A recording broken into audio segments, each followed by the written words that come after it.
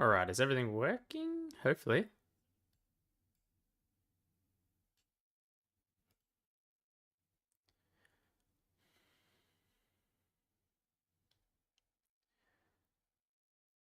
Oh.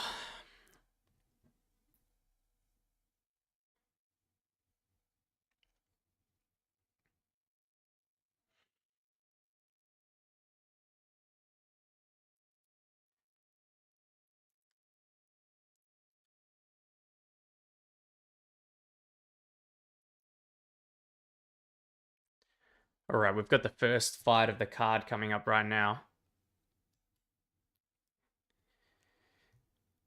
Hi, Jason. How you going, man? Seen you in a couple of my vids, dude.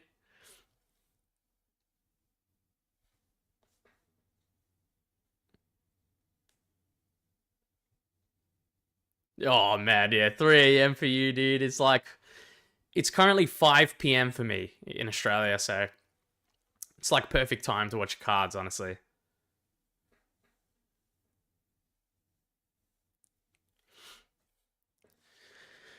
Let's do it. I've actually set everything up for the stream. Hopefully everything's all right. I've got this clock here set up so I can change it for the fighters, I believe it is. Yeah, so I can switch rounds, like I can add rounds for the main event. I can start and pause the clock here. There we go, reset it.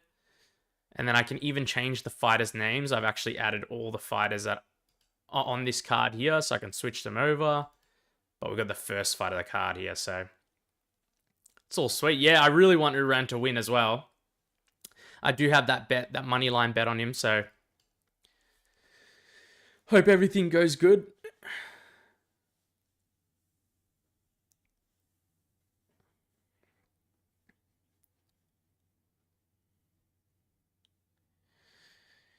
Dude, I'm really keen for this card right now. I feel like there's going to be a lot of finishes, honestly.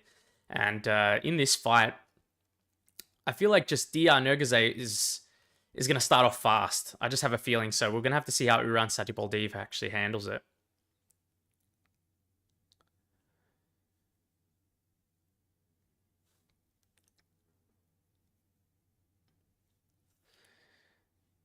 But man, I don't think I've ever watched a card that's actually starts on a Saturday. I think I've watched every single card I've watched has been on a Sunday. So I'm not really used to watching cards on Saturday, I'll be honest.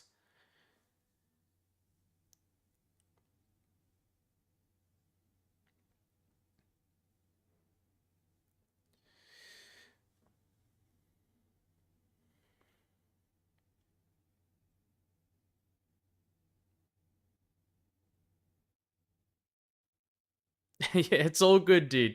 You can drop by, drop in and out. It's fine, man. I appreciate you stopping by, though.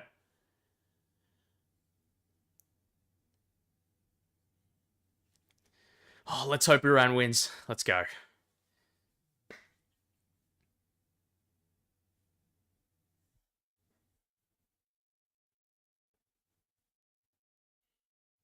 Yes, yeah.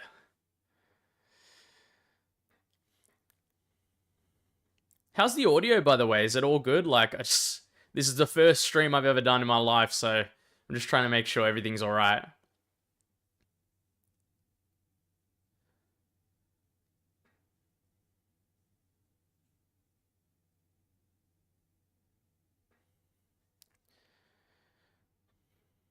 I'm hoping it's all good, though.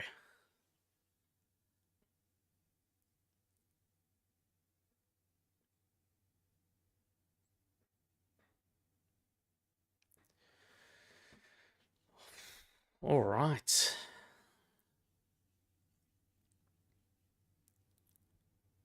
Yeah, I know. I'm nervous as well. Honestly, I'm keen for it. Like, I always get nervous before cards, especially like massive cards. I think I've spoken about it in my videos before. Like, my favorite fighters, Max Holloway's my favorite fighter of all time. Like, he would be number one. And then like even Yuri Prohaska has become like one of my favorite fighters as well. And mostly whenever they're fighting, I get super, super nervous, honestly. And I'm not going to lie. I picked Ilia Topuria to defeat Charles Oliveira when they fought in the main event. And I was absolutely devastated. Like, if I was recording that for a live stream, like, I was screaming off my head. I was pretty sad about Charles getting knocked out. I'm not going to lie to you guys, so...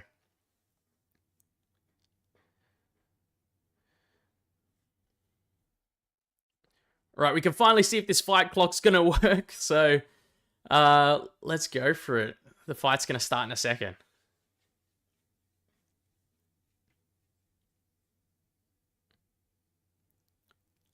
First fight. What was your parlay, Jason? Do you I don't remember what your parlay was. Like, did you put it in the comments?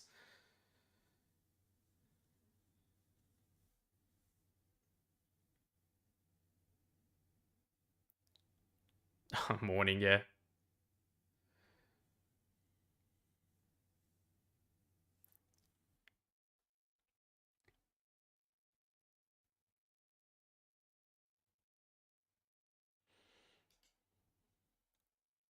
I'm hoping the delay on the stream isn't too bad.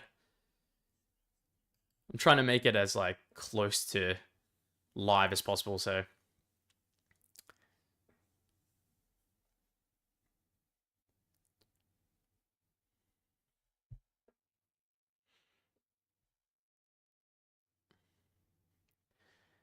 Alright, sweet. Everything looks good.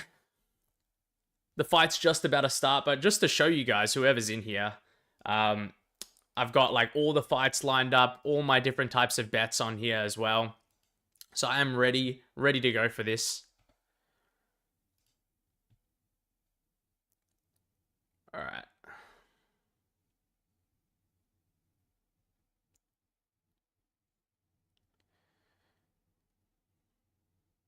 What, they put it down as a coin flip? I thought Uran was a massive favorite early on. Alright, I'm starting the fight clock. The fight started. We might be like a second off.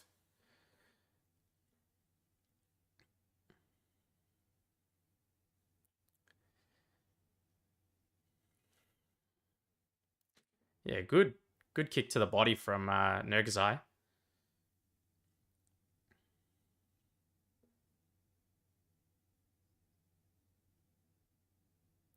Man, he just does that tick so much. Oh, you've got them all on moneyline. Uran, Pereira, Rongzhu, Lanier, Zhang, and Kevin. Honestly, they're pretty good. I think a lot of people are confident in Rongzhu, honestly, right now to get it done. Like, I've been a bit in the middle because I think Austin Hubbard could do some good work, but honestly, a lot of people are pretty confident on Rongzhu as far as what I've been seeing, so...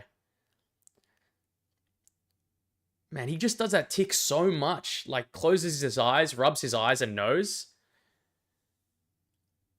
Ooh, they're exchanging.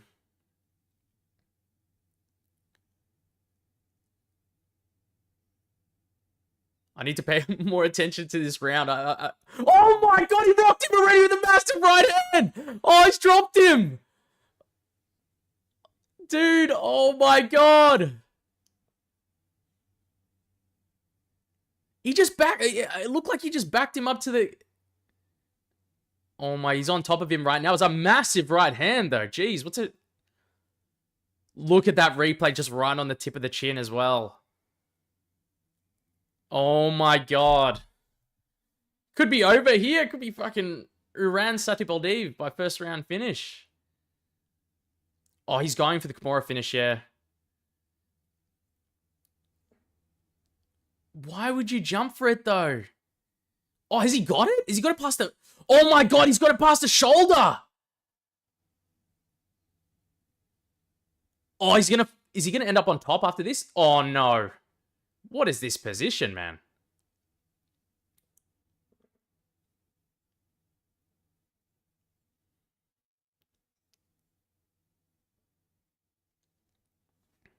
Yeah, he's going for an Ezekiel now. Oh my god, he's on top. He looks like it's getting tighter. He's struggling. Oh my god, he's got the Ezekiel in right now. Nah, it's slipping out. Like, he's getting his chin tucked underneath. He's tapped! He's tapped! Oh my god! We're starting off good. We're starting off good, mate. Let's go. Oh my goodness. Let's go. Dude. That was way more impressive. I thought it was going to be a bit of a struggle, honestly. I thought they were going to go back and forth on the feet for a bit longer. Holy shit. That was fantastic to watch. He just got the submission first round. Honestly, Diyar didn't even... It looked like he didn't really even stand a chance once he started getting backed up against the cage. So he went that. Looked like he went for the Kimura initially. Ended up on bottom. Got back on top position. And then looked like he gave up his back. Took over again. Got into the guard. And then he went for the Ezekiel choke the entire time until he got it. That was pretty ridiculous. He is him, Jason. You're right, 100%. He is him, dude. There's Uriah Faber there as well. They're pumped up. Dude, we're starting off good, guys. We're starting off good. I'm happy with this. This is great. Oh. Damn, he looked a lot better than I thought. Wait, I can stop. I can pause this fight clock now. Reset it. Oh my god. Dude, this is sick. We can cash this bet. I should put, like... I wish I was better at writing this stuff, but I could, like, click this and then... Where is it? Bang. Could, like, tick this bet or something somewhere here. Put a little smiley face. Yeah, 7 to go, dude. Man, this was so quick. I did not expect that.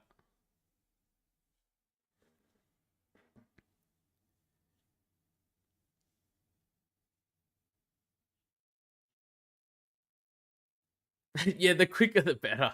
Yeah. Honestly, like, especially for people that are staying up late, like wanting to go to bed, yeah.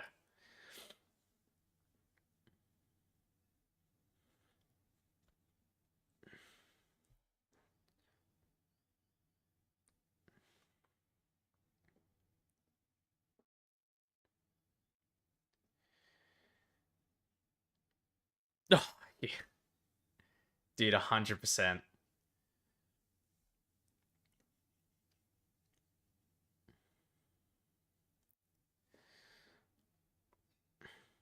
I used to work Sundays, so I used to have to, like, miss the cards as well. So now I'm, like, pretty happy. I don't end up working Sundays anymore, so I can watch it whatever time they are, so...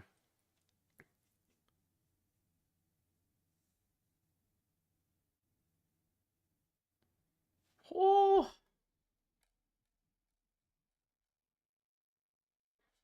Let's go!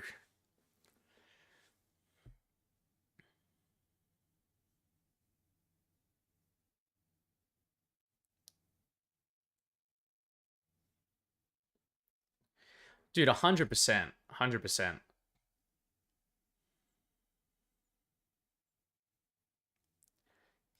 Dude, Jason, if you're watching the screen, man, like, I've got everything here. I've got all the bets, like, from, like, the betting guide throughout here on, this last screen. I'll put it somewhere up here. But that was pretty good. But, man, like, honestly, his odds were a lot better later on. It's different, dude. Gambling at 3 a.m. That's decent. Let's go.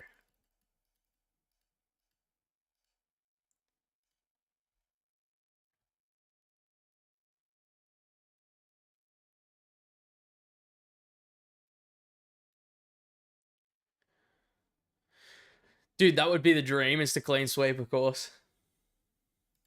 So we still got this fight on.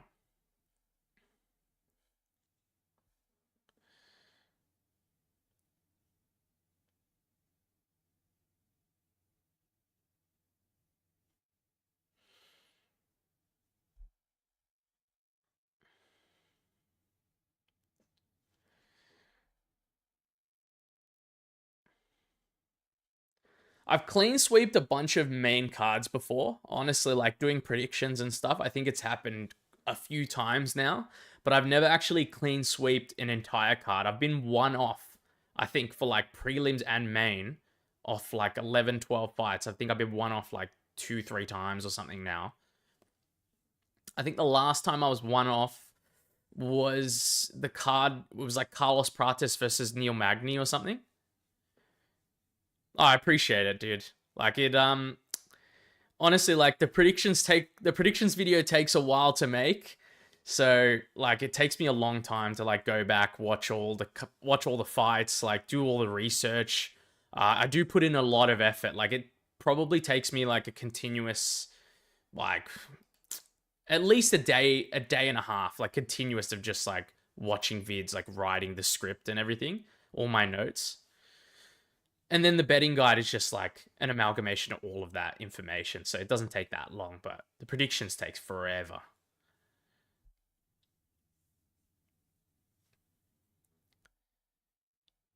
Man, this next fight is actually going to be pretty sick, I think, because I'm a bit of like a Xiao Long Xiao fan. I think he does pretty good. He keeps good fights in there, and he's like relatively hard to deal with. So, did I almost nearly clean sweep the Lewis card as well? Dude, I don't remember that. Oh, that's right. And then I end up missing like the main event. Yeah, I missed the main event on that because I picked Teixeira to win. That's right, dude. Oh, I should have never picked him to win, man. That's still tilting, honestly. He just gets hit. He just gets hit way too much. Yeah, dude, it's devastating, man. Sorry about that.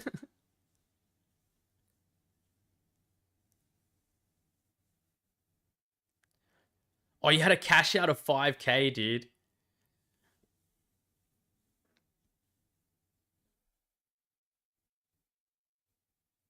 Yeah.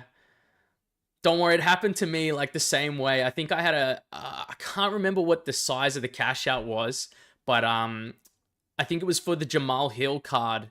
Jamal Hill versus Khalil Roundtree. I had a big bet on the main card. Like afterwards, I put like a bit of a larger bet on. And I was just like, I'll just let it ride or something like that, you know? And then, yeah, I had the bet on Jamal Hill. Like, I needed him to win that fight, so it was pretty sad. Yeah, dude. Nah, it happens.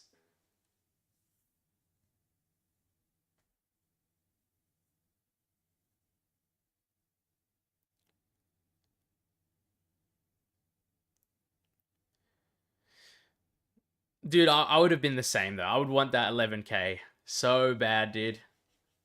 Especially knowing you're, like, one fight away from getting, like, more than double your money, you know? Like, the greed gets to me. Never again, bro. As soon as I get a nice offer, I'm taking it. Yeah. Don't worry, dude. I've learned my lesson as well. I'm just greedy, bro.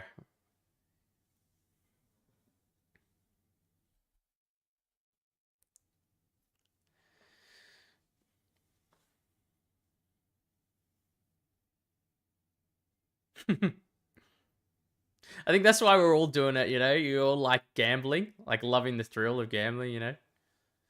Of course, you know, like the best thing to remember, you always gamble within your means and stuff, but this next fight is going to be nice. Yeah, dude. I did pick Su Young Yu to win this fight. I will move over to the next fight here since we're done with that one. I do have the money line bet on Su Young Yu in this fight as well. And I do have that parlay, which was the subscribers bet of the week parlay with Zhang, Aljo, and Long versus Yu over 2.5 rounds. So we're hoping we can keep that parlay going because I do have a bit on that parlay there. Yes, we need this. Let's go.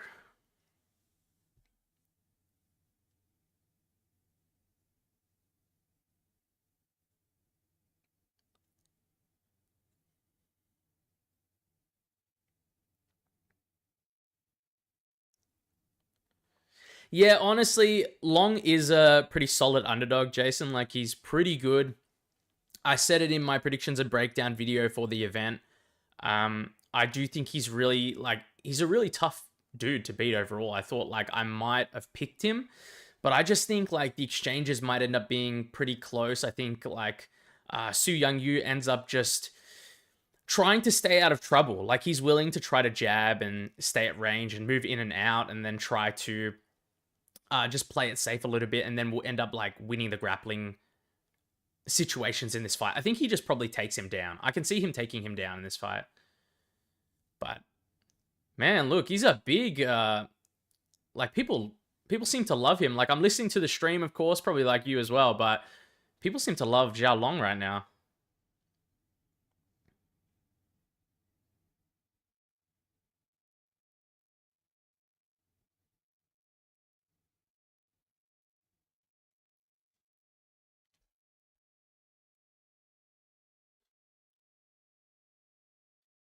Oh man, yeah, me too. Bets, like putting bets on fights just makes me like way more nervous. Like before I used to be so chill, like when I first started watching UFC, you know?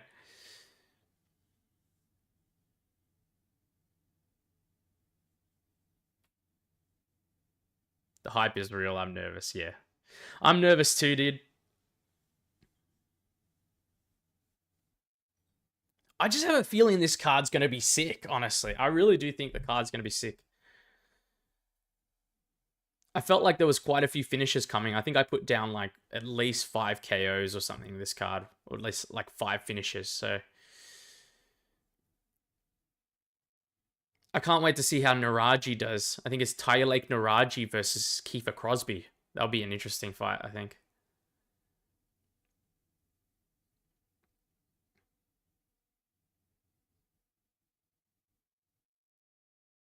Yeah. Sorry, I feel bad for you, dude. Like, I can see, yeah, it says a super nice card. I just wish it wasn't so early in the morning. Yeah.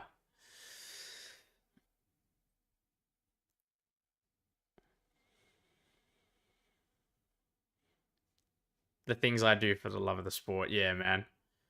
Honestly, I don't know why I do it sometimes. Like, there's been so many times where it's around this time, like 2 a.m., 3 a.m. prelims, and then like the main card will start 5, 6 a.m.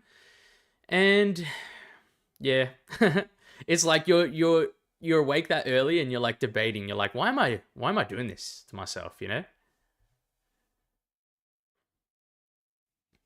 But man, I just can't help myself. I watch literally every single card unless I can't watch it, like due to either work or like there is some commitment in the way. But if I'm free, I will watch that card, like if I can, you know. So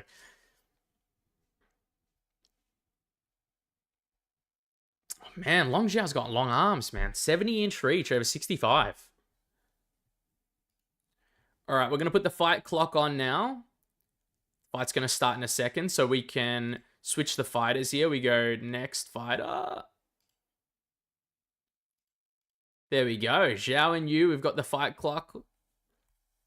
Should start pretty soon.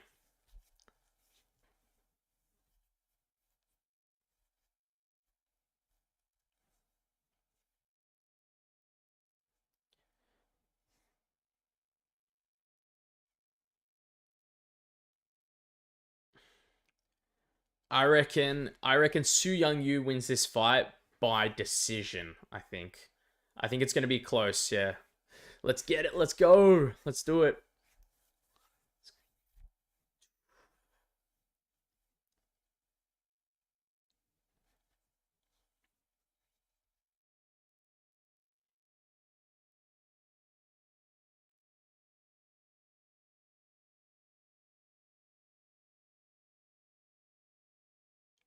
Dude, I haven't seen this guy before. Jim Perdios? No? Maybe I have. I don't think I've seen him too much before.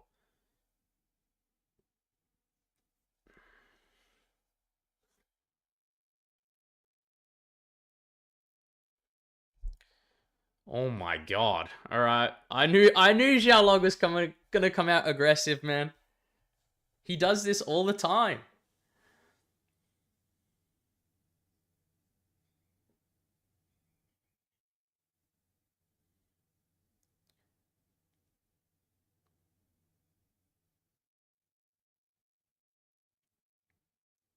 Man, they're just staying at range now after that flying knee, so.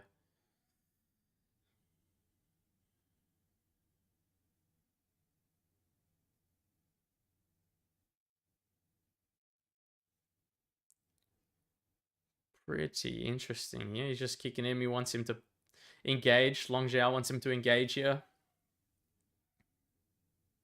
But that's what I thought. I thought Su Yangyu would be willing to just stay at range, try to make him rush in, you know.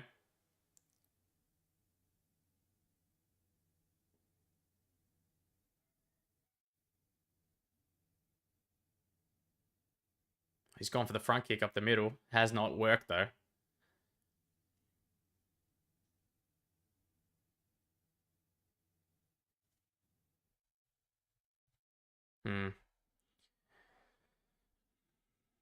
Not really doing much of anything right now. They're staying at range. Ooh. It looked like Rongzhu might have slipped there, and then they've engaged in the clinch now. He's got the underhook. Ooh, he's gone for the trip. They're still back to clinching here.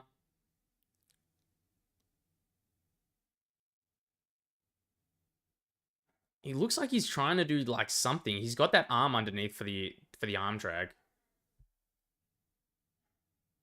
Yo. I see Voice of Reason. How you going, dude? I don't understand what it means. Curtis Jackson don't really want no drama. If you can explain what that means, I'd appreciate it. I have no idea. Minus Dave Blunts.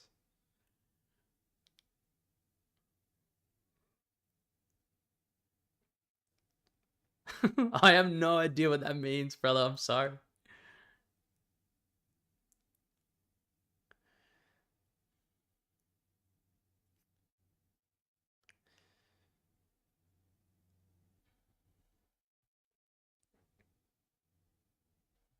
Dude, I'm getting so distracted. I haven't even watched this fight. I'm pretty sure they're just staying at range for the majority part of it.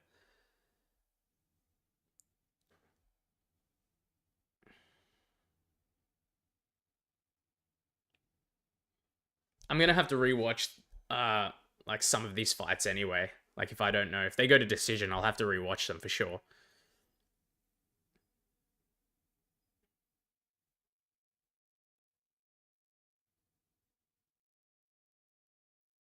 Ooh, he came over the top with a nice right hand. It was Su Yangyu came over the top there. It's gone for the leg kick. Nice jab from Zhao Long, but the crowd's going insane for a jab. Just a random jab from Zhao Long here. Or Long Zhao. I'm not sure the order of the names. I believe it should be Long Zhao. Oh, even he hit him again. Su Yangyu with a nice right hand over the top. Probably landed the biggest punches so far of the fight. But he's very patient right now on the feet. It's good to see. Great jab. Yeah, I think Long Zhao wants him to engage. Ooh, he got clipped with an over the top. It was a left hand. Yo, Slipper, how's it going, man? Right now, it's a closer round, but I think, like, I haven't been paying attention too much because I was watching the chat, but Su Yangyu has now landed probably two really nice over-the-top right hands, so I think Su Yangyu is probably in the lead this round. He's being a lot more careful, I believe.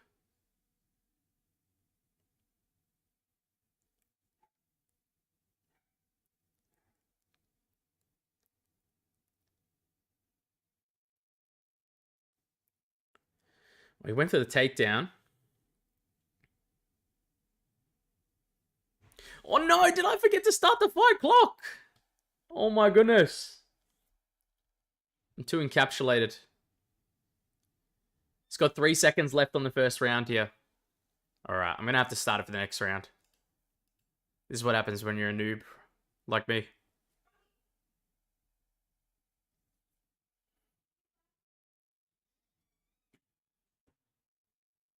So it's for second round. I'll start the fight clock. I'll make sure we start it this time, guys. Yeah, honestly, like, it looked like Su Yangyu probably landed the better punches this round. I might give him that round, but I would need to rewatch it to know fully. Just because I wasn't fully paying attention. I'm looking at, like, the stream and everything as well, so... Yeah, he's being very patient. I can see that message, Jason. Yeah, he's being very patient. Honestly, it's exactly what I said it in my predictions and breakdown video. I really thought that he would just try to jab, be in and out, not willing to brawl with Rongzhu as much in this fight. And that's a smart approach because Rongzhu hits hard. He's a physical dude. He's pretty good all around as well, and you don't want to engage. That's why like Rongzhu keeps like beckoning him to come on as well. Like he wants him to engage with him. I really do think it'll end up being a decision here, but he's landed a few big right hands, honestly. It's very impressive. Yeah, I can see he has landed the better shots in my opinion. I agree as well.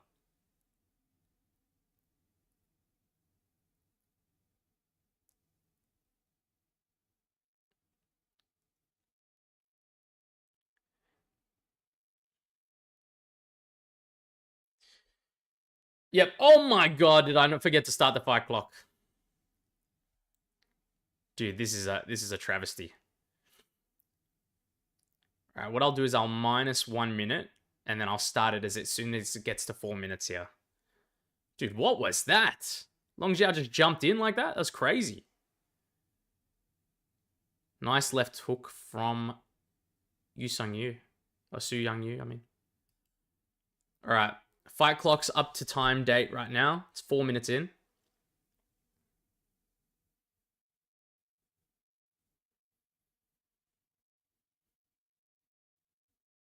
Oh, what a jab. Nice job.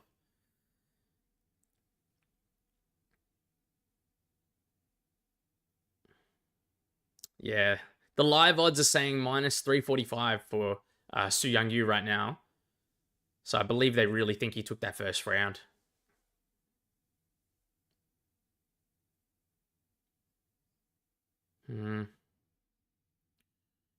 Looked like a nice right hand, but he sort of slipped it.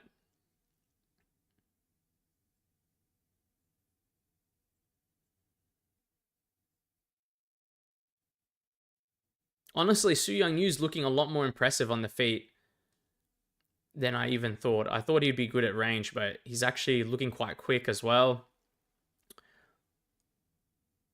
Look, I wasn't sure if he hurt him there with that uppercut. Rongzhu just went in with a rear uppercut there.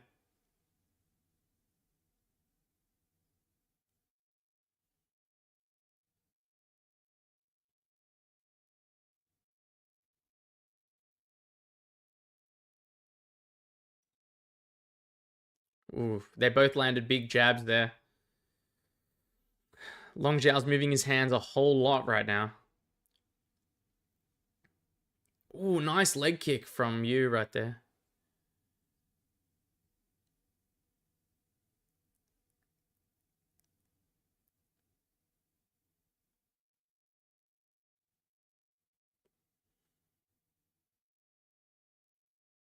Oh, he went for a massive right hand, but did it land?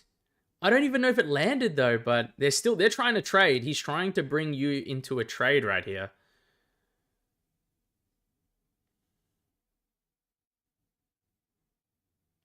But being patient is honestly the best for him right now. Like Su Young Yu's doing good. Nice jab and then right hand over the top. Great uppercut. He's moving out of the way. Man, he's looking great on the feet so far. Good jab to the body and then the head for Su Young Yu.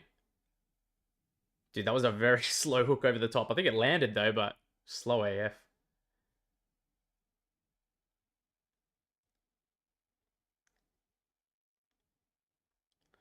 What is that? Those exchanges that I don't even know what's going on.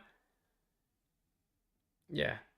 That was the best shot for Xiao this fight so far. He landed a big right hand over the top, but I still believe Su Young Yu's probably doing the better this round. What was going on there? Was he grabbing the glove or something? The ref was just whacking his hand. Dude.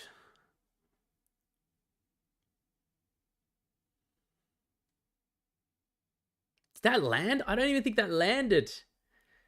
I need to see a different angle of that uppercut right there. Oh, massive right hand. They're scrapping right now. Jeez. Long Zhao's landing some better punches.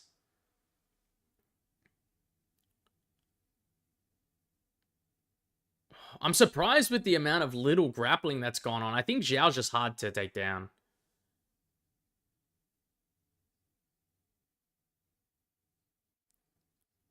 Oh, man. Xiao's crashing in a lot more this round. It's just about to end now. All right. Let's go. We're going to add the minute.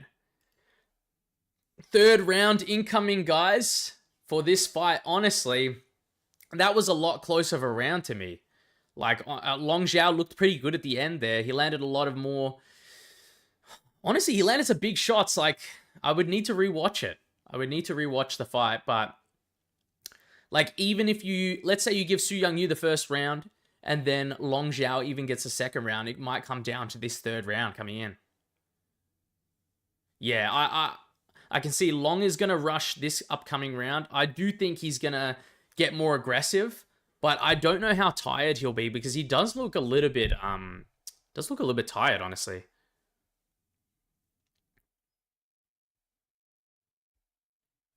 All right, I'll start the fight clock. It's about to start this round. Yeah, I do think, like, if he can secure the takedown, I think Young has got this. If he can secure the takedown,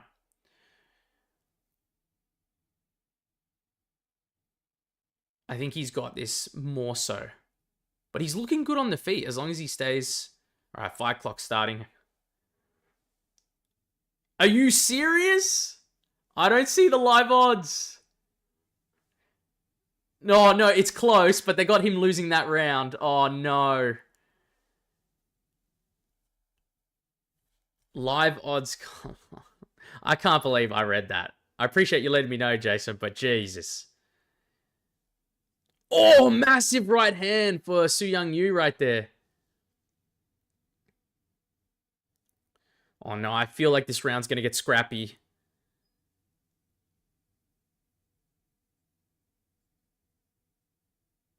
What is going on? Are they, like, touching gloves?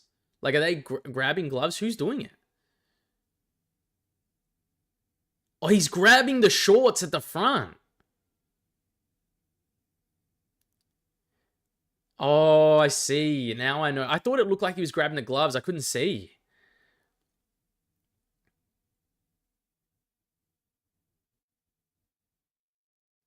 Oh, man. Long Zhao landed a massive uppercut there. Dude, both guys have landed big shots this round. It is close. Jeez, a great takedown defense from Long Zhao.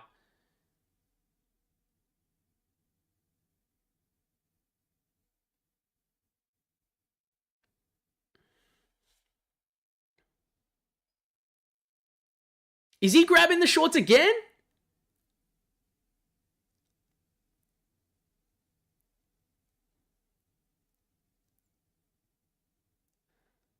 Man, I don't even think are you allowed to do that? Pick someone up and carry them over to the other corner?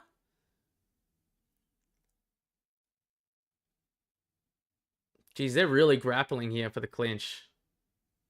Dude, the crowd is so in favor of Long Zhao. I think Su Youngyu landed a big right hand there in that exchange.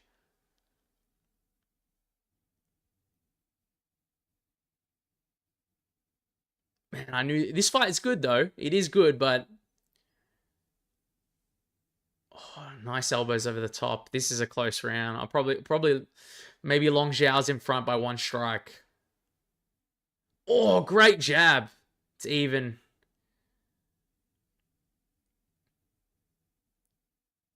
The crowd's just making these ooh and ah noises, and I feel like it might persuade the judges into thinking he's landing bigger shots, but they've both had good Oh, nice right hand for Su Youngyu. Oh, big right hand for Long Zhao there. He's getting brought into some sort of brawl here, honestly. Big shots. It's still around even, the odds right now. But I think, like... Oh, no. We'll have to see how we go.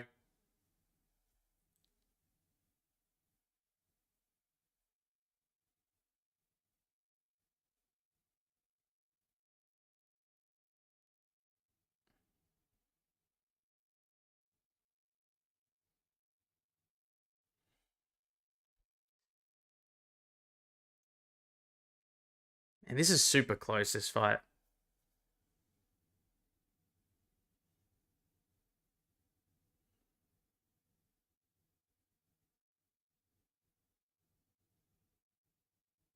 He's just like walking forward, trying to keep going for those elbows, but...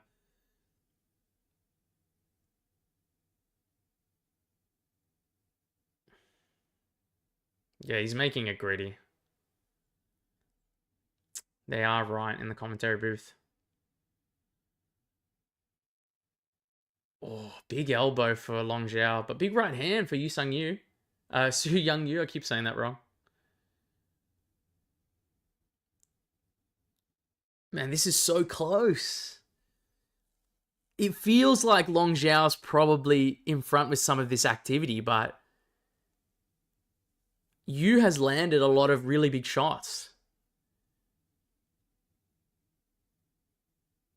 I think he's fully cut on his face as well, Rongzhu. Oh, nice right hand from Su Young Yu. He's just throwing elbows. Why are you going in close, Su Young Yu, if he's throwing elbows? What are you doing? He's just throwing elbows non-stop. What? I've never seen that before in my life. Stop walking into it.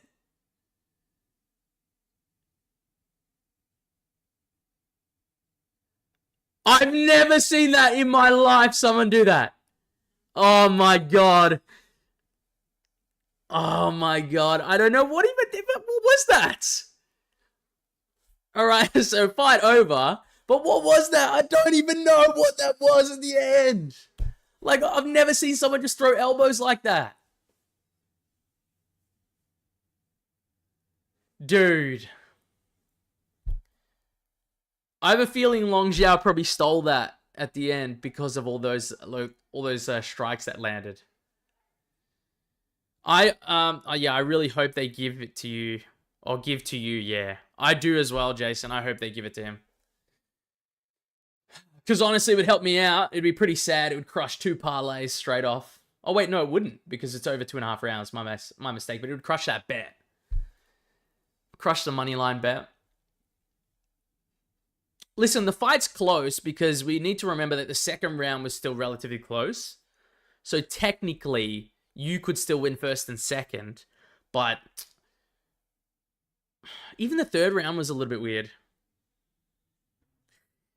They probably might give it to Long because the more hits. I think they'll give him that third round for sure. I think they'll give him that third round. But these significant strikes, we'll have to see how the second round goes.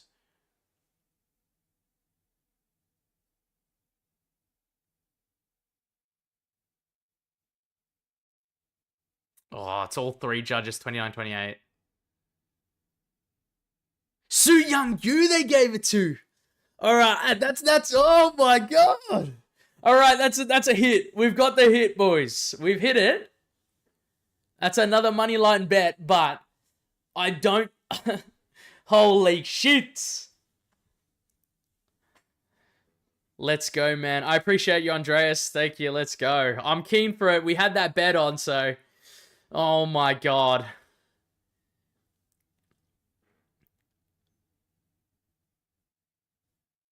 Dude, I can't believe it.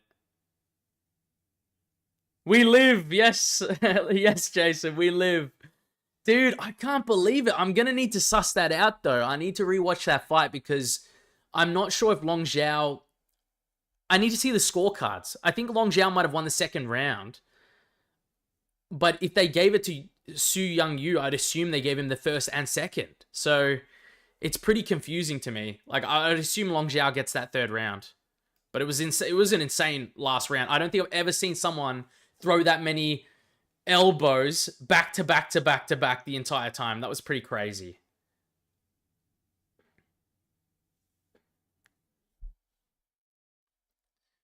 Oh my god, I can't believe it!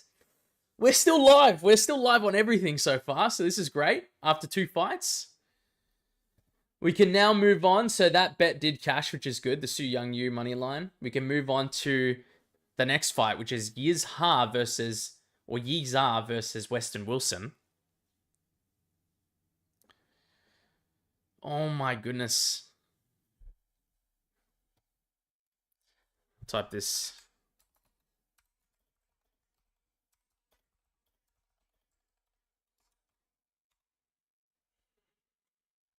Just to make sure if the audio's alright. Hundreds? Appreciate you guys. Appreciate it.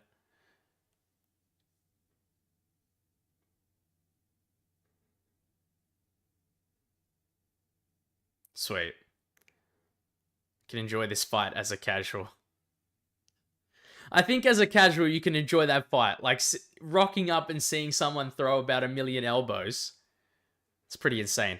All right, you might see on screen, for the people that are here, the couple of people that have been popping in and out, but I do have a cheeky bet on Westin Wilson. It's a small bet, a very small bet on Westin Wilson, but guys, it's probably not going to happen. I think Westin Wilson's pretty bad. I'm not going to lie to you.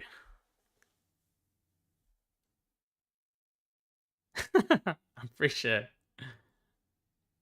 Yeah, I'll have a face cam, Amber P. Yeah, I don't blame you, Jason, for not touching this fight, I'll be honest. Like, Westin Wilson, honestly, he's pretty bad. Like, I just chucked on that sub just as like a fuck it, because you're getting so much money back off that bet. Like, I think for Westin Wilson's sub in the first round, you're getting like $35 for $1 or something that you're putting on him. So yeah, minus 1,400 odds are trash. Yeah, you're right, Jason. I can see that comment. It's true.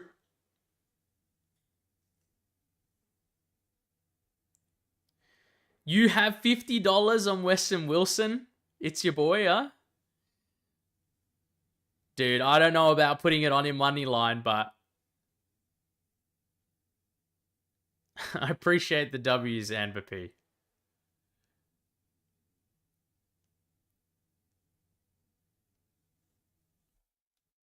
Crazy donation, huh?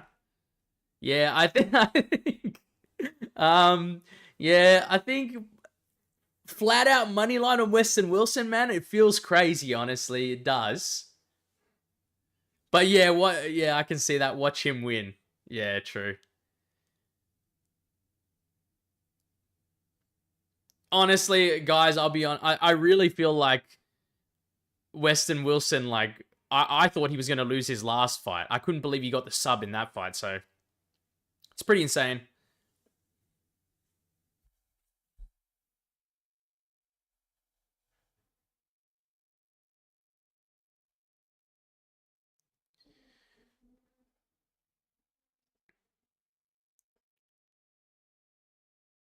Dude, I'll be honest with you guys, I did my research for Yizha, but I haven't seen him fight crazy much. Like, I know he's like pretty sure he's a predominant grappler, but I think he will do pretty fine in the striking against someone like Westin Wilson.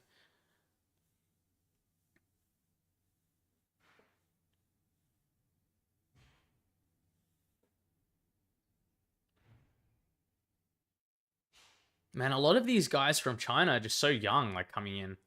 Like, he's got so many fights, he's 28. It's pretty ridiculous.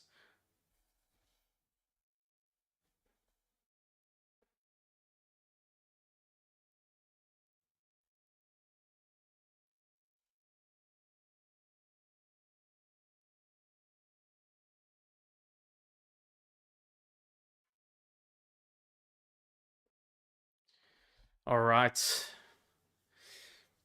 Someone's got to remind me, guys, to put this clock on. I'm not going to lie.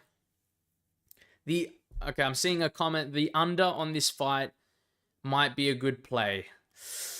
Yeah, like, it to not go the distance, I think. I think it's pretty much guaranteed to not go the distance, I feel.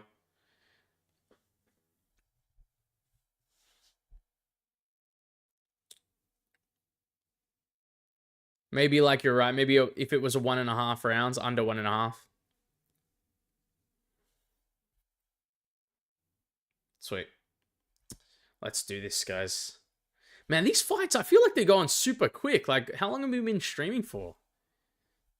Oh, we've been streaming for a while. Forget what I said. It's not going quick.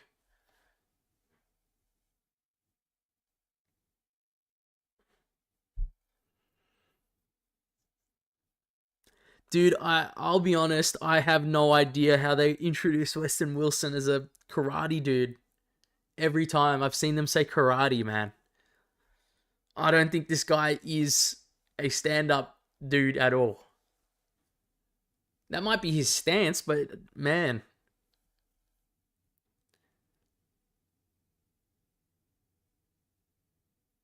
Well, yeah, we need them to end fast.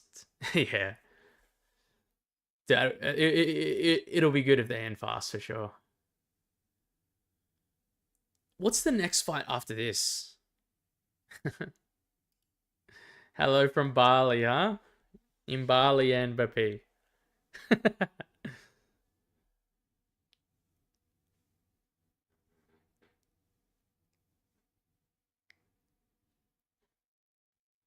All right, I'm going to start the fight clock now. I'm going to move the rounds real quick. There we go. All right, the fight is starting in a second, guys. Let's go. All right, I'm starting the fight clock. We touch gloves now.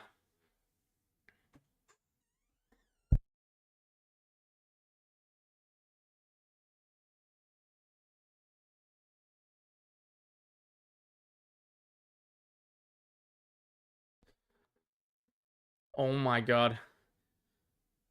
Sorry, I had to do something, guys, but I think I just saw a couple of big hands. But, dude, Westin Wilson, get your hands up, Westin Wilson. Oh my god. Dude, he cannot. This guy cannot strike with anyone. Please.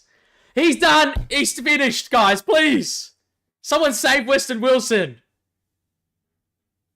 Oh my god, it's over, guys. It's over already. Okay, I think I realized why they might have had Yizha as that much of a favorite, guys. All right? Holy shit.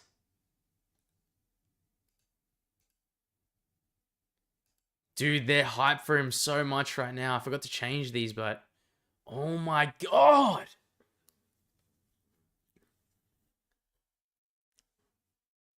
That's insane. Oh my god. Did you say Westin for the W, MVP, huh? He just got knocked out in the first 20 seconds. Oh my god. Westin Wilson, man.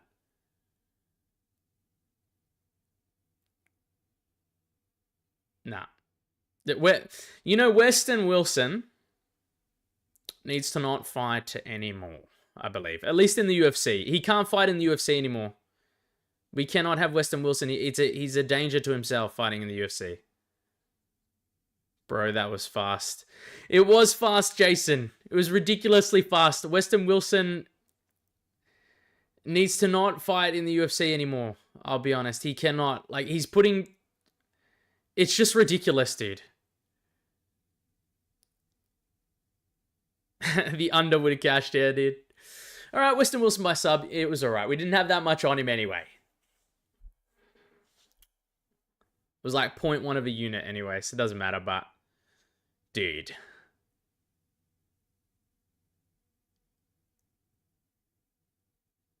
Oh my god, it was so fast. He knocked him out. I couldn't believe, like... He's just got no hands. You can't allow Westin Wilson in the octagon if he's got no hands like that. He's got to have it at the end of this fight. Yeah, by sub. Not going to happen, obviously. Slipper, so... Dude. Gets knocked out in the first minute.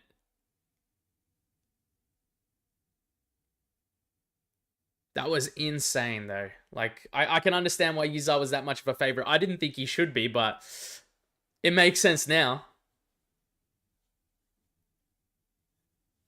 I think Westin Wilson's strike differential must be like, for every one strike he lands, he probably takes like 7 or 8 strikes. Honestly, he might have the worst strike differential right now.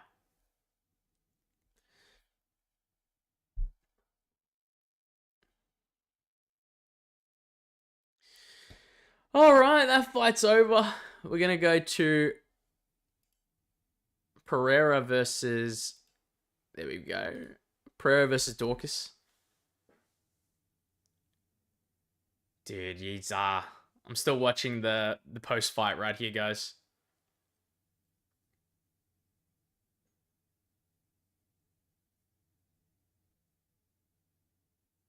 Jeez, yeah. 37-second knockout, guys.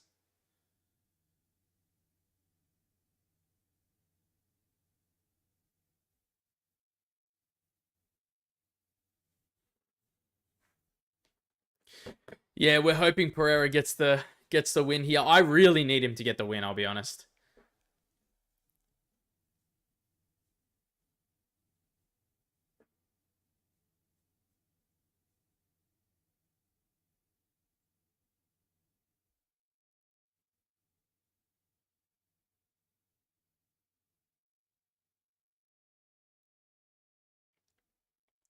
Dude, it must be crazy getting that level of support from your home country.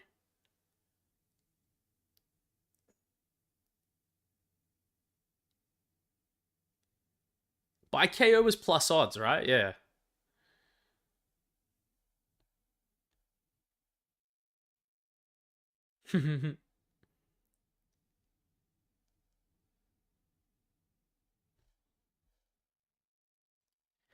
Yeah, I got...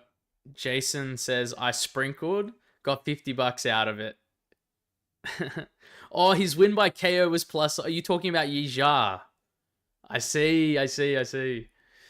Dude, honestly, not bad, bro. Not bad.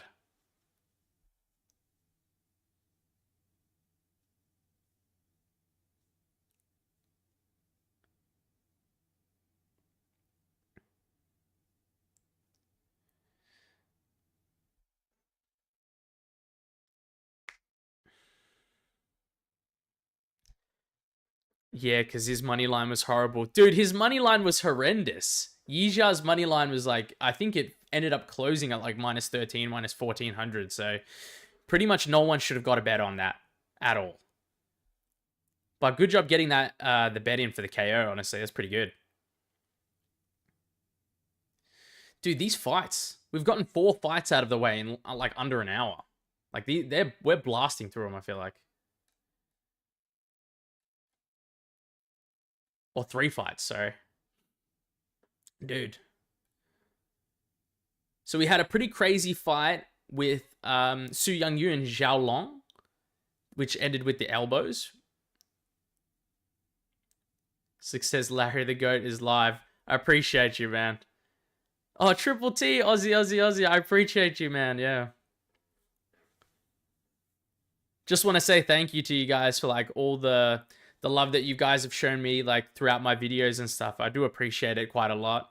You know, I'm gonna try to like put out more streams and content in general. So yeah, Slick says fights have been crazy so far. Yeah, 100%, dude. You've gotten 2 first-round finishes from Uran, Satybaldiev, and then Yizha.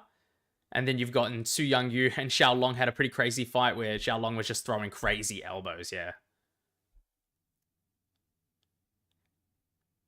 And Triple T, hi Larry, hi chat. Hi Triple T, man. Dude, I appreciate you guys stopping by just in general, so helps me feel better about streaming, honestly, like for the first time especially. I hope everything looks alright on the screen, you know, so 1 a.m. for me, says Slick. Dude, yeah. I think Jason, I was talking to before, it was like 3 a.m. for him or something right now. 2 a.m., 3 a.m.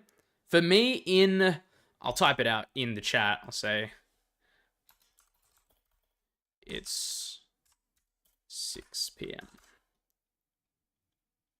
right now. Yeah. Slick says, gonna try to stay up with my wife. Dude, it's a good plan. I don't know. My partner, she doesn't like the UFC, man. So she would go right to bed, I'll be honest.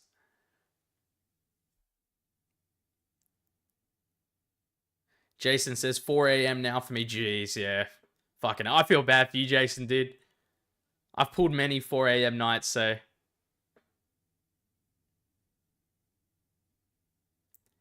Triple T says 3 a.m. here. My wife woke me up and is here watching. Dude, that's the best. Like, being able to watch with your partner, man. That'd be sick. I wish my partner was watching, you know? And Jason says, nah, I love the thrill. Yeah, dude.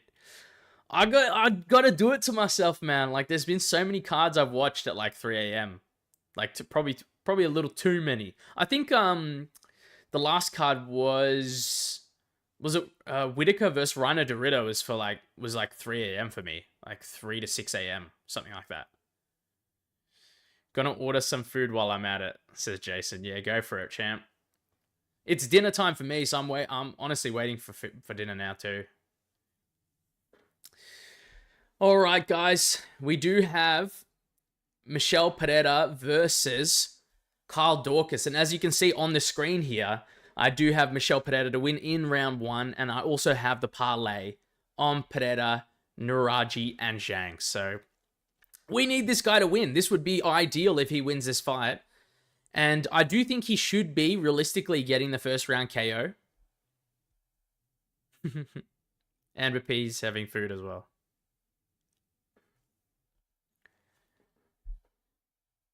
I'm keen for this fight, though.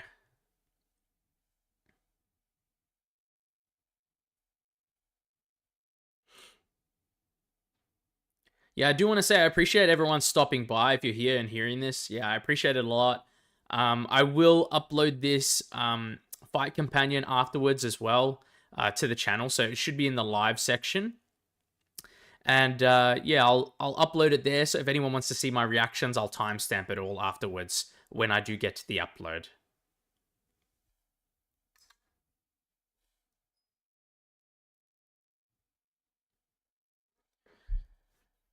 Come on, Michel Pereira, man.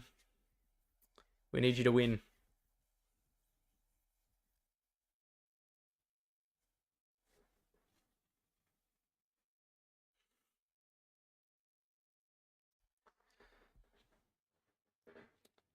I think the fight's going to be starting soon, probably in the next like 5 minutes or so.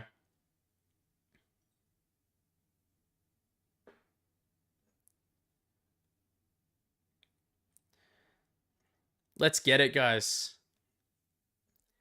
Guys, if you have any questions for me as well, like I always say it at the end of my videos and stuff, but if you have any questions for me or like things that you wanted to know, like about the sport or about like the channel and stuff like that, feel free to ask them all in the chat and I'll try to answer as much as I can while we're watching the card. So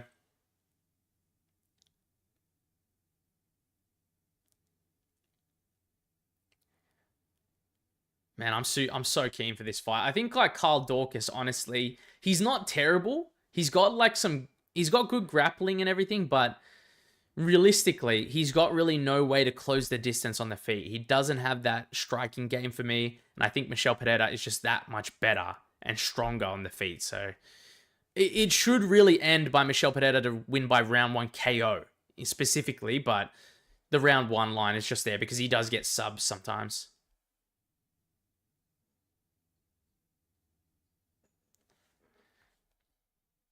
Slick says, Larry, you get fed up at all tonight. What time is it for you? Oh, 6 p.m. Yeah, no, I see that. I see it, Slick, yeah. It's 6 p.m. for me, dude. It's the best so far, man.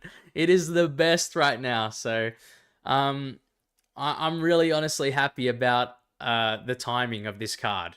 I'm just never used to watching it on Saturdays because where I'm from, in Australia, it's literally Sundays every single time you watch cards. It's always Sunday. This is my first time watching a card on a Saturday, which I'm pretty sure for you guys, you always watch cards on Saturday, if I'm not mistaken. So, feels a bit weird to me. Triple T says, I think I got a fight to end inside 2 rounds, minus 110. That's not bad, honestly. Like, especially inside 2 rounds. I really do think this fight doesn't go the distance, honestly.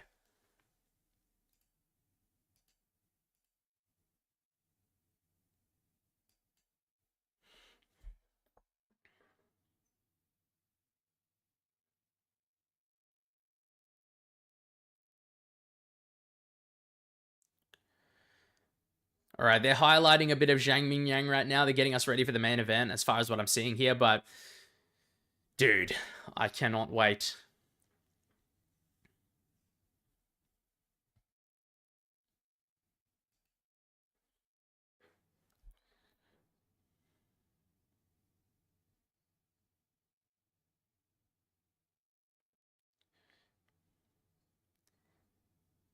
All right, Triple T says, did you see Dana and Tony from LC Science? Dana and Tony from LC Science, lol? No? LC Science. Is that, let me ask a question, Triple T. Is that like the guy that does, like he does those like fluoro signs, like the electric ones? And then he'll like have like a random video before he like does TikToks. Is that right?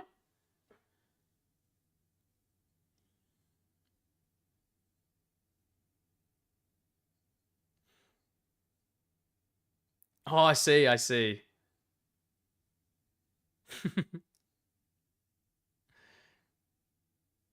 I have not seen that though, but I know of Tony from LC Signs. I know of him. I'll search up the video after this. Dude, he does like Dana does any sort of like collaboration with influencers and stuff now.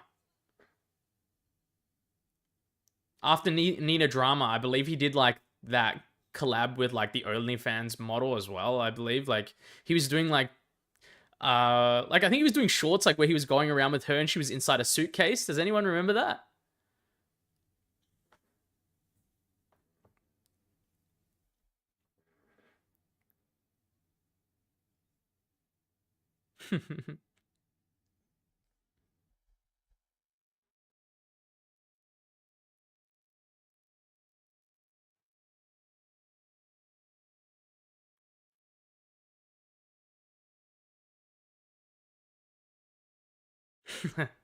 Need to do better, Playboy.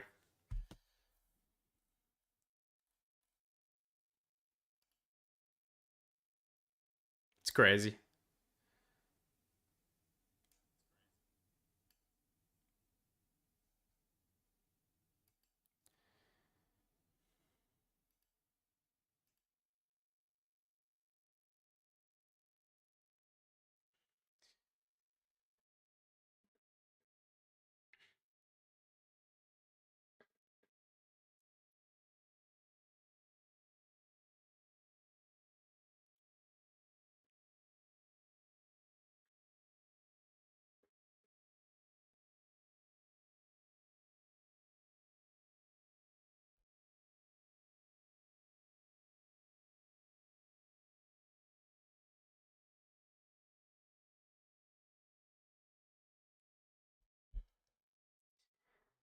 Um, sorry, I was just watching the videos, guys.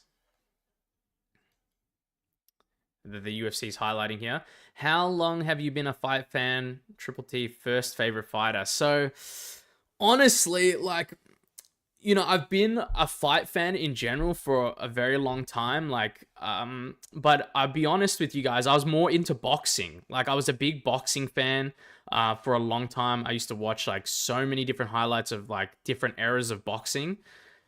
Then I ended up moving over to the UFC probably just after, I think it was like during the time that McGregor was versing Khabib. That was the time that I started watching more UFC, right? Like I had known of UFC before that. I'd watched some stuff, but I would say around Khabib McGregor was when I had seen a bit more of it. But like I've been really heavy into it probably the past like 4 or 5 years, I think. Pretty heavy, I think, 4 or 5 years. But before that, it's more of like a light fan I was of the sport. But boxing, I've been a fan since I was a kid for a long time. I've done boxing myself a little bit as well. Nothing like too much, but just like a bit of like fitness and stuff.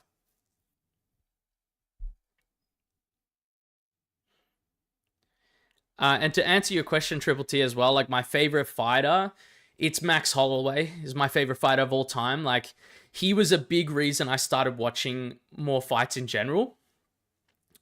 And I just love Max, man. Like I was watching him so much. I was sad to see him lose to Volk initially, but I do love Volk as well. I can see another comment. Cool. McGregor brought a lot of people in. I grew up during the Tyson era. Yeah, man. I was the biggest fan of Mike Tyson ever, dude. I think I couldn't stop watching his fights and like trying to like, emulate his style and stuff, when I do my own boxing. But one of my favorite fighters I was watching from previous eras was, I think it was Joe Frazier. I just used to love watching Joe Frazier. I watched all the Joe Frazier fights with Muhammad Ali as well. I thought he just fought fantastic. I thought the guy just never stopped. I thought he was pretty cool. I love Sugar Ray Leonard as well. All the Four Kings as well from that era of boxing too.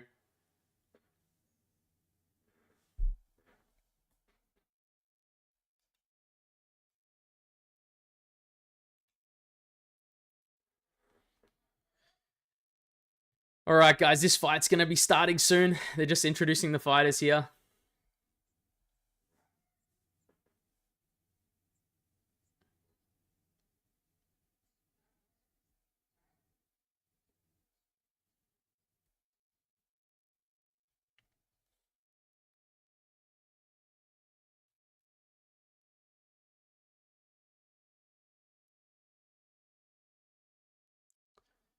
But you know what? Nowadays, I'll be honest with you guys, like, this UFC is starting soon, so I'll cut it off soon. But nowadays, I don't really watch too much boxing unless it's, like, massive fights. I'm not really super big fans of, like, anyone's boxing, I'll be honest now. Like, I used to just watch so much of the older era of boxing, so...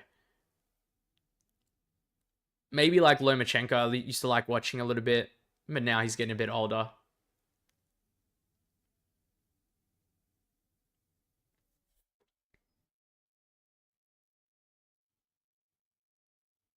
Yeah, dude, he was insane, man. I can see fan of Loman, yeah. I just couldn't believe how much he was moving. Like, it was ridiculous how he cut angles and everything. He was fantastic. But I heard it's because his dad got him into dancing and stuff and trying to get him to move his feet and be lighter on his feet. So, very interesting thing to do for fighters, but honestly, it worked out. He was fantastic.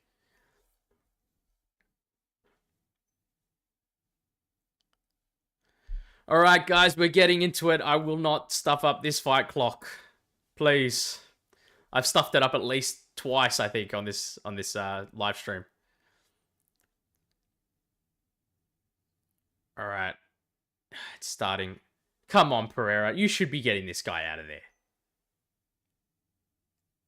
All right. I've started the fight clock. Fight's on. They're just touch gloves.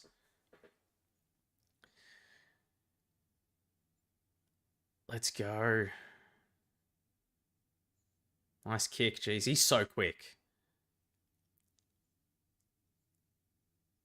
Like, this guy was such a prospect, like, early on, like Michel Pereira. So it'd be sad if, like, we see him go on, like, this much of a downhill. Oh, massive body kick from Pereira.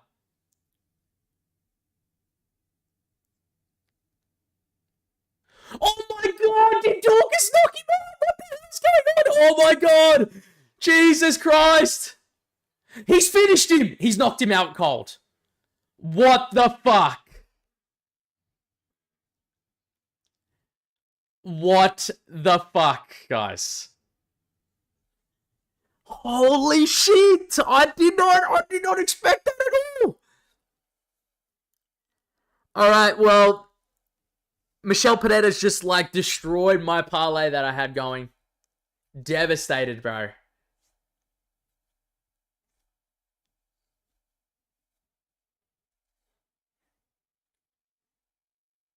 Oh my god. Holy shit. And he just knocked him out cold as well. I don't even understand.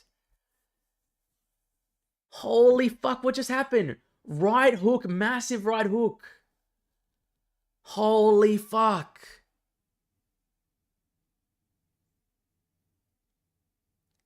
Oh my god. I'm just watching the replays now as a right hook over the top. Oh my.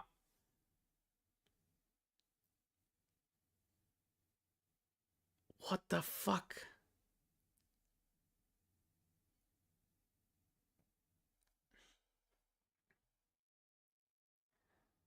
Dude, he flatlined him as well, guys. I'm not gonna lie. Oh my... Dude. I guarantee you, like, he's crushed other people's parlays he has, Daukaus, man. I did not expect him to come out there and even land a big shot like that on the feet. Triple T says, Pereira following in Walker's footsteps, fun and exciting to dead KOs. Definitely ruined parlays, he says. Yeah, he ruined mine. You can see on screen, those 2 bets are gone, guys. Absolutely finished. Oh, man, devastated. I can't believe that. Oh, my God, man. Listen, good win for Daukaus, but... Hello. From Bali as well.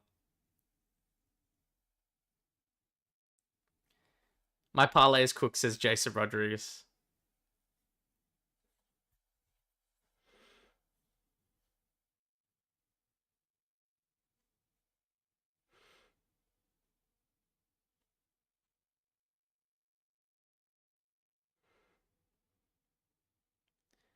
This is insane, Lamau, says Chloe. Wake up.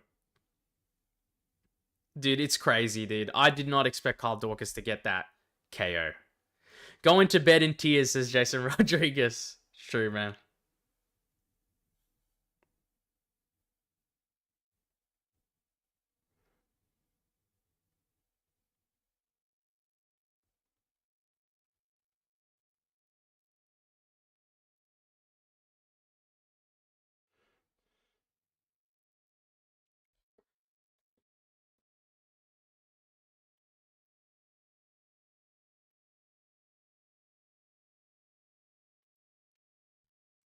I can stop the fight clock.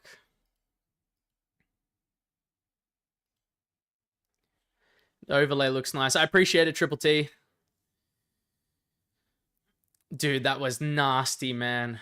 Oh my God. Voice of reason, you're right, dude. I'll rewatch the rest of this card later. Have a good night, Brady. I love the content. I appreciate it, Jason. Have a good night, dude. Like, I know it's late. Have a good night, brother.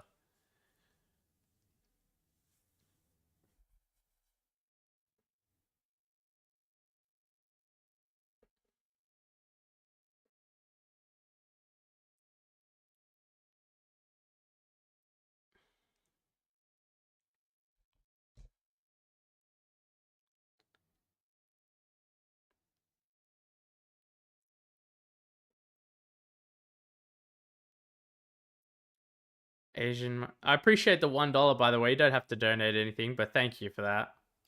I appreciate that. And Voice of Reason says you're one of the most accurate predictors on here, by the way. What do you think gives you the edge on picks? I don't know if that's a slight, bro, just because Pereira just got KO'd, but dude, I do put in a lot of research, I'll be honest. I watch a lot of fights back. Like, I watch so much fight tape over the weeks as well.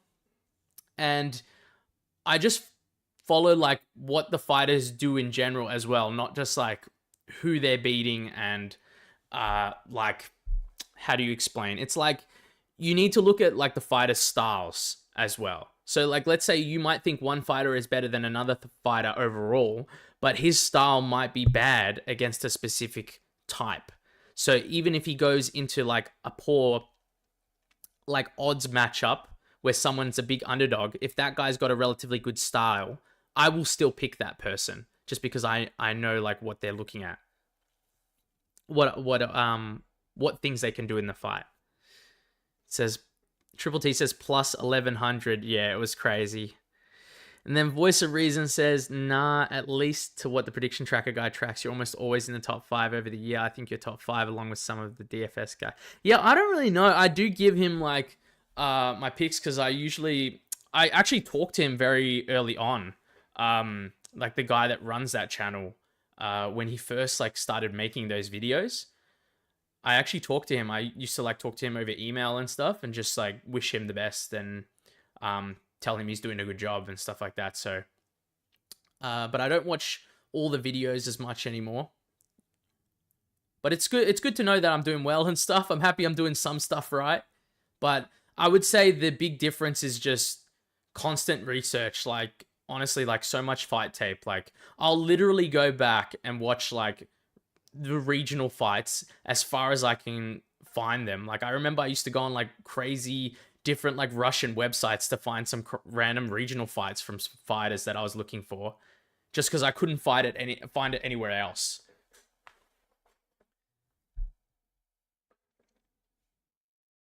I think another big thing might be like you shouldn't be afraid to pick underdogs a lot. Like on this card, I haven't picked many underdogs. I'll switch over to the next fight.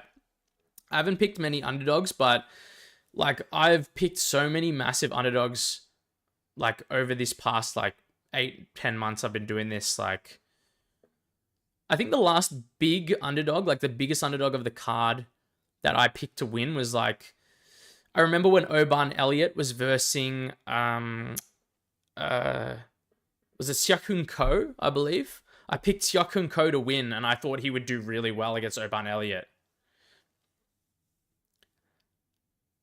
I think I was like one of the only dudes to pick that guy as well.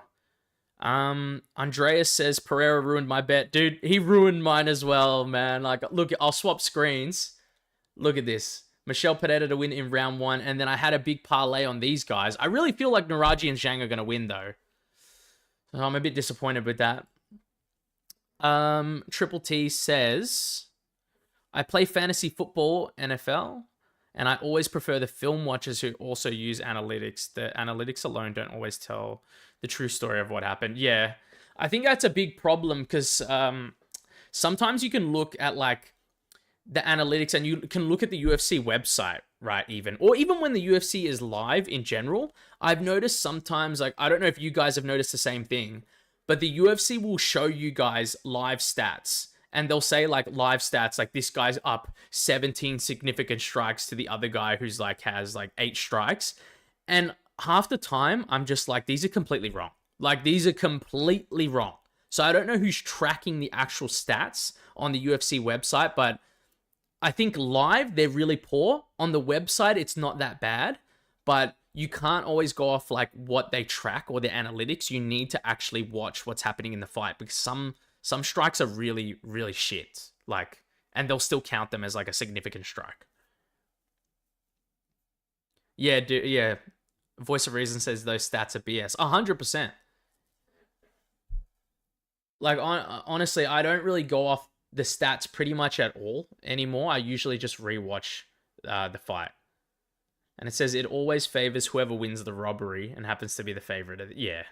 I feel like a lot of robberies do go that way, I'll be honest. Like, I remember thinking, like, Sean O'Malley, when he was coming up, I was like, oh, Petr Yan's going to beat him. And I thought Petr Yan probably should have won that fight. And then he ended up getting the robbery win. In my opinion, of course, but...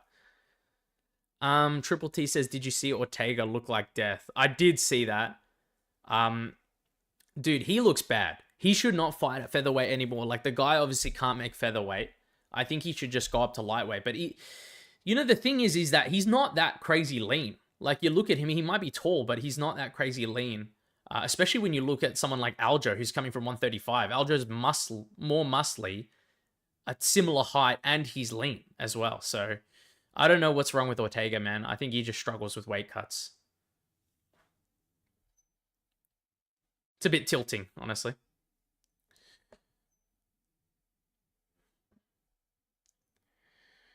All right, we do have Rongzhu. I'm going to mix the fighters. I'm going to change the fighters here. So something I didn't have on the guide, but I did put on like just, I believe it was today or yesterday. I put on a bet on Austin Hubbard plus 3.5 rounds because I do think like there's a chance this fight goes the distance, and I also think that he can potentially win, but I really do think he just wins 1 round in this fight. So let's move it. Let's go Rongzhu, and then next is Hubbard there. And I do have like red and blue corner colors there next to their names, and then like the color of their shorts. So I think Rongzhu will have red shorts and Hubbard will have black shorts in this fight. Then Triple T says, yeah, Hubbard got that dog in him. I agree, dude. He's a hard dude to finish in general.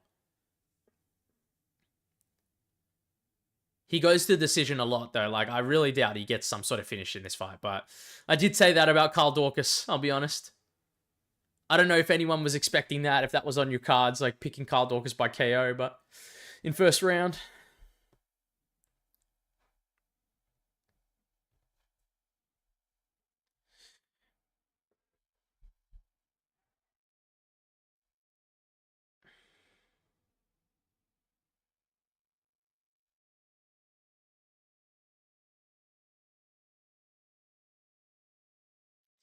Voice of Reason says, let's see if the 3.5 rounds versus Yanni the Greek. So he says, huh? See you 3 5-minute rounds. Oh, 3 5-minute rounds, you say?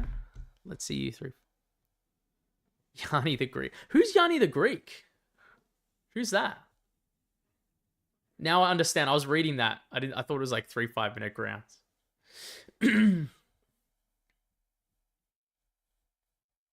Is he like another like MMA UFC like YouTuber or something? Yana is on DWCS.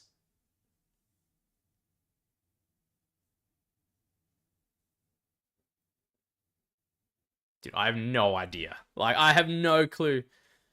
The UFC betting guy who looks like he'd sell you a car with a blown out transmission, bro. Oh my god. I'll be honest, like, I've never once looked at the bets from the UFC. I feel like half the time when I see those bets, they just look pretty bad, but like, I don't know.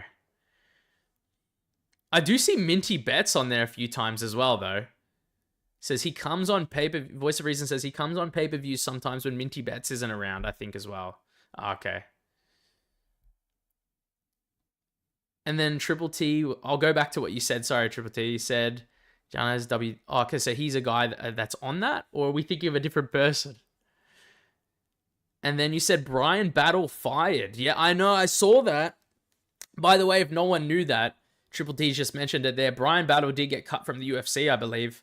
And honestly, deserved. I was thinking about making a YouTube video on that specifically, just because Brian, this is like I think this is the 3rd time he's missed weight, and he missed weight at 170, moved up to 185 because he had to for the fight, and then proceeded to come in at 190.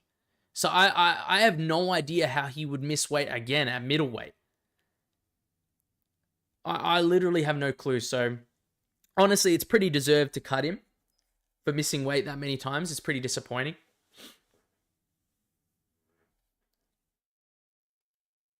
But honestly, you know what? I'm keen for some other prospects to come in. I believe there was a guy, I can't remember. I think his name is Lucia Kita. I was seeing a few of his fights. I thought that dude looks like just a monster, man. I can see Triple T says, if fighter miss weight, they should be introduced with the moniker fatty. Lol. True, dude. Instead of the butcher, just the fatty, bro. Especially when you miss weight up a weight class, like you normally fight at 170, you move up to 185 and you miss weight by another 5 pounds, weighing at 190. You're like 20 pounds over what you used to weigh.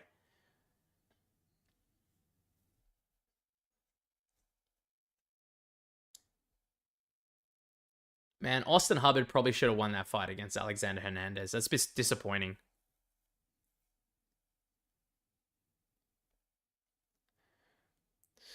All right, we're going to see how Rongzhu does. Honestly, like a lot of people have been hyping up Rongzhu, very confident in Rongzhu.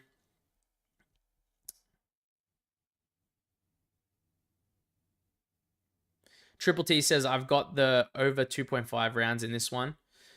Honestly, I think that's a pretty good bet. Probably maybe even a better bet than the plus 3.5 round bet I've got on. Just because like Austin's so hard to finish. He literally will stay in the fight no matter what, and he seems to always go to decision. He's hard to finish, but he's also he also has trouble getting a finish as well himself. So,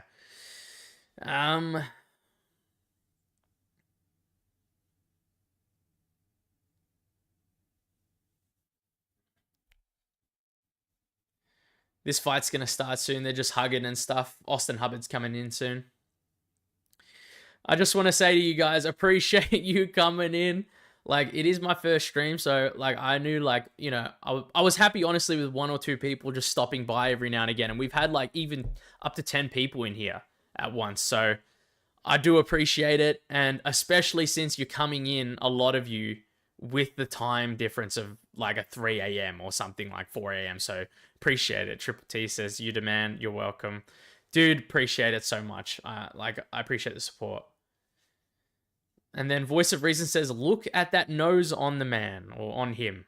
Dude, a lot of fighters have squashed noses, man. Like, have you seen Jack Della Maddalena's nose, bro? I love that guy, and his nose is completely squashed into the side. Triple T says, what other sports do you watch? I do watch a bit of footy. Like, we've got AFL here. Like, I watch a bit of footy. Like, my family's just always been into footy. They're big fans of like Collingwood, which is a club here. I used to play tennis. I was a big tennis player when I was younger.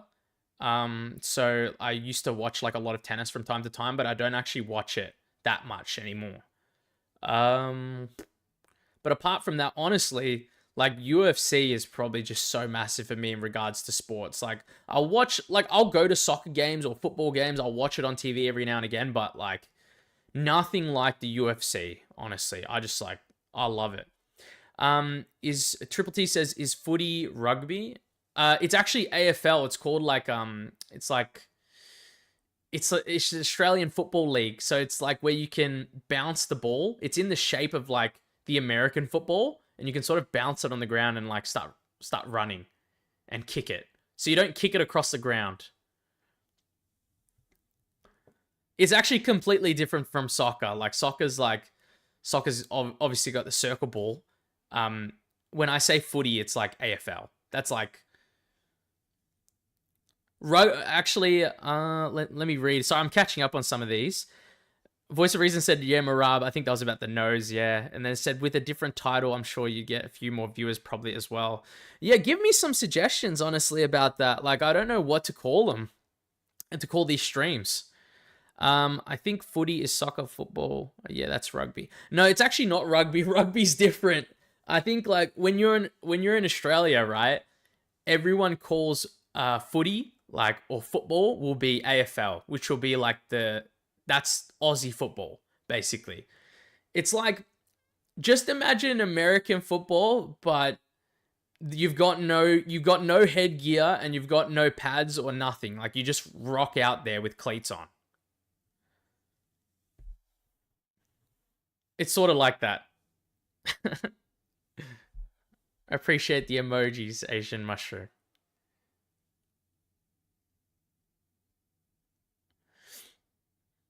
I hope I can explain that to you guys about the sports, though. Yeah, Triple T says, all the Americans in here. Yeah, dude.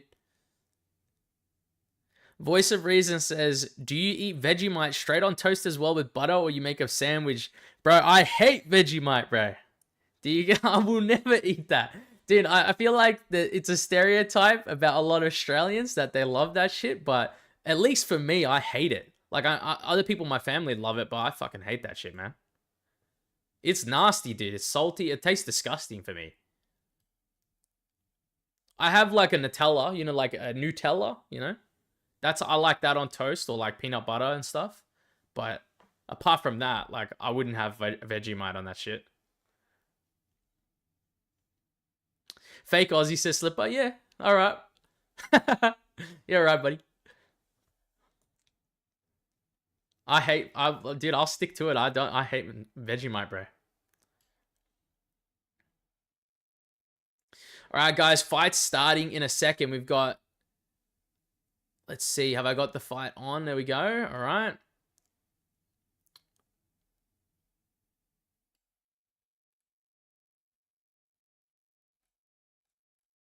All right, I'm going to turn the fight clock on. It's starting now. Rongzhu versus Austin Hubbard.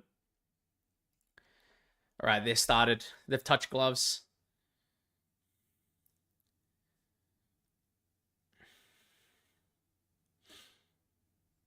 All right, they're going into it already. I'm sure there's a lot of hype behind Rongzhu. I'm sure a lot of people saw his fight against Cody Steele. Like, that was pretty insane to watch overall. They're just jabbing back and forth here.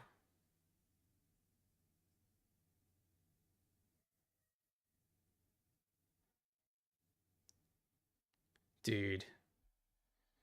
Just staying at range. Austin looked like he went for at least a reach for the knee for a takedown, but it's a slow shot. Ooh, Austin Hubbard had a 3-piece combo, went for 2 uppercuts there. It was pretty nice, actually. Nice inside leg kick by Rongzhu.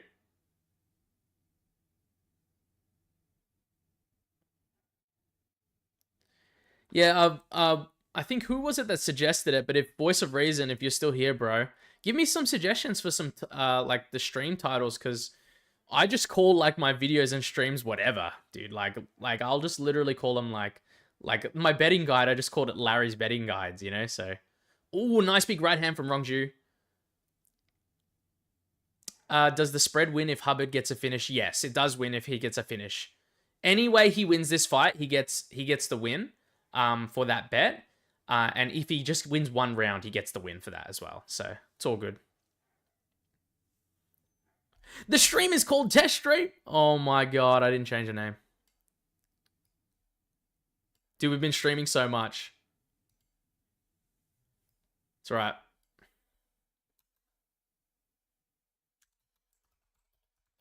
Let's go Walker versus Zhang.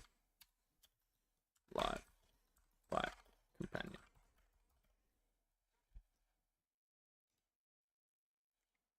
Dude, someone should have told me. I've been caught basically with my pants down, bro. Oh! Big right hand from Rongzhu combo.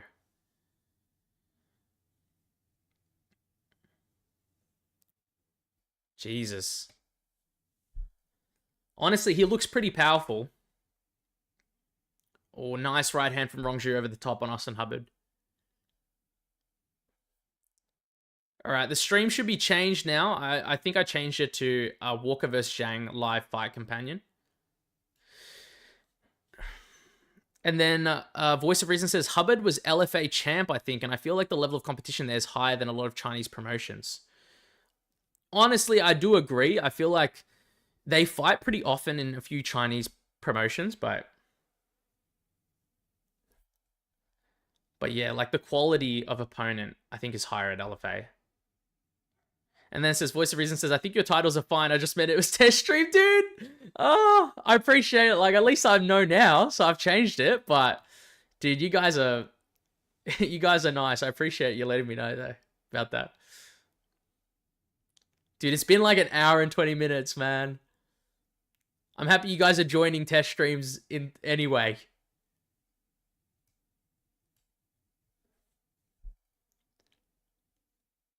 Alright, I've missed out on pretty much this fight so far. I'm pretty sure Rongzhu's landed some bigger punches, though, but that's not the point, guys. We just need Austin Hubbard to get the distance and win a round here. Triple T says, have you ever seen Silva vs. Sun and 1? I did watch that fight. I did watch it. The GOAT, you know? Chael Sonnen. I'm pretty sure he was beating him up like the entire time. Like, it was pretty much like 5 rounds of like a wrestling into ground and pound. And then he ended up losing the fight by like by triangle. I'm pretty sure it was. Yeah, dude, it was pretty crazy. I feel sad for Chael Sonnen because it's like he was honestly beating him up, dominating this guy who's meant to be the GOAT of the sport, you know what I mean? And then you're about to have this career and legacy defining moment, and you know what happens? You get submitted in like the last round, towards the end of it as well. Rongzhu wants to stand, points to the ground. Max Holloway point down here. They're not going to do it. Oh, he did land like a big right hand. All right, guys, I'll be honest. I was reading the chat there, right? I did see some big punches from Rongzhu in that round. Probably more than Austin Hubbard. But Yeah, Austin Hubbard did secure a takedown at one point, but I would still score that to Rongzhu with what I was seeing. But you guys let me know what you think or anything like that, because I'm going to need to rewatch some of these fights anyway, the ones that go to decision. It says, Voice of Reason says, Chael Sonnen is such a company man. I think he threw some of his fights. Every time he was about to finish a big fighter who was a star, he basically just threw the fight in the dumbest way possible. Bro, I feel like that would be a better way to look out of it instead of like just choking on fights in general, you know? It could just be a psychological thing. Like some people, like when they get into big moments, tend to feel the pressure like really heavy, and they'll sort of just like be a little bit too relaxed in some moments. But and then Triple T says probably a Zhu round. So Rongzhu, yeah, I agree. I think he's got that round. Voice of Reason says gotta lock in. Yep. Let's go. Guys, I gotta reset the clock. Start now. Second round has started. It's pretty much 1 second off.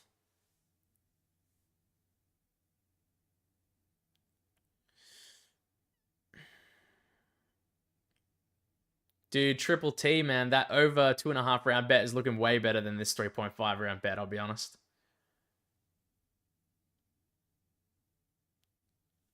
Oh, massive right hand from Rongzhu. He's just got the speed over Austin Hubbard right now.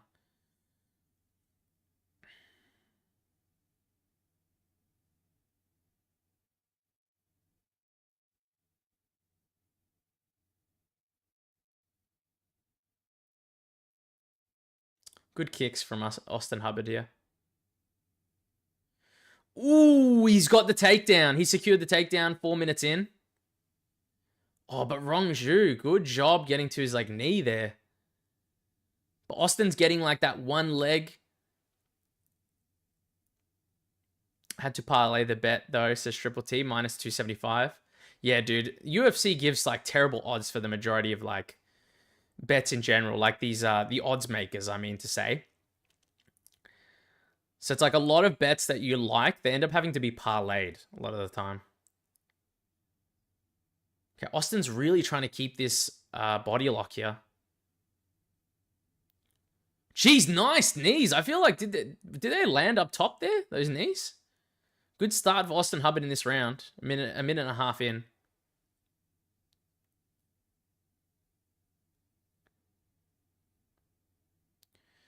Dude, honestly, I actually really like the lead uppercut of Austin Hubbard. He does it, not lead uppercut, I mean the rear uppercut that he leads with. He'll just throw the right uppercut. It looks like he's doing pretty good. Nice push kick.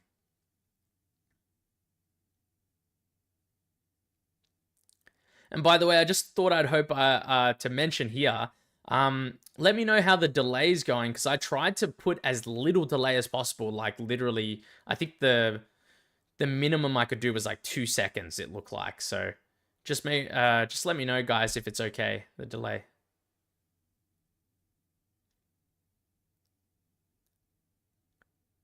Oh, nice kicks from Rongzhu, man.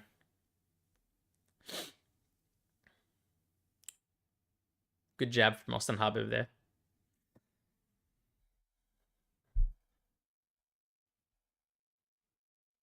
Austin Hubbard's doing better in this round, though. He's pushing him back a little bit, where Rongzhu pushed him back in the first round.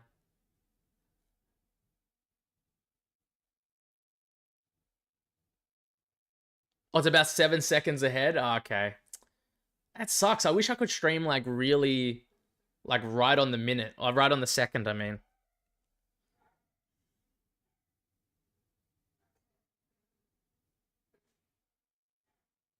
At least you get to see, like, the finish before me. There is one.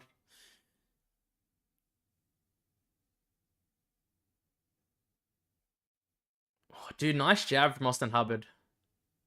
Rongzhu missed those. He's rolling with it really nice.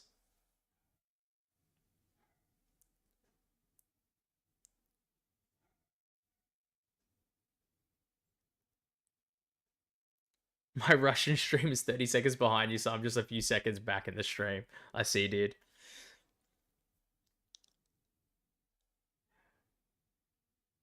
Ooh. I've got UFC Fight Pass, but like I usually watch like the pay-per-views with my family. Nice jab from Rongzhu.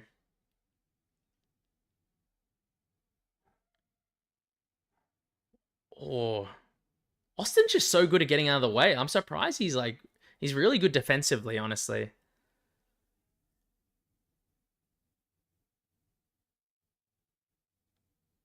Are the Triple T says, are the pay-per-views in Australia?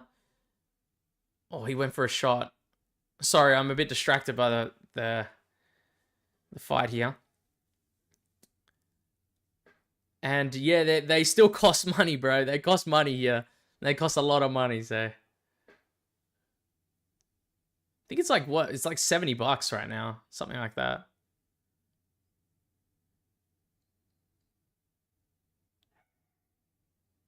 Oh. How much do pay-per-views cost in America, in American money? I wonder who won that round. Rongzhu, it seemed pretty close. I would probably give it to Hubbard as well, just because I thought he was actually rolling with a lot of the shots. Like, they kept saying, like, the crowd, you can hear them say ooh and ah on how big the shot is, but he rolled with a lot of the shots, honestly. It was pretty good.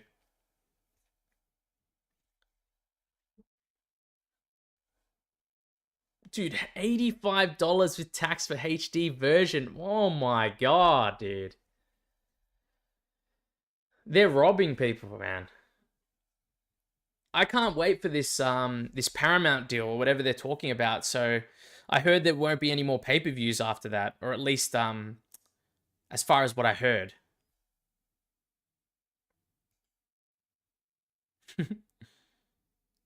All right, so we're on the last round, guys. I'll move that to the third round here. Put on start clock. They're about to get into it. That's a whole paycheck from Macus, says Voice of Reason. Yeah, dude. That's a minimum wage paycheck just gone, bro. Dude, they're talking, guys. We're having too much fun out there. Dude, Rongzhu came over the top with a big right hand.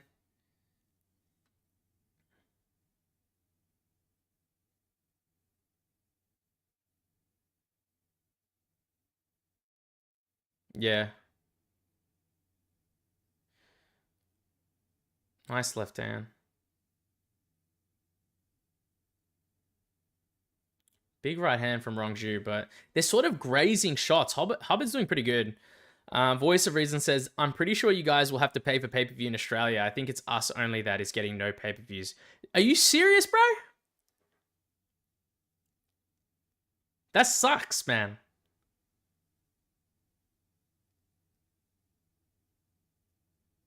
I thought it was if you get a Paramount. Ooh, he landed a big right hand on Austin Hubbard there. I thought it was that if you get the Paramount account, or if you get the subscription, then no matter where you are, you could get it. But I wonder if it works with a VPN, if you get a VPN. Yeah. Triple T says VPN Paramount from America. I'll probably do that if that's the case.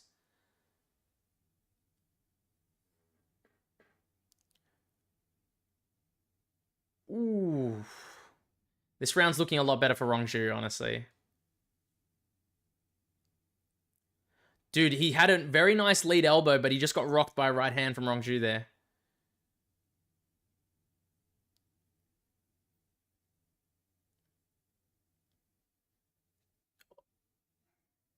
Dude, it was an uppercut. Look at that.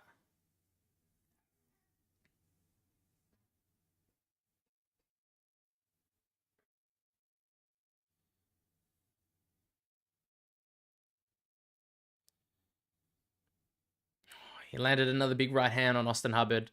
Austin's got a chin on him, though. He's taking a lot of these shots very well.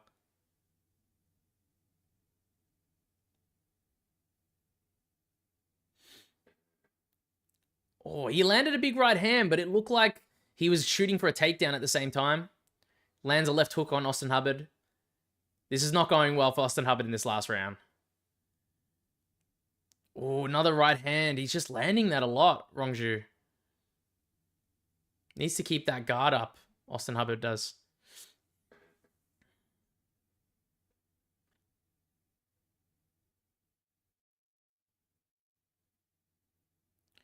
Dude, Austin Hubbard, he's trying to trade. He's standing a bit too close to the pocket, man.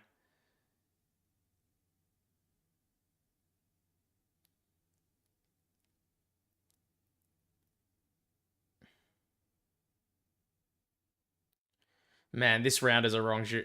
This round is like is gone, man. This is a Rongzhu round for sure. He's looking good though. Oh, nice. He's like doing the Matador thing. We've got 1:30 left. So the fight going the over 2.5 rounds is probably hit for Triple T here.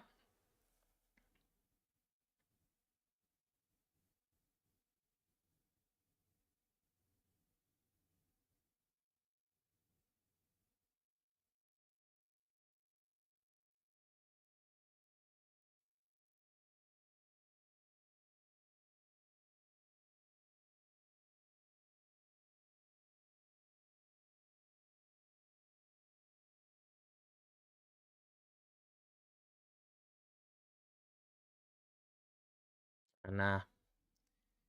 Rongzhu's going to win this round. He's just diving like at a very poor times right now, Austin Hubbard. I did think Rongzhu was going to be too much for him, but I thought Austin Hubbard might be able to like take over later. But he looked like he probably could have won the second round.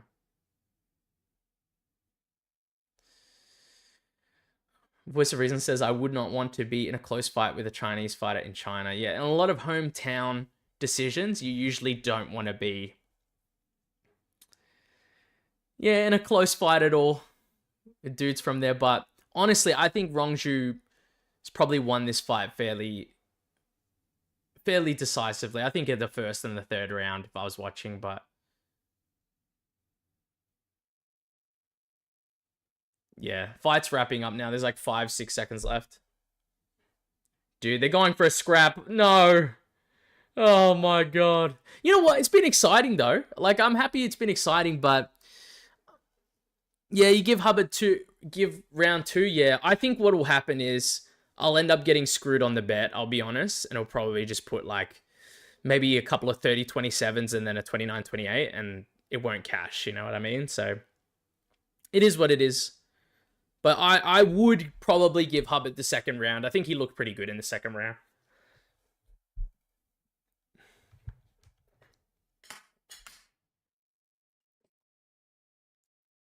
Man, Rongzhu looked good though. For a pretty powerful guy, he keeps up a good pace, actually.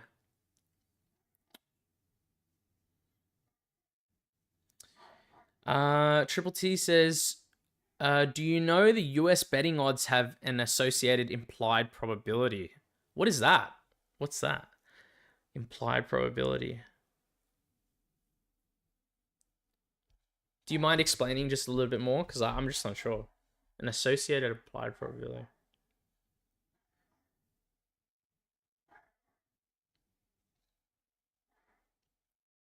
We're still waiting for the decision as well.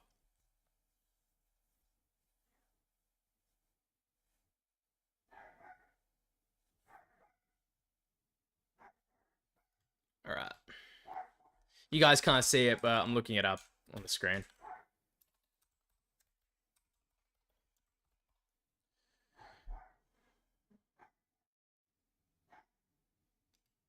Oh, I see.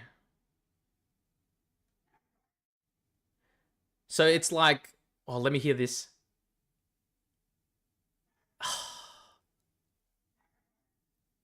Fuck. Dude, just because of that 120, 30, 27 scorecard, I don't know if it cashes. I don't think it cashes, though.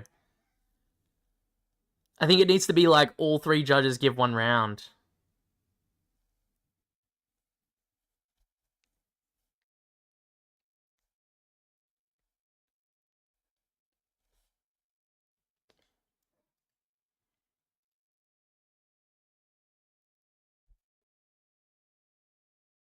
So I looked it up, Triple T, but I can see your comment. It says minus 120 is 54.55%.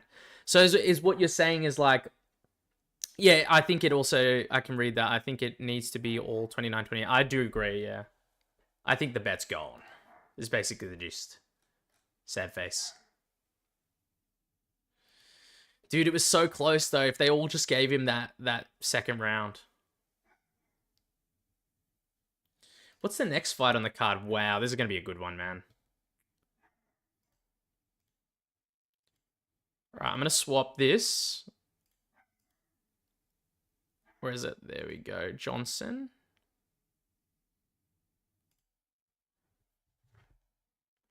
And you said, yeah, I think it needs to be 29 by 1 point. Yep. So if I have read it correctly, so you're saying the implied probability calculator is just like whatever the odds are, like if you see plus or minus on a specific bet, that percentage is like how often that fight, how often the bet would hit. Is that right? Or is that like, is it something different that I'm thinking of?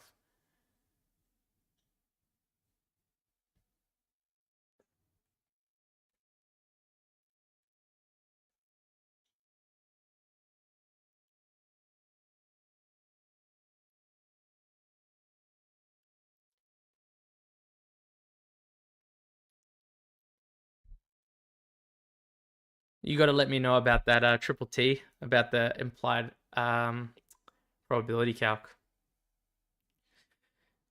Voice of Reason says, do you have any thoughts on Dave Blunt's and 50 Cent beef? I'll be honest, I know who 50 Cent is, but I don't know who Dave Blunt's is. I'm going to type that up right now. Give me a second. Okay. All right, buddy. I've never seen this person in my life before. Listen to the song Hey Curtis by Dave Blunt's. All right.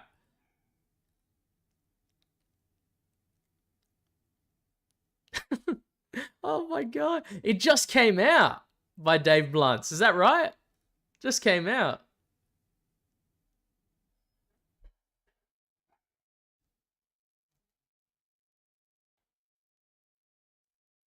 Triple T says, yeah, if you think a fighter wins 70% of the time, you can figure out the odds, you give the fight and compare it to Vegas, just an example. I honestly think that's pretty good because sometimes like I'll think like, oh, this should happen. Like this outcome should happen a lot. So then if I was to compare it with a calc, then I might find the odds relatively good in my favor for putting that bet on.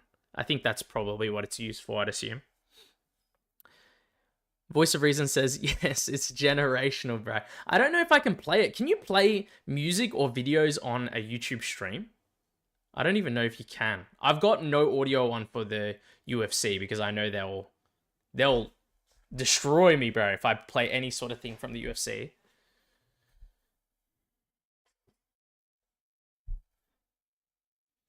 But you know what? Just for you, Voice of Reason, I'm saving it. All right, I'll save Dave Blunt's Hey Curtis. I can see the picture. Yeah, I can see it. I'll save it though. I can see Hey Curtis. I can see the cup, and I can see first day out the hospital. It says. You can okay, give me a second. I'll pull it up. Give me a second. Oh my god, what is this?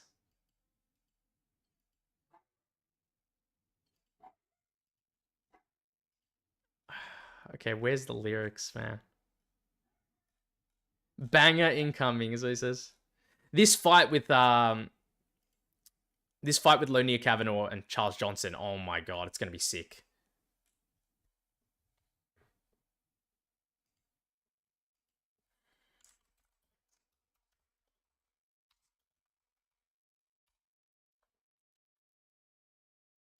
All right, I'm trying to find the lyrics for this.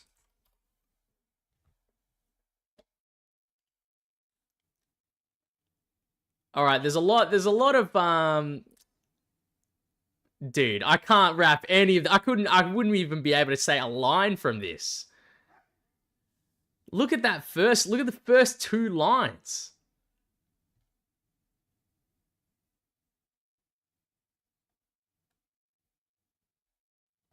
I can rap that line. It says, and I just got in the rap game, but I'm about as big as it gets, is what he says.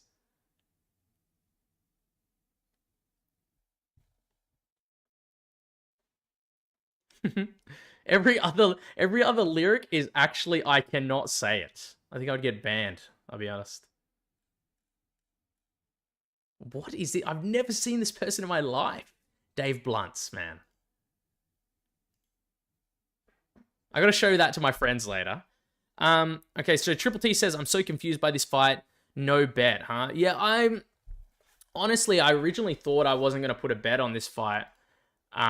Just because I thought Charles Johnson's a bit, he's a bit underrated as like sort of a prospect killer in a lot of ways, but I think like I do feel somewhat good about Lonia Kavanagh just because Lonia has been, I don't know, he gives a lot of trouble with his speed, and I feel like Ramazan Temirov gave a lot of trouble backing up Charles Johnson just because of his speed, honestly. He did have that power advantage, but I think Ramazan Temirov also popped for steroids as well, so maybe that's not the best best comparison, but I just felt like that speed will give issues to Charles Johnson in this fight, enough to clearly win at least 2 rounds. But I could be wrong, because Charles Johnson is really, really difficult to deal with. I don't have access to spread, but my bet would be Johnson plus 3.5. I would have, honestly, like, if I made the betting guide a little bit later, I probably would have put that in, potentially, but I only ended up thinking, oh, I'll put in the Austin Hubbard one, because I wanted to add another bet to that Austin Hubbard fight with Rongzhu. But you're right, that would have been good. I'm really disappointed I didn't think of the over 2.5 rounds on that other bet instead of the 3.5 on Austin Hubbard. That was a really good one.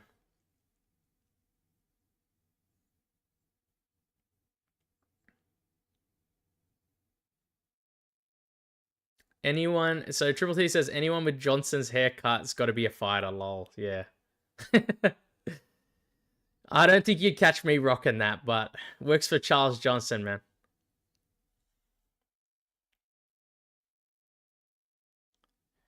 Dude, the UFC stream is literally 144p right now. What is going on, dude? I'm just going to refresh the stream. There we go.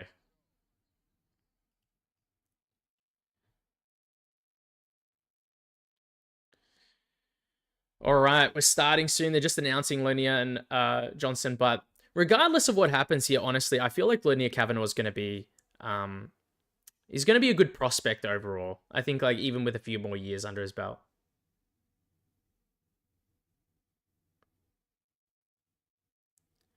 Guys, I'll be honest, there's a few big prospects I've seen coming out of like regionals coming to the UFC, and I'm so keen for it, honestly. I think if I can remember one correctly, I was really hyped on this guy. I think his name is Luke Riley. I think that's his name, and he's coming to the UFC now as a new signing, and the dude is like insane.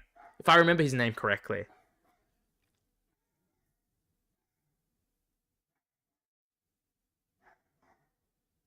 Voice of Reason says, Borjas is one of my favorite prospects. He's about to fight later. Yeah, dude. He's actually quite technical. And sorry if you can hear my dog barking outside. He's just going crazy right now.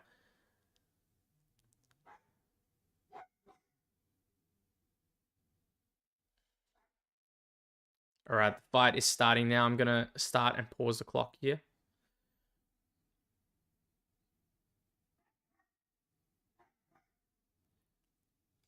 All right, it's starting. I've got it right on time here. Voice of Reason says, I don't think he's going to be a champ or anything. I just like his fights. He bangs it out. Everyone from Fusion in Peru, where he comes from, throws down. Yeah, dude. You got to respect those people that are willing to give you a fun fight. Triple T says, Luke Riley, impressive record. Rooting for the American here. Yeah.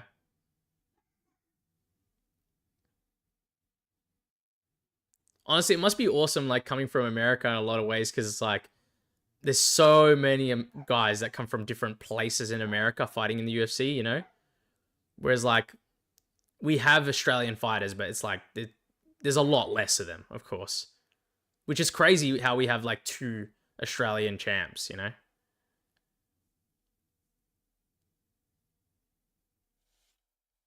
Geez, Lonia, like I said, he's looking pretty good with the speed right now. He's been leg kicking Charles Johnson pretty good.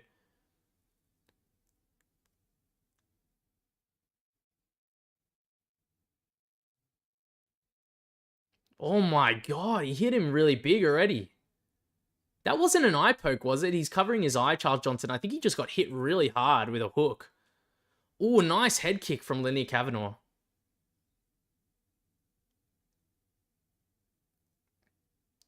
Dude, Linear's hunting for a finish right now.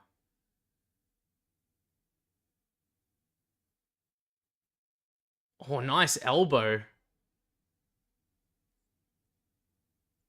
Dude, Linear looks fast right now. Like, ridiculously fast, honestly. We're 3 minutes and 15 seconds in for me right now.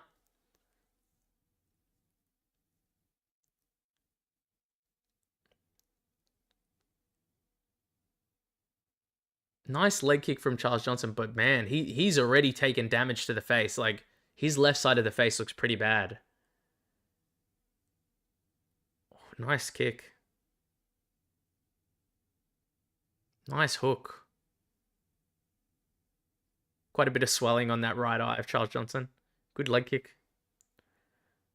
Oh, jeez, he gets that elbow in. Ridiculous, man. Charles Johnson looks like he's trying to take the grappling approach in this fight.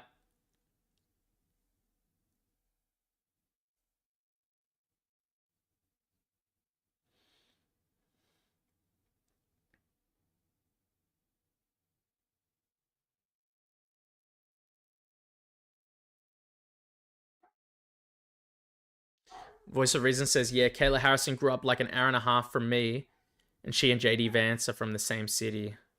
I see, yeah.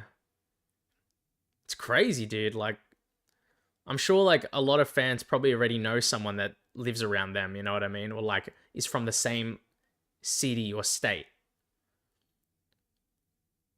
Triple T says Bobby Knuckles, greatest Aussie fighter, such a storied career. Dude, yeah, 100%. I've been a big Robert Whittaker fan. I was pretty sad because I did pick Rainier de Ritter to beat him because I thought he would do enough, especially with the grappling. But I still love Bobby Knuckles. I love him a lot.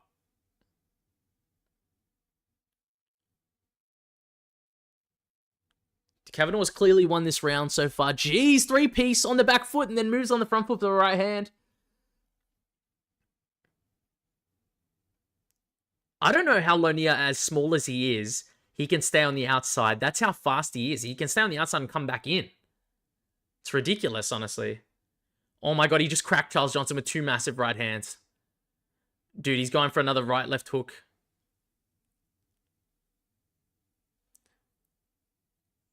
$55 seconds left in the first round. We're heading for a very, very clear Lonier Kavanagh round if he just maintains this. Triple T says, I have a picture with Poirier. Dude, do you have a picture with Poirier, man? That's insane.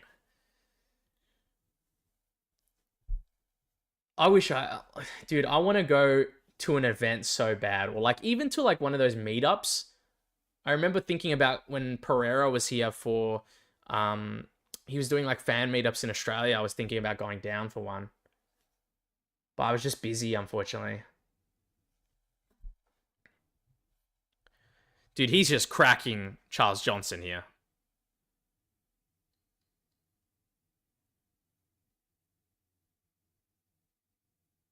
I personally would love to meet Volk, though. Holy shit, he just threw a right hand and then spinning back kick, and both hit Charles Johnson, but very lightly. Very, very clear Linear Kavanagh round, guys. Very clear. Voice of Reason says Charles Johnson's chin is legit. Yeah, dude, he can take a punch, man. But that speed, the speed of Linear Kavanagh is giving him issues, man. He's getting, but to be fair, like as he's coming into range, he's just getting outstriked as well. So it's not just the speed; it's like the combinations of Kavanagh is it's pretty hard to deal with, man. And he's throwing a lot into them.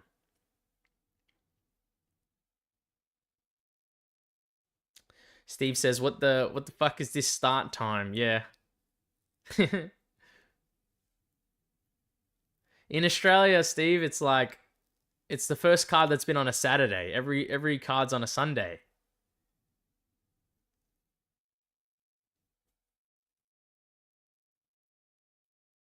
It's pretty ridiculous, honestly. All right, so that was the first round. I'll up it. So we're on the second round. I'll reset the clock. Dude, he hit the left hook. I swear he did like a left hook right hand. Dude. All right, starting. I'm probably like 3 seconds behind.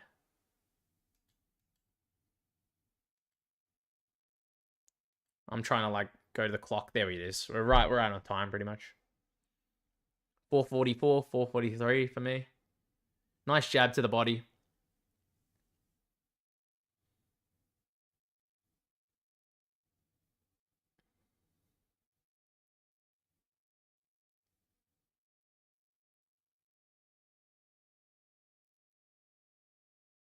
Oh my god, he's so quick, man. He came in for the left, like, he just threw the jab into the right hand. It's ridiculous.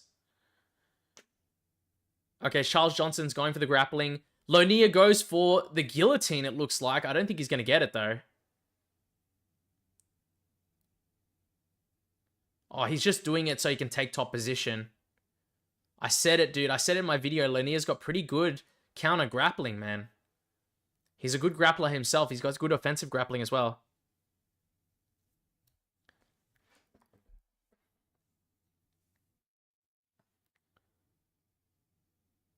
Man, this card has been good so far.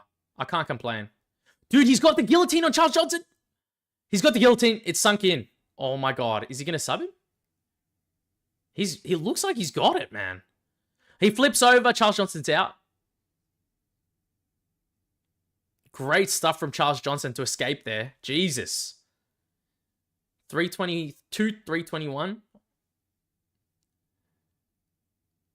Oh my god, he got the elbow on Lonia Kavanagh there. Sneaky elbow. Yeah, I saw that as well, dude. Sneaky elbow.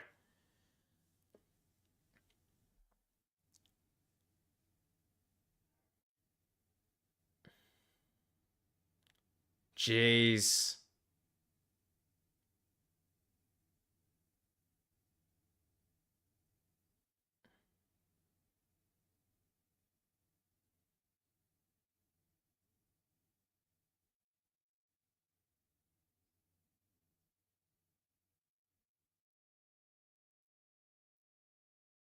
They're scrapping a little bit more in round 2. Like, Charles is making it a tiny bit closer, but Lonia seems to get the better of the majority of the exchanges, at least. He slipped.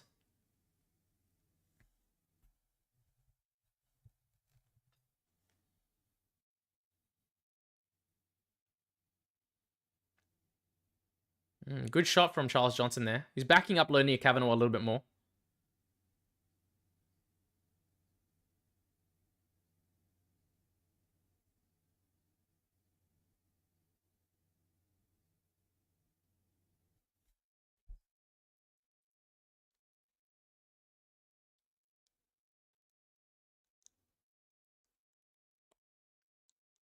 Oh, nice right hand from Lonia Kavanagh again.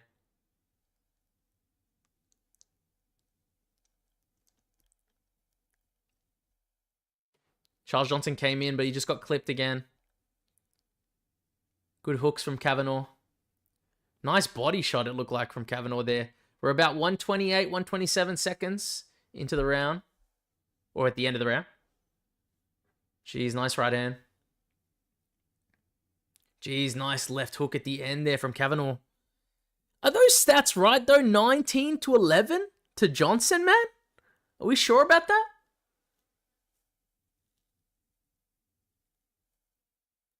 I think we were talking about this earlier, guys. I don't know if I can trust these stats, man. I thought this round is fairly close.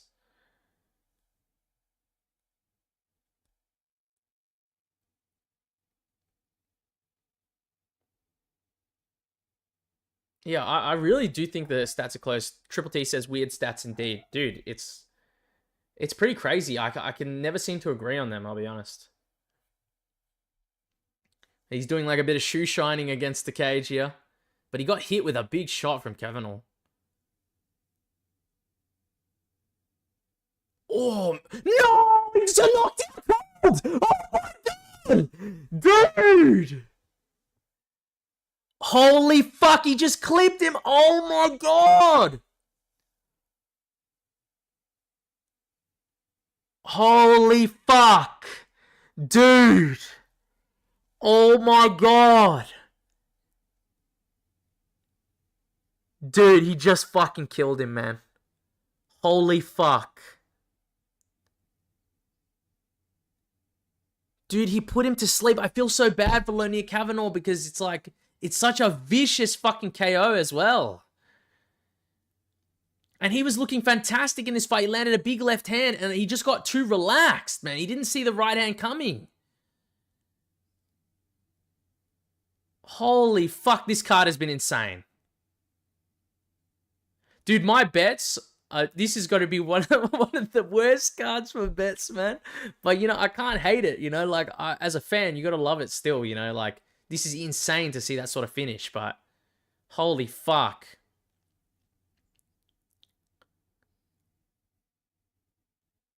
Dude, he backed up. He had his hands down. He didn't see the right hand coming at all. He's going to be upset. He's going to be upset after that. Like, once he watches the fight on replay with his coaches, he's going to be upset about that KO because he was clearly winning this fight. I thought he was going to go up 2 rounds. I could see Triple T saying Cav was going to go up 2. I agree. I thought he was going to go up around 2 rounds in a close second round. Dude, he just, like, all it takes is 1 second, man. A lapse in judgment, dude, to get knocked out there. Holy shit, man. I'm devastated, man. Not just for my bets. I'm just devastated for like a young prospect, man, coming up. Also for my bets, but yeah, for a young prospect as well. He had his hands way down. Triple T says, yeah. Dude. My God, man. It's freaking ridiculous, man. Congratulations to Charles Johnson, of course. Like, it's a fantastic knockout, and like the guy loves to KO prospects, I guess. Like KOing Joshua Van and then KOing Lonier Kavanagh as well. It's fucking ridiculous, man. Triple Z says next stream you'll be at 1K. I wish, man. I wish, bro. If I could get 1,000 people in the streams all the time, man, I'd quit work and not go back.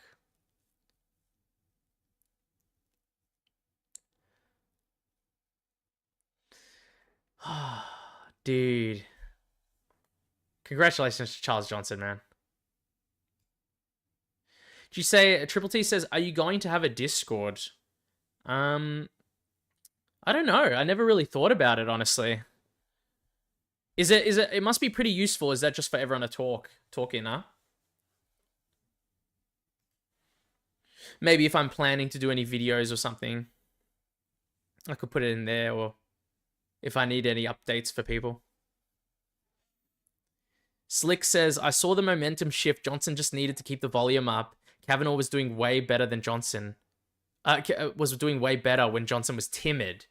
Yeah, when he was pushing him back, you know, Kavanagh was doing a lot better. And then he just got into that second round where Johnson, he slowed down. Honestly, it seemed like Lonier Kavanagh slowed down, and then Johnson just ended up taking over a little bit. But it was still a close second round. I thought it was relatively close. And then you just like the lapse in judgment to leave your hands down, not see the right hand coming because it's low as well.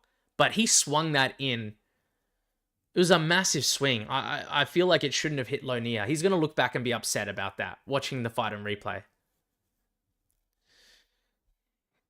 But to answer the question for Triple T, so about the Discord, but I don't know, man. Maybe I'll create it and I'll see. Like, if anyone wants to join, just let me know in general and stuff. Maybe I'll create one. I'll start doing some more things.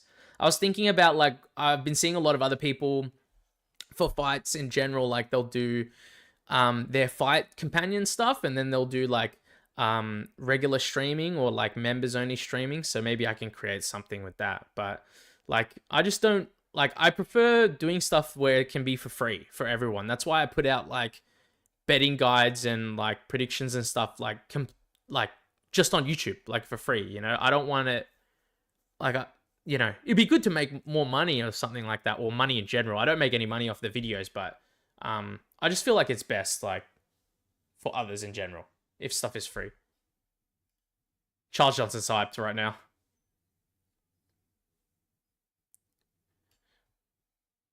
Yeah, Discord is free, so maybe I'll create that.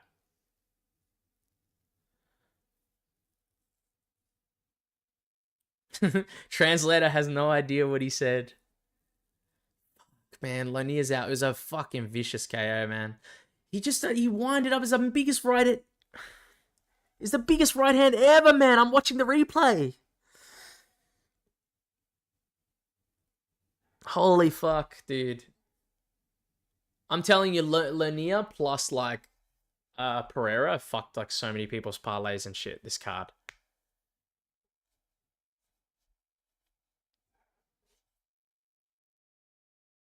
This has not been a good card for me for bets. We started off really good, guys. Like if we look back at the early fights, like if you can see my screen, of course, we've got Uran Satybaldiev versus Diyar Nurgozhay. We got the money line bet on that. That was great, right? We get the next one with the Su Young Yu money line. Arguably, it was a close fight though. I need to rewatch it. I thought potentially Rongzhu could have won that fight in the second and third round, but I need to go back and watch it. We lost the Westin Wilson, but that was a high risk bet anyway. And then it just started going downhill after Michel Pereira. It just went straight downhill. We've not cashed a bet since then.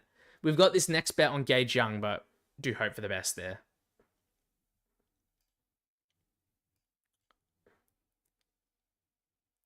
But yeah, to go back on the Discord thing, Triple T, I'll start maybe I'll talk with one of my friends that creates Discords and stuff. See if I can get some help, because I'll be honest, I'm not the best with the computer and stuff like that in general. It took me a while just to learn how to start making these vids, like, you know. It required quite a bit of testing with my friends, you know. It says the right hand was like Woodley versus Paul 1. Right hand came out of state, dude. Yeah. Man, I remember that right hand from Jake. It just like, it looked like he flicked his right hand, like he twitched it, like I'm gonna throw this bad boy right now, right? And then he just threw it over the top and slumped him completely out cold. Like, I don't know, like, obviously I'm not a professional fighter, UFC or anything, but it's like, it's hard to imagine not to see it coming, like that big of a punch as well.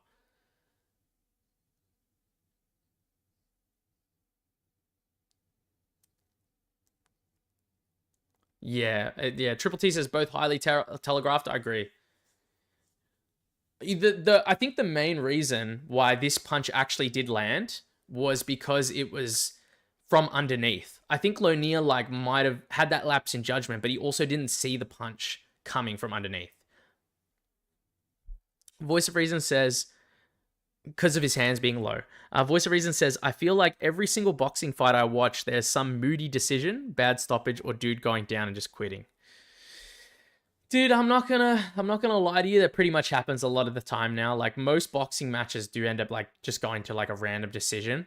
I think probably some of the more exciting fights that I've seen recently have been like more from Usyk, I guess, like because Usyk just finished Dubois as well.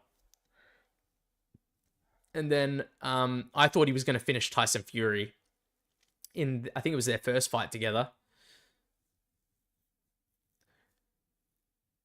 UFC needs 5 judges.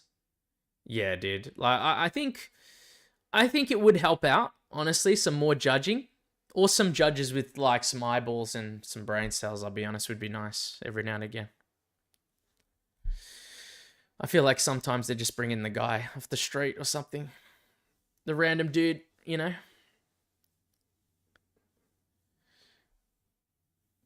I've seen some shocker decisions in the UFC, man. Like, I'm not going to lie. Like, I've seen some absolute shockers in the UFC. So, Voice of Reason says, not every boxing fight, but every card they're on there, yeah.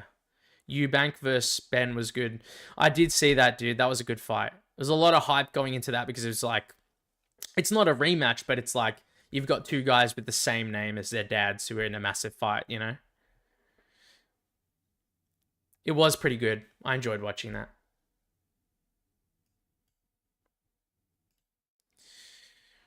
All right. Hopefully this Gage Young fight goes well with Mahashete, but Mahachete's pretty good. He's pretty good, guys. This is close. Triple T says, I have Young plus Satybaldiev at plus 232, so need Young to win, though. Yeah. Dude, I hope he wins for you, man. I honestly, oh, it would be good for me, but, like, I love seeing, like, other people win on bigger bets and stuff, you know? This is just a money line bet I have on Gage. I don't have him in any parlays.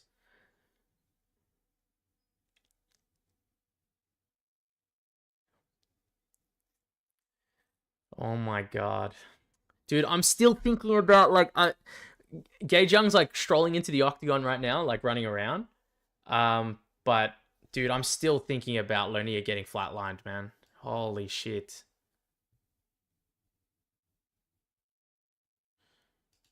I just can't believe that. It's ridiculous.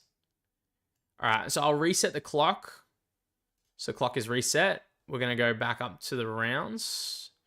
And then we're going to go fighters. We'll go next fighter, right? There we go. There we go. Perfect.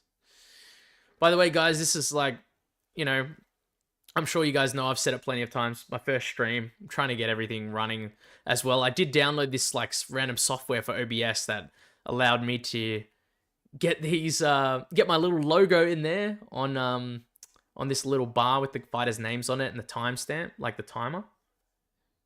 I think it's actually a pretty cool thing, actually. I like it. I put the colors in there as well. He's wearing black shorts.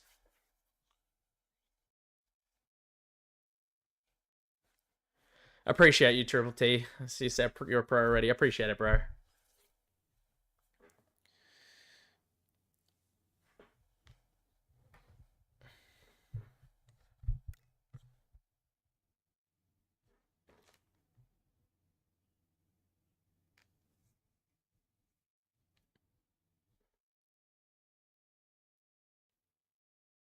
I was just concerned about the audio mostly in these streams. I had a few people in the comments in my previous videos just helping me out with that, like giving me some advice and stuff.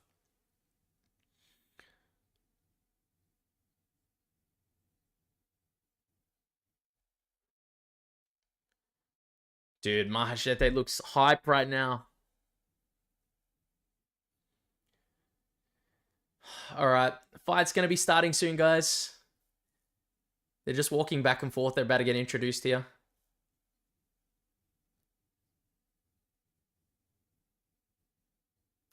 So Triple T says, how do you watch this at 3 a.m. on the regular? It's 4:30 here and I'm struggling, lol. It's because I'll be honest, I'm just insane, bro. I'll be honest. Just mentally insane a little bit. I would say, like, it helps that I would say most cards are normally at a decent time on a Sunday, but they're in the morning. They'll be like maybe 8 a.m. to like 2 is like somewhere between there. But then like a good amount of cards will end up being like really late. It'll be like 3 a.m. Especially I think Abu Dhabi cards are like that for me. So whenever the UFC goes to Abu Dhabi, I just hate my life a lot of the time. I just can't help myself. I got to watch these cards, you know? Like, even if I wasn't streaming, guys, I watch them every single time live. So I might as well do something for them now because I've got this channel.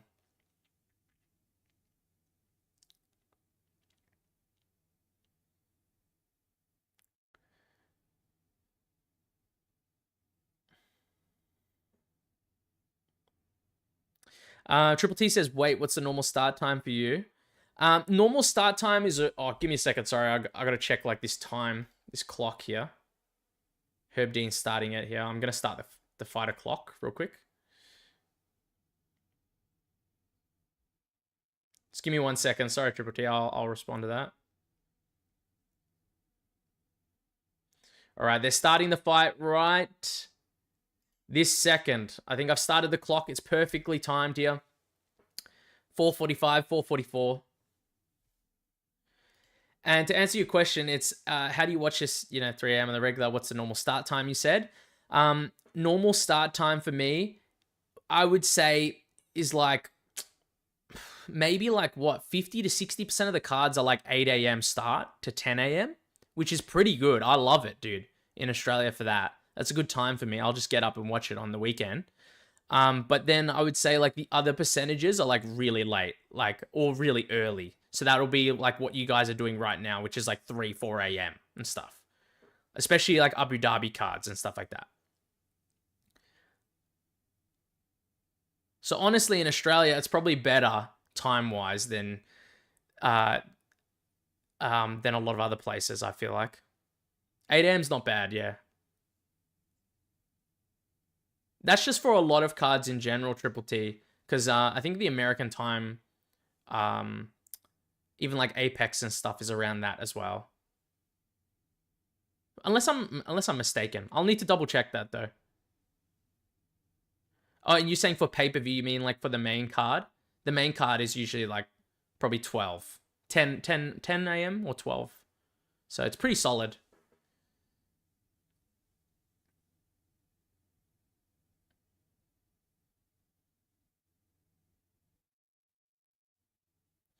I would probably prefer watching fight cards in the afternoon though. Like if I was in America, I'm assuming the fight cards start at like 7 or something, right? Like 7 p.m. I'd probably prefer them later. Yeah, he's gotten cracked a couple of times, I think. I've missed it a little bit because I'm reading the chat. Oh, dude, he came in. Oh, he just got dropped. Mahashete. Nice high kick from Gage Young. Oh, I see. So it says, for pay-per-view, the prelims start at 5 p.m. ish. Oh my god. I feel like Mahashete shouldn't be engaging like this with Gage Young. I said it in my video though. I have a feeling that Gage Young might get a KO here, just because Mahashete likes to getting really close when he's exchanging sometimes. But dude, Gage Young is bleeding and looks like he's cut near his left eye, man. What happened? Did he get kicked in the nuts or something? Official timeout, guys, for a second, but they're coming back in. Yeah, he's a lot bigger than I thought, honestly. Triple T says Mahashete is big. Big right hand from Mahashete there. Missed that one too.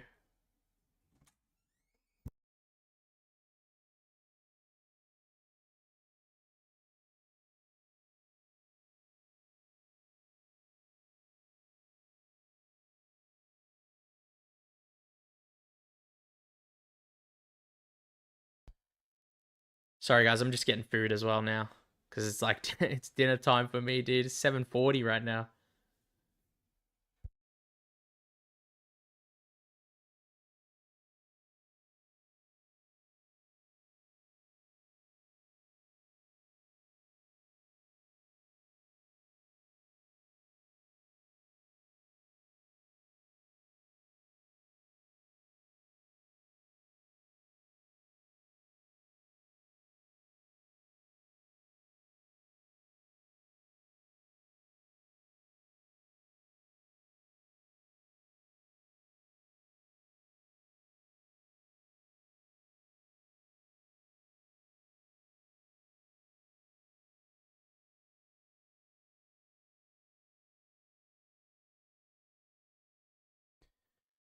I'm fully back now.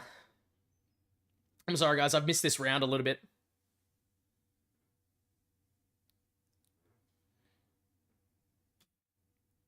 Oh, nice elbow from Gage Young. Oh, Mahachete's going for... He went for a trip. Like, try to go to like a Uchimata almost.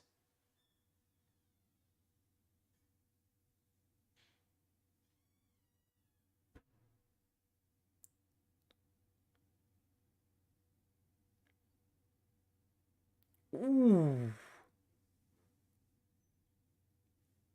He's not going to get tripped that easy. Gage Young's pretty good. His own grappling, actually.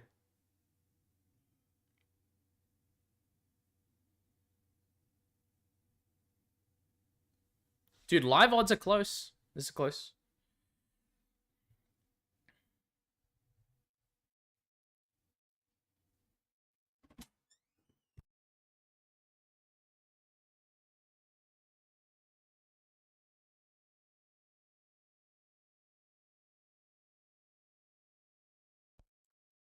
All right, I don't even know who won that round, I'll be honest. I was like busy getting food and stuff. I'm pretty sure it seemed close and the odds were close. The odds were close for the round. Does anyone know who they think might have won that round?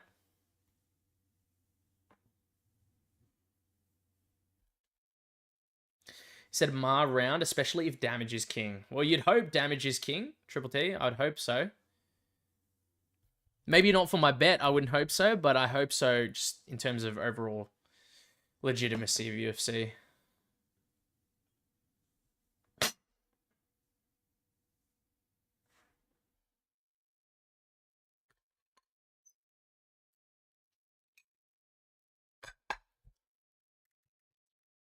Apologies if you guys can hear my food and stuff like that. Voice of Reason says probably Gage Young. He said he dropped Mahashete. I do remember he dropped him. It was like I think it was like sort of like a flash knockdown or a slip. So I don't know how the judges might score that. So we've got two conflicting guys because Triple T said there might be a Mahashete round. Oh man, I think he cracked Gage Young. He's backing him up. Sorry guys, I forgot to put the round clock on, but it's about 30 seconds in. I'm going to reset the clock and put the round on. I'm going to start and then minus... oh my god. Mahashete is going crazy right now.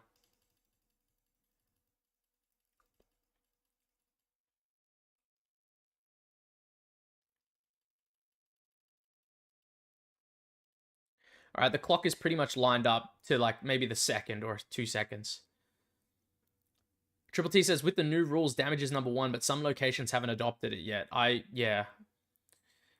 I think even some different locations score differently in America still, not just in like different countries in general, if I'm not mistaken. Because I've heard some people talk about it before in different podcasts and stuff. So he didn't do anything other than that though. Okay. Yeah, it might have been a Mahashete round, I'm assuming. Dude, good punches from both, but Mahachete's probably landed the biggest punch of this round.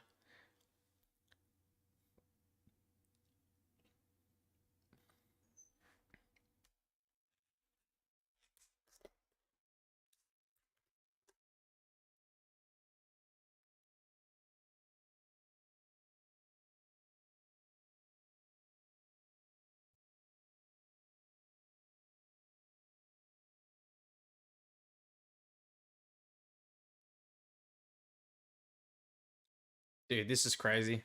There's been a lot of good fights on this card, though. That's what we can be happy about. I cannot be happy about my bets, obviously, but I'm happy about there's been, like, entertaining fights, great finishes and stuff.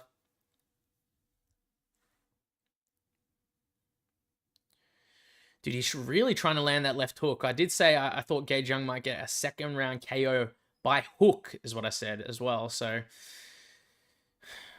But honestly, Mahashete is looking pretty good. He's looking a lot better than I originally thought. He's backing him up a little bit. Gage Young is always on the front foot, though. He's got 2 double jabs there. Dude, nice counter jab from Mahashete. They both try to engage. They're in the clinch right now. Dude, nice elbow on the break by Gage Young.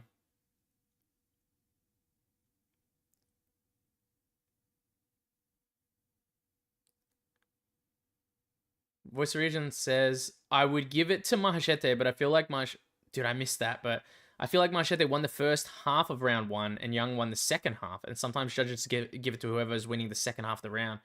It's true, like sometimes they end up like favoring some dude who gets the takedown at the end of the round or something, you know? Geez, massive left hook from Gage Young landed to Mahashete. Good combo again, left and right. Gage Young's looking better at the end of this second round. Dude, he's cracking Mahashete right now. Good double jab. Both land big shots.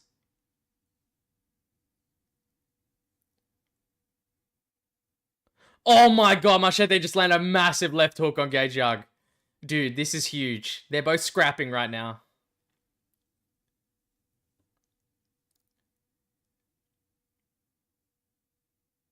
Oh, he went for a looked like an elbow, Mahashete, but it missed. Gage Young got the better of that exchange. Nice right hand over the top from Mahashete. Good rear kick. Dude, nice elbow from both of them. Good defense from Mahashete, but nice takedown from Zhang. He's ended up on top. He might steal this round. Because this has been a relatively close round. Both guys landing big shots. Mahashete probably had the best shot of the start of the round. But Gage might end up stealing this round.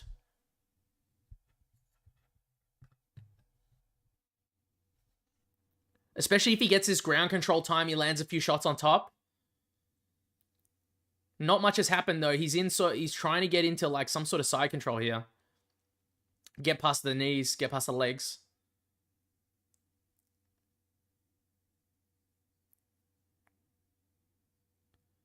Dude, he was in full mount. He's got the back now. He's transitioned. He's fallen off though. He hasn't got the hook in from the side. Dude, you got to land something, Zhang. Couple of shots. You know what? Zhang looked really good at the end of that second in getting the takedown, and it was a close round, so they might just give it to him, but I would have preferred him landing a couple of more shots, in my opinion.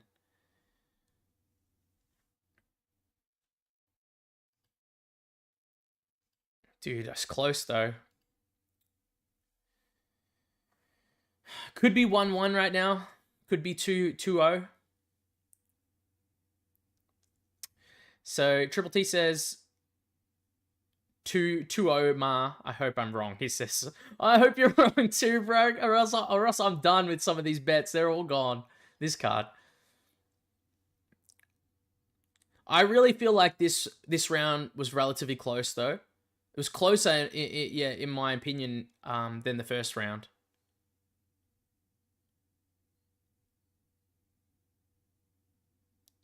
But yeah, home field advantage sounds right, Triple T. I think that's probably what's going to end up happening, potentially.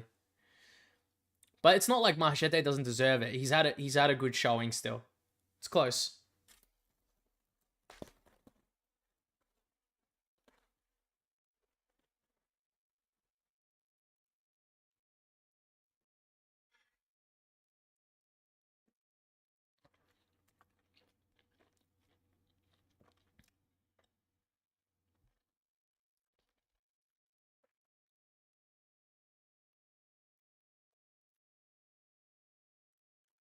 It started off relatively fast, these guys.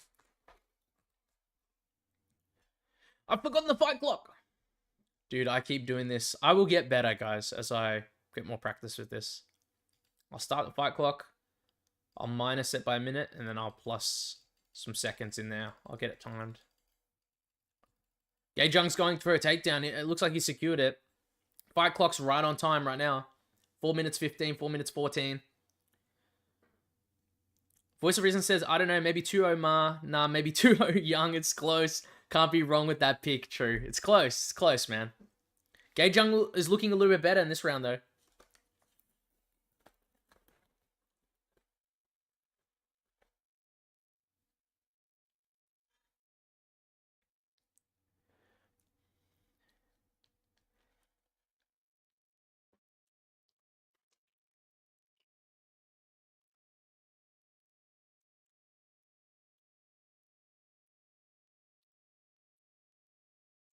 Mahashete looks clearly slowed down right now. I think if Zhang turns it up here, he could steal this fight, potentially. If they've given him the second round, especially.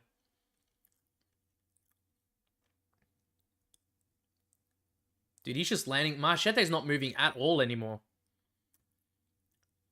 Guys, I don't know if you feel it, but I feel the momentum for Zhang here, I'll be honest. Ah, he didn't get that takedown. He went for the takedown attempt. 3 minutes to go. They're clinching against the cage right now.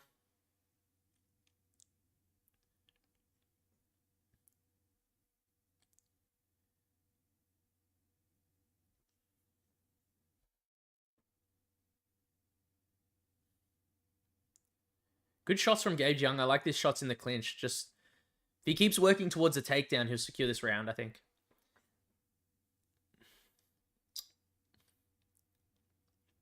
Okay.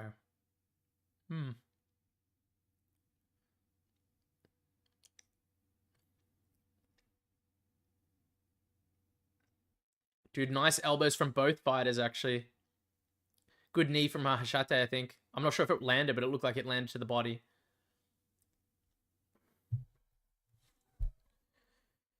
Mahachete's getting a little bit more energy now. He looked pretty tired at the start of this round. Oh, nice big right hand from Mahashete. That's probably the biggest shot of this round, actually.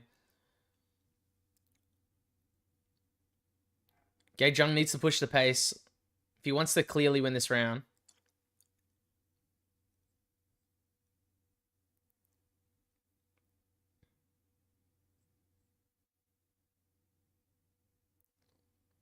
Yeah. Wait, Young is a minus 1,050 live odd? Dude, what the fuck is that? Guys, for the love of God. Dude, that's a live odds. American odds, right? He's minus 1,050. Dude, Mahashete, like, he's done pretty well this whole fight, though. I was thinking this is, like, Young could be lucky if he's wins the 2 rounds, honestly. Yeah, Triple T, yeah, 100%. I see Vegas thinks Young is 2-0 up. Yeah, I have no clue, dude. Honestly, like, seeing 660 against Mahashete after watching this fight, I would, if I could, I possibly would put something on that, honestly. I just never live bet, but, like, that's ridiculous. Like, 660 when it seems so close. Voice of Reason says, yeah, I don't know. I have not, minus 1,050 is ridiculous. That's like saying Gage clearly won the first and second.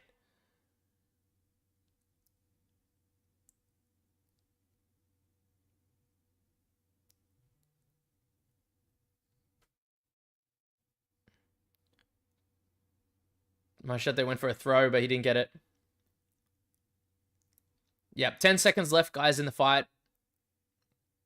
Triple T says, I cashed out at plus 175 for the... Oh, so you cashed out with the of this fight then.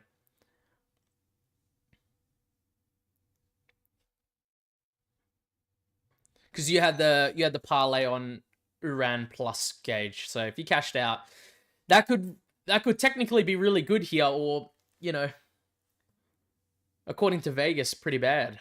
You know, because they had the odds as minus 1,050. That's crazy.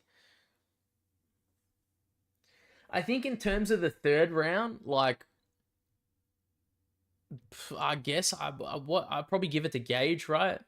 Because he was trying to do more, and Mahashete seemed to take off the first half of that round. Yeah. Triple T says I'm good either way because of his bets. Yep, I agree, dude. I'm not good either way, though, because I would like Gage to win. I'd be good if he won this fight.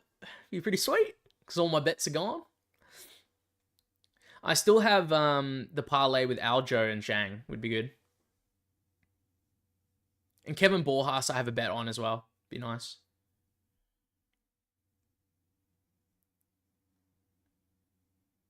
All right, let's see who wins here. I'm just listening to the results.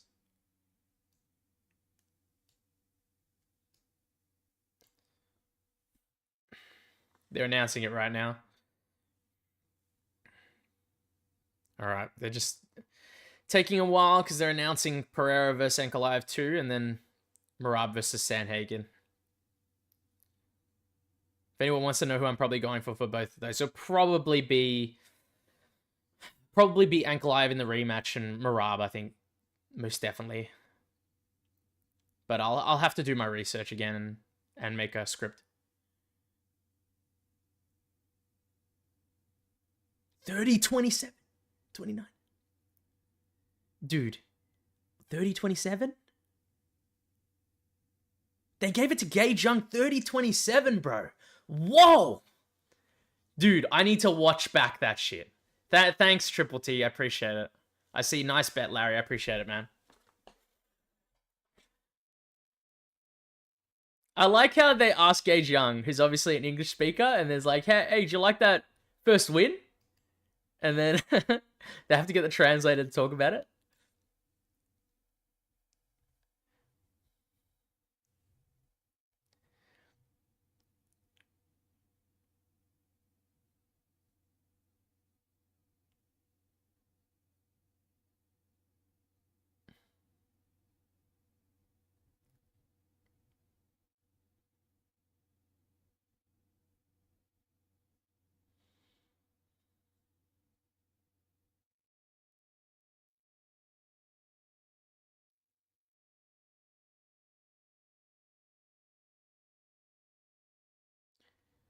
He knew how to steal it at the end of the round. Yeah, to be fair, he pushed the pace, but like I need to rewatch that fight. I always like rewatching fights, guys.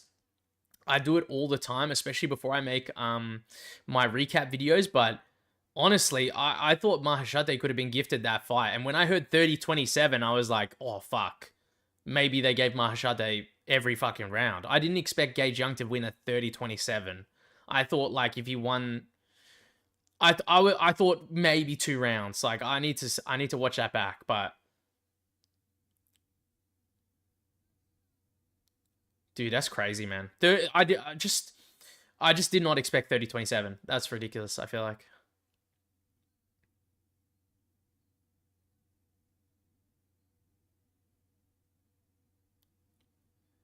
They're just talking with Zhang about his win here, but fucking hell. I'm happy that bet cashed, though.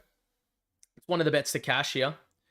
Voice of Reason says, I'm not saying it was a bad decision. It was a good scrap, though. No, I agree. Like, listen, the fight looked close. I need to watch it back, you know? But I'm not saying you thought it was a bad decision or anything.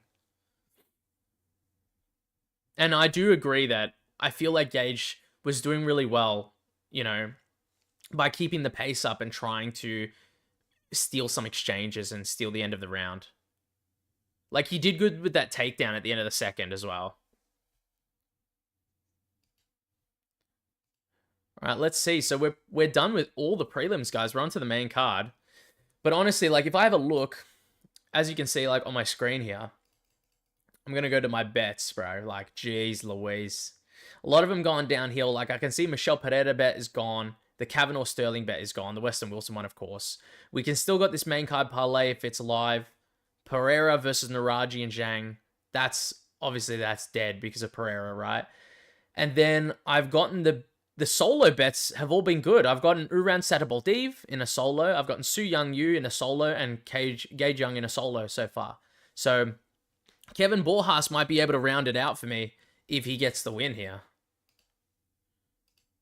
But I do have that first round win for Taiyilake Nueraji, which would be pretty nice.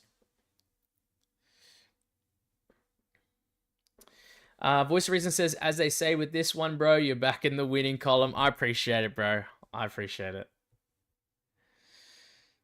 Back in the win column. If you guys didn't know, like, how I make these videos and stuff, like, if you want to know, I make all the slides myself. Like, I make them all on Canva. I use Canva to make all, like, these slides and all the fonts and stuff like that. And then I'll, like, download all these fighters' photos all the time. And then I'll put them all in this Canva thing. So I'm in, like, a presentation mode of Canva, so I can switch between the slides. Like this, which is pretty cool for me. Especially someone who finds using, you know, more computers and stuff like a little bit harder. But yeah, like I use Canva.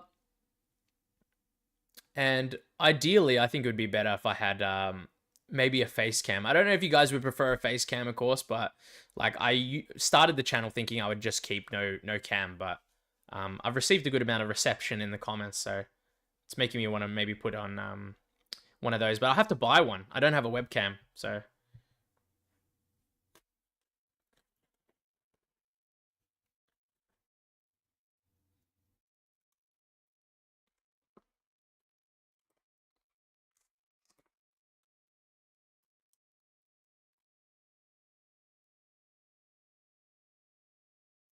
Voice of Reason says Canva is fire. Yeah, dude. It's honestly really useful.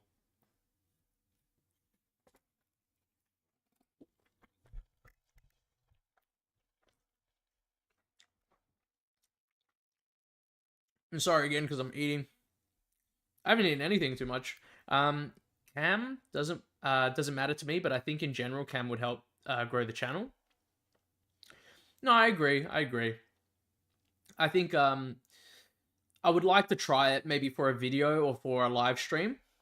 But in general, I think like it's probably just easier for me without it. But if like people do really enjoy it, like they like seeing my expression or anything like that, I think it would be better. Especially for like these sorts of things, like obviously like you can hear my reaction how fucking ecstatic I've been or like crazy I've been when someone's like gets a KO or something, but A lot of people prefer seeing the face, you know? I think the people want to see face, and in general creates more connection to people, is what Triple C says. Triple T. And yeah, I agree, dude. I agree.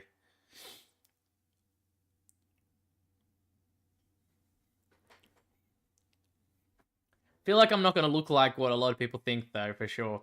Because whenever I got comments, like some dudes are just like, oh yeah, like this guy's gonna be like another like average like white dude and stuff. Like, well, technically I am white, but like, I don't know. I feel like I've gotten so many different like ethnicities before. When people try to guess my race, I'm a bit like, if you saw me, you got to see my face. I feel like it's a bit hard to guess sometimes, like racially ambiguous.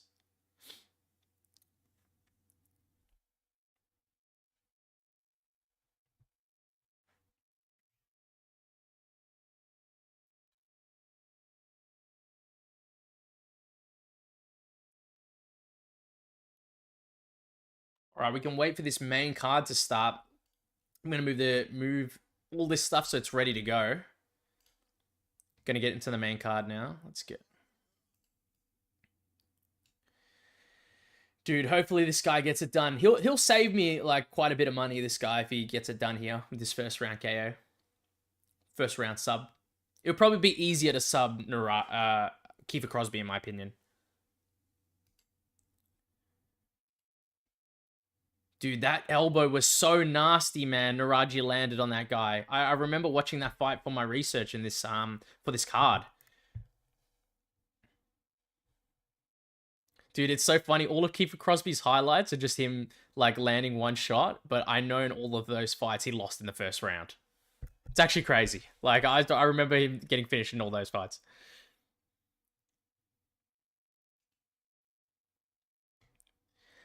It says, I always think that that YouTube predictor guy, Jake Gerber, for example, don't look like his voice. See, I don't know who that is, but I'll check him out, actually. Can type it in, actually. Who's that? Jake Gerber, bro. Gerber. MMA.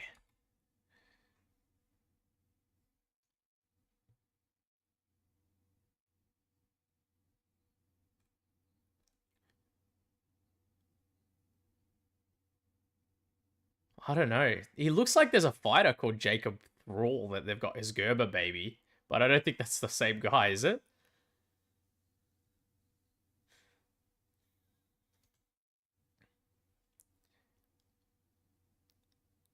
All right. We've got this one on this fight here. I'll go fighters. There we go. I'll go next. We've got Nueraji and we've got Crosbie. There we go. Disregard that bet for Pereira, Nueraji, and Zhang. That bet is dead, unfortunately. Dude, I shouldn't have put that. I really thought Pereira was going to get the finish in round one. Or, most likely, he was going to get, like, grappled and then lost, let's say. I think it... you know, best wishes to the guy that had first round KO for, you know, Daukaus there. I don't know how you'd have first round KO. Triple T says, no, lol, he does look like that fighter. That's funny.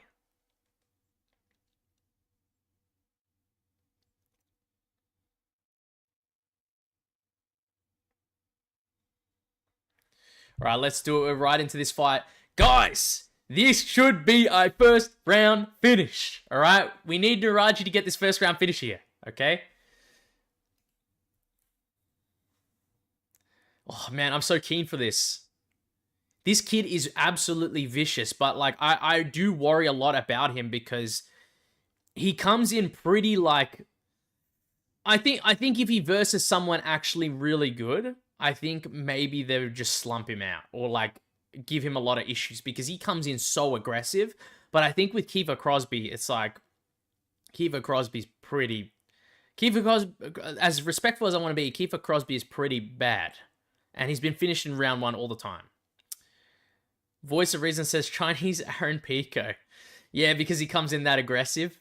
Dude, if he gets slumped out like Aaron Pico, man, oh my god. I actually had I had Lerone Murphy to win that fight as a regular bet because I just thought Lerone Murphy was gonna out-technique him. I did not think he was going to spinning elbow KO him in the first round. That was insane.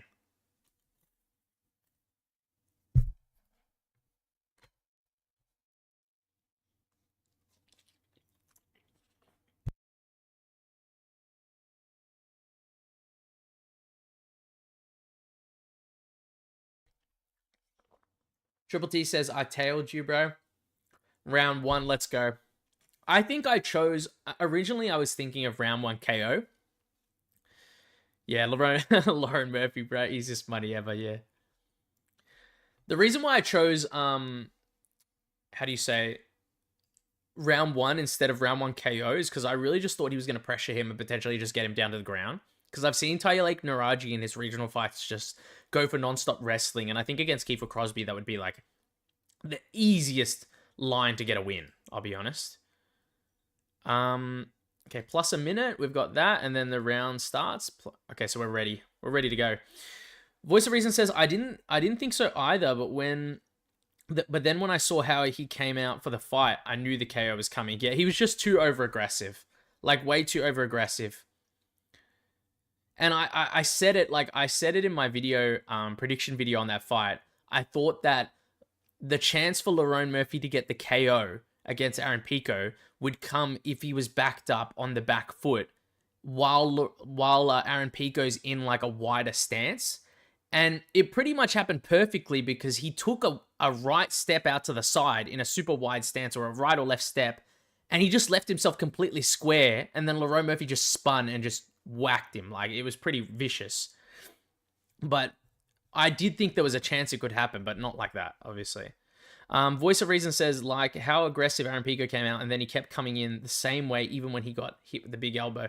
Dude, he got hit bad a couple of times, and he just did not stop coming in. So he didn't learn his lesson, I guess, man, with some of those shots. Or he just didn't fear the power of Lerone Murphy.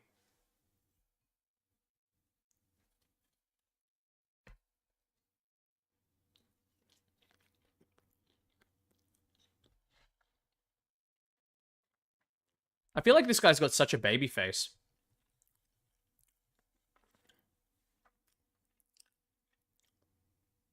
Like, he looks so young to me, Nueraji. Alright, I'm going to start the clock.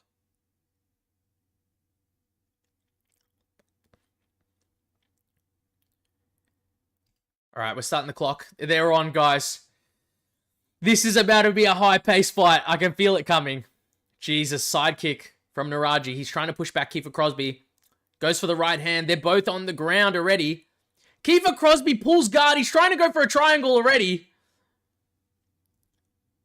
Dude, if Kiefer Crosbie submits him in like the first second, dude, I don't know what to do anymore. What the fuck is going on, you know? He's still trying to pull for that triangle, but I wouldn't have jumped guard like that unless I could guarantee the triangle, man. Dude, he's trying to get in. You got to put pressure on him, Nueraji. You can't just stay in the mid-between area.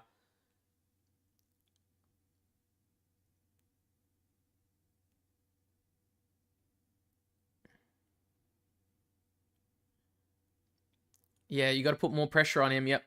Stack him. There you go. Now he had to let go of the triangle. Can't believe Murphy was a dog. Yeah, I can't believe Murphy was a dog in that fight. Especially how proven he was in the UFC compared to Pico, so... Oh my god. All right, he's out of the triangle, and I think Crosby's still trying to try things, but Nueraji's just trying to elbow him in this position. All right, Crosbie looked like he was trying to throw up some sort of armbar. Oh, massive elbow for Nueraji. Dude, he pretty much pancakes him back down to the ground.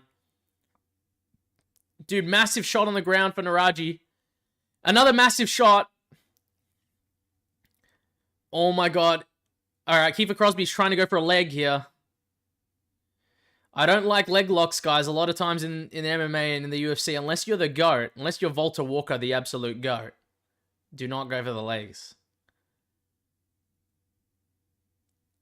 Oh, he's in full mount. Oh my god, guys. 2 minutes 53. He's in full mount.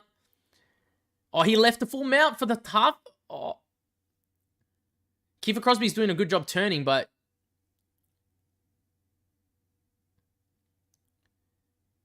Nueraji's got the opportunity to end this in round 1. Especially by sub if he wanted to. Kiefer Crosbie's looking like he's giving up that neck so much. Massive elbow for Nueraji. Massive elbow again. He just hasn't landed it purely clean. It's only... Oh, massive right hand. Oh my god. He's putting Kiefer Crosbie out, man. No. This is huge shots. Dude, no. It was a fucking illegal shot. Dude, no. Oh my fucking god. It was an illegal shot, man. Holy fuck, man. Are you serious? It was an illegal knee. Like, what's going on? Oh my god, please. It was blatant, man. Oh yeah, pause timer, dude. Sorry, I'm fucking in shock, dude. Pause. Don't worry, I can add minutes and subtract them if I need to as well. But Jesus Christ, dude. Holy cry. Kiefer Crosbie wants to continue.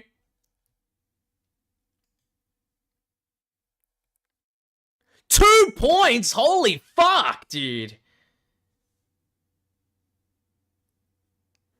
Dude took 2 points off him, man. Holy fuck. I don't think I've ever seen a 2-point deduction off the rip like that. No warning. But I guess, like, you know, it was a vicious fucking knee. That opened up a massive cut.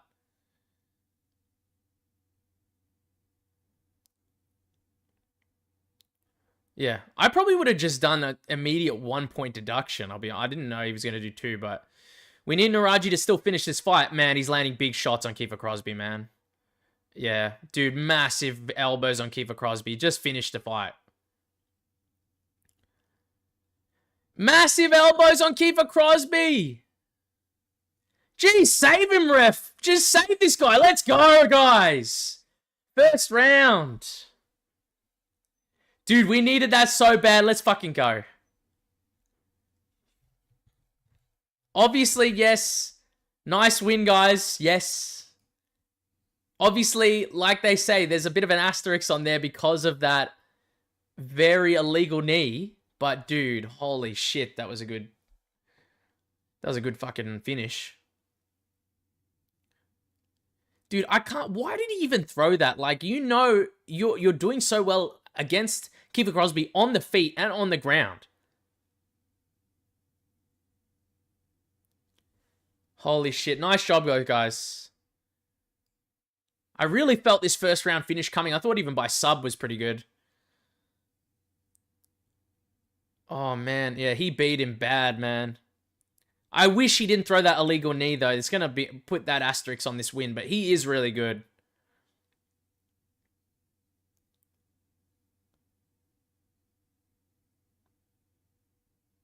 Dude, vicious, man. Those elbows, like, the ref could have stepped in a few fucking shots before that, I'll be honest. All right, that's the first leg of the main card parlay that we hit, guys, as well. So that'll be good. I think what will end up happening is that, like, if we don't end up hitting all these bets, like, if you see these bets at the end here, guys, if anyone's looking, right? If we don't end up hitting all these bets, we'll probably end up, like, getting closer to breaking even, or, like, maybe down, like, a unit or two, because Pereira really fucked us bad. Like, I'm not going to lie to you guys. Pereira got us bad, and then Lonier getting finished was just horrendous as well. So we're going to hope for the best for those for the main card fights. If we clean sweep this main card, we're back 100%. So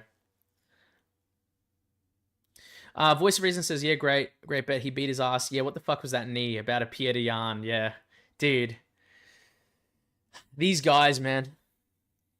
Got to stop throwing these fucking illegal knees.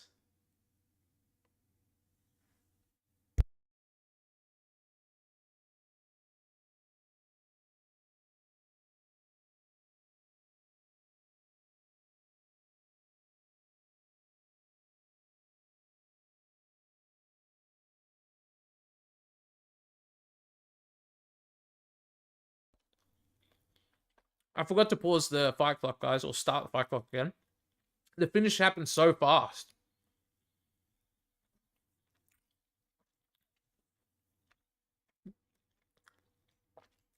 I feel good for Nueraji, though. He is definitely a good prospect. But man, guys, I told you already a fun fact. It says, why would you even keep going? Yeah, like, are you talking about the knee, or?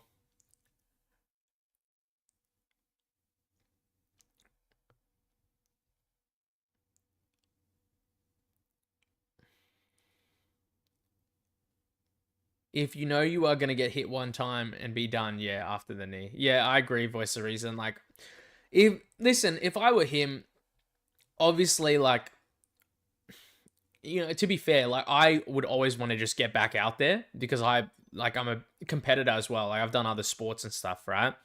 But at the same time, that knee is insanely damaging and compromising, man. If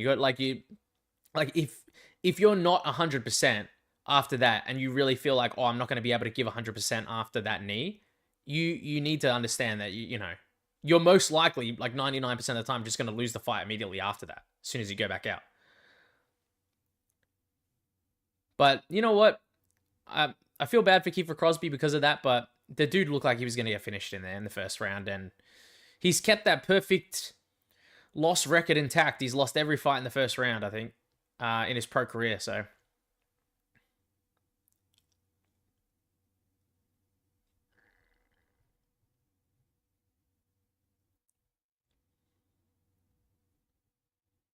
Yeah. Determined to finish it in the first round, he says. I'm just watching the commentary.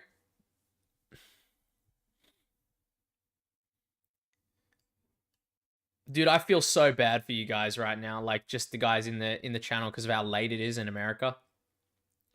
I still can't get over that. It's like, for you guys, this is going to be like a 6 a.m., 5 a.m., 6 a.m. finish card or something.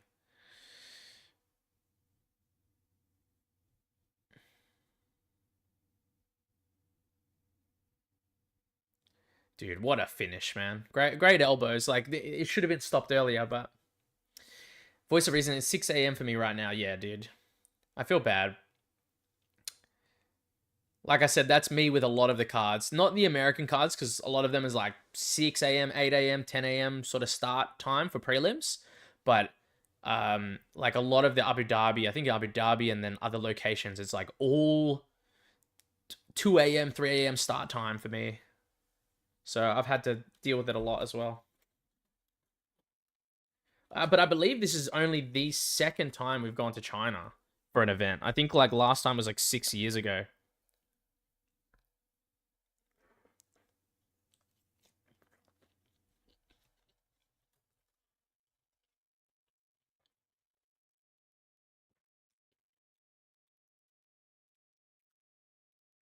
Dude, fantastic finish. Let's go.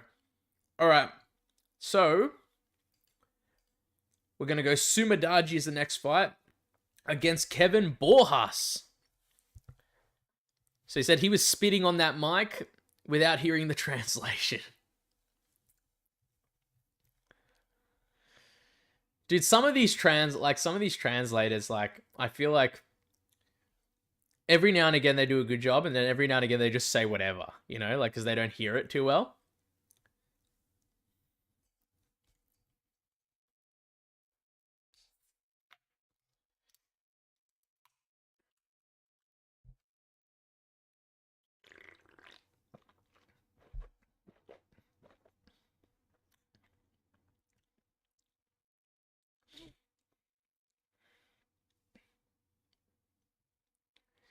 Oh man, I'm keen for this fight. I really hope Kevin Borjas gets the finish here.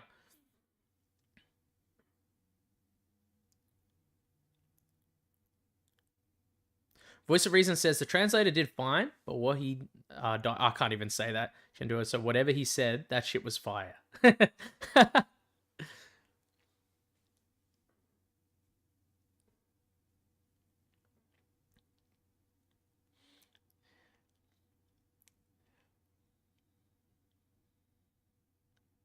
Dude, I would love to be able to speak, like, so many different languages and stuff. I understand a couple, and I'm not too bad like Spanish wise, but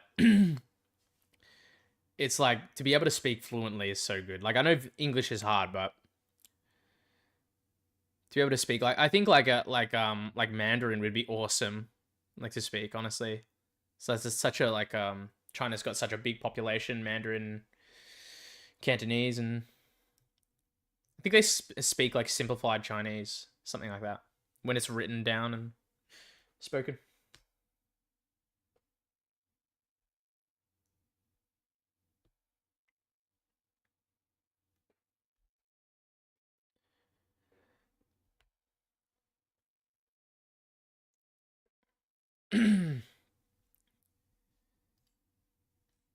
Dude, this is good. All right, so I'll switch the fight over. We've got Sumudaerji and Kevin Borjas here. I think this fight's probably going to start in the next like 5 minutes or so, 5-10 minutes. This card has been sick so far, man. Like, let me have a look. I'm looking at the events, guys, just so I can see like everyone's finishes, but we just had a first round finish from Taiyilake. We got a TKO, right? We got Zhang having a good scrap with Mahashete. We got Charles Johnson getting the upset KO over Linear Kavanagh. Then we got Rongzhu and Austin Hubbard having a pretty good fight, honestly. Like, a pretty good fight in my opinion. Michel Pereira getting KO'd by Carl Daukaus. I don't know how he gets KO'd by Carl Daukaus, but he got KO'd by Carl Daukaus. Yizha getting the KO over Westin Wilson in the first round. Su Young-Yu and Xiao Long having an insane, scrappy finish to their fight, especially. And then Uran Satybaldiev getting the first round finish. Dude, it's been crazy, this card. It's been performing very, very well. I hope, like, this main card lives up to it, especially, like, the Sergei Pavlovich fight. I hope he gets that KO.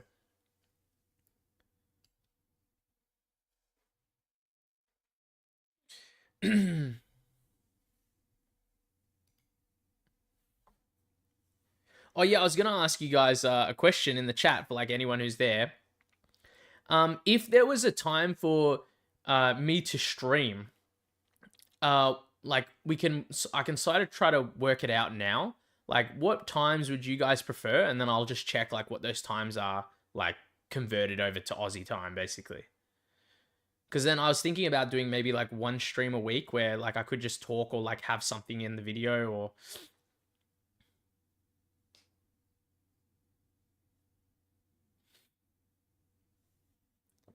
Yeah, so if someone lets me know, then I'll try to see if I can match up that time with, like, probably the majority of guys. Because I think a lot of the people that watch my videos are from America.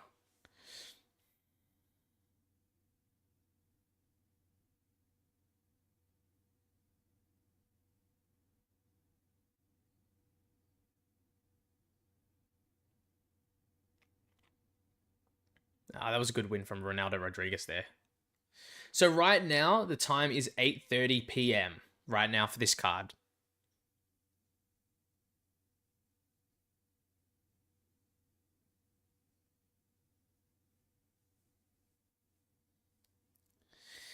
I don't... It's alright. You know, I was saying, like, for Kevin Borjas, I'd, like... It's alright with your nickname, brother. Like, you know... If no one speaks Spanish here, I'm pretty sure his nickname is the Black Cock, you know? For anyone who wanted to know.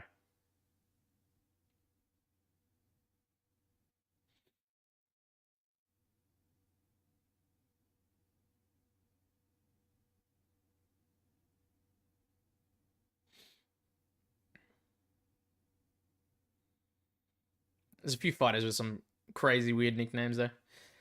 Triple T said 1 p.m. Central or 7 p.m. Central. Okay. Something around those times. 1 p.m. Just going to type that in. So I'll make some notes of it. 14 hours ahead. Yeah.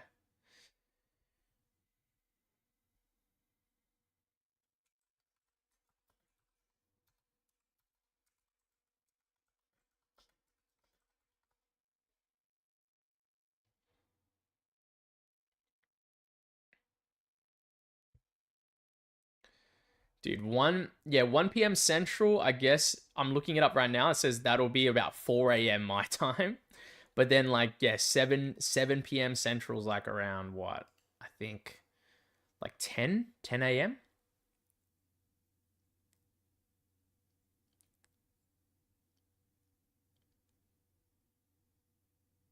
So maybe on like a free day off or something, I could do like a midday one or like an early one in the morning. It'll be like noon Eastern, I think. Yeah, maybe a later stream for me, like a super late one. Dude, I'll stay up. It's fine. Yeah. I can see Voice of Reason's message that says I don't know how late you stay up, but I'll do it. If I was doing a stream and people were enjoying it or something, I'd stay up. It's fine.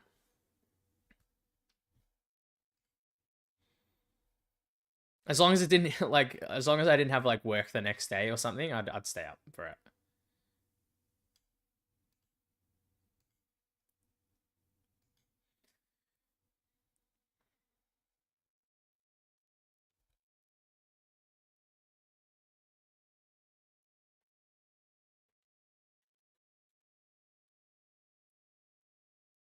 All right, this fight's getting ready to start, guys. Sumudaerji just having his water, I guess.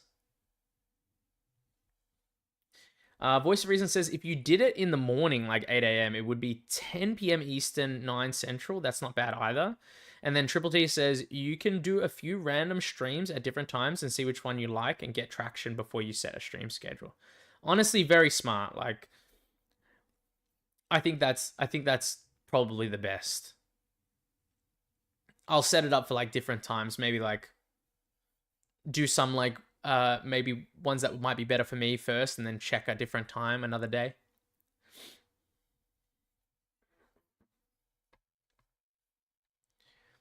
I would really love to do like some pretty interesting streams, like maybe like I was thinking about like I remember watching I used to watch like a Lucas Tracy video a while ago, and he would do like awards for fighters or awards for fights at the end of the year. And I thought that was a fantastic idea. I would love to do a stream like that as well. Like giving my own like fight of the year award if I didn't agree with like ESPN's fight of the year, you know? Okay, 4 a.m., 7 a.m., 10 a.m., and 1 p.m. Yeah. I'll definitely, I'm going to write all those down, actually.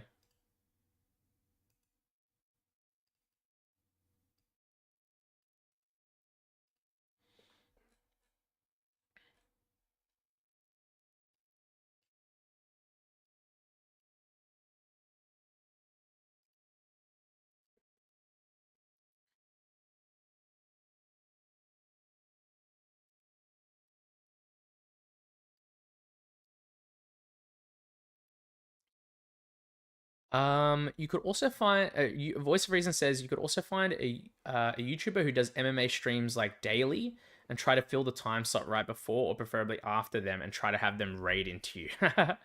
That would be cool, I guess, you know, and a way for you to gain traction. That'd be pretty cool, actually. Yeah. I think there's quite a few big streamers. I think like MMA Guru is a big streamer, isn't he? For live fight companions. All right, guys, the fight's starting now. Apologies. This fight clock is gonna get started here. They're about to click it away. Dude, this is gonna be such a good fight. I have a good feeling about this one. All right, I've started the clock. It's going. We're about give or take like 1 second or 2 seconds off. Sumudaerji's trying to stay at range with these kicks. I do like that idea, though, Voice of Reason. I like that, actually. Maybe I'll put some research into that as well. It's good. Good sidekick.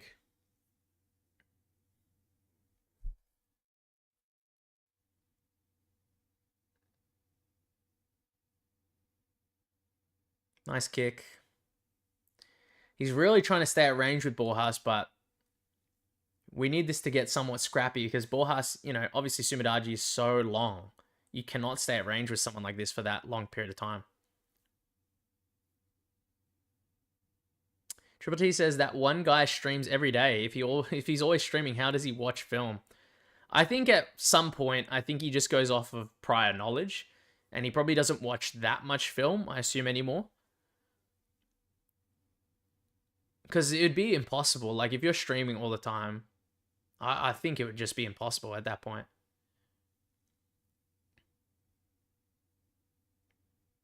Plus, I don't think those guys put, like, crazy amount of time into thinking about bets or anything like that, or, like, just different fights and stuff. It's more just prior knowledge. Yeah, Kevin Borjas is having a bit of issue trying to get into range here to try to engage him. Because Sumudaerji's quite, like, even though he's quite a lankier dude and taller and rangier, he does hit relatively hard.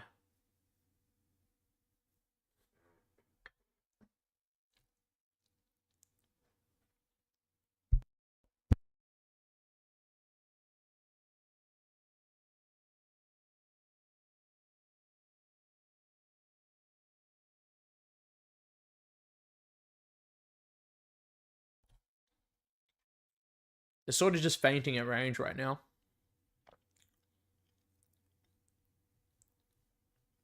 All right, he just had a timeout there for a quick second, plus a couple of seconds on the clock. I think it was just to show him about the eye pokes potentially, but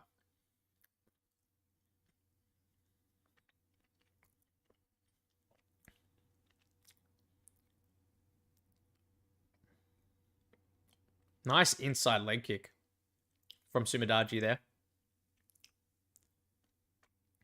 Great right hand over the top from Kevin Borjas. Oh, man. Sumudaerji cracked him out of the southpaw stance with a big left hand, actually. Kevin Borjas going in for the takedown. All right, he's clinching against the fence here. He's trying to get his hands locked, but I don't think he will. He's switching to the single.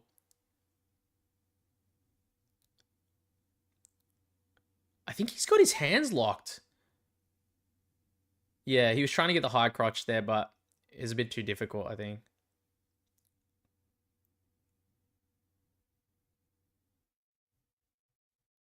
Voice of reason, Borjas looking like patchy mix out there.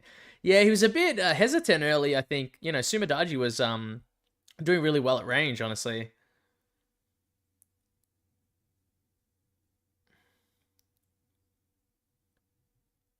But Kevin Borjas is doing well right now, clinching him against the fence. I think they're going to try to make him work a little bit more, though.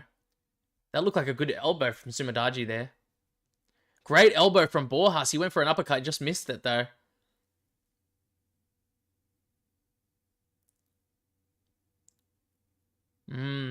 They're starting to land a few more shots each now, towards the end of the round. Kevin Borjas misses a right hand. He's trying to back him up, though.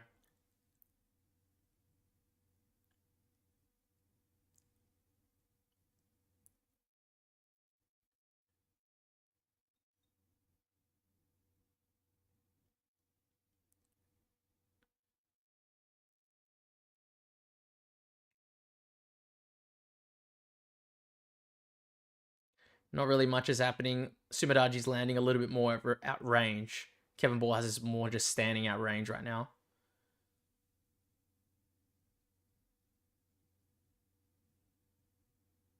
Nice side kick to the body. Nice spinning back heel. Jeez, to the head. He's landing 3. Yeah, okay. That's Sumudaerji's round, I think. 1 round down, I believe.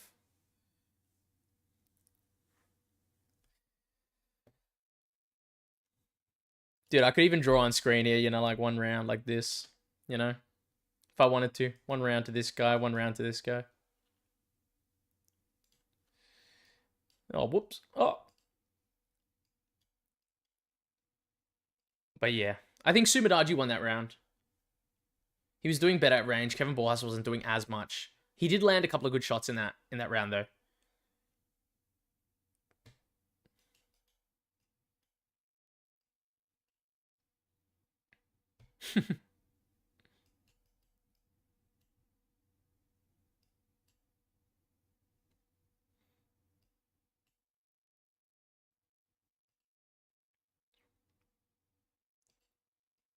Don't mind me, guys. We're just having fun.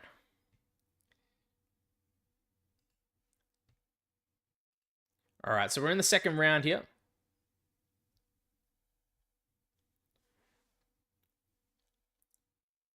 Yeah, I think he won that round for sure. Voice of reason. I was pretty confident. All right, fight clock is starting now. I might be behind by like 5 seconds. I'll minus it to the time. 42, 41, 40. Yep, we got it. He's telling him again about those closing his fingers.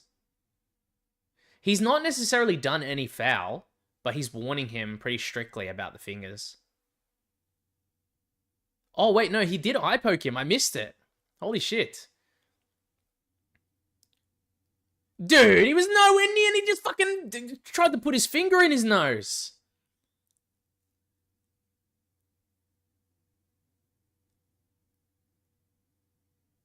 Dude, what the hell? He's trying to pick his nose for him at range, man. I've never seen that in my life.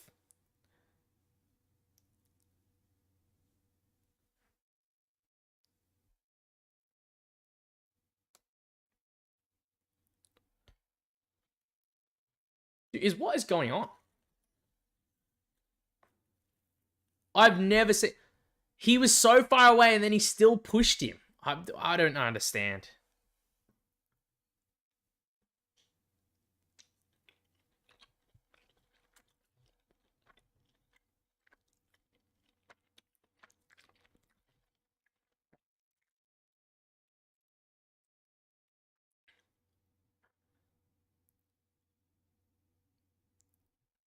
Jesus, take your time, but you need to open that eye, Kevin Borjas. Because they stop fights up in this shit. Voice of Reason says, right up the nose. Is crazy, bro. Right up the nose. They went fucking for it. Dude, he went for it at range to keep the distance straight up the nose. For the picking nose combo right there. I don't know what he's doing, though.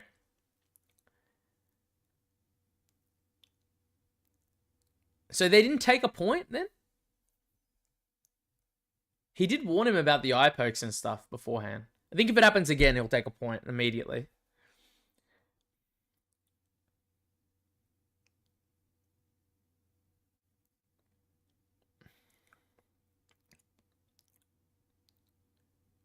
These are good kicks from Sumudaerji. It's making it really difficult for Kevin Borjas to get inside.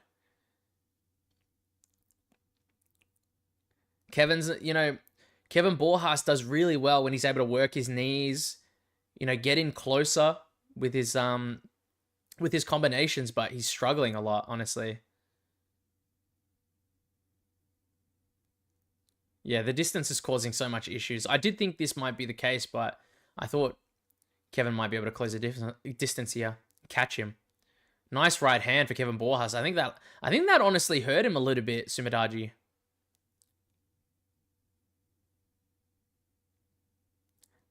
Triple T says I tailed Borjas as well. Yeah, no, I understand it, dude. I've got Borjas too. I do think he can still win this fight. My timer is whack. Give me a second. I saw that comment. There we go.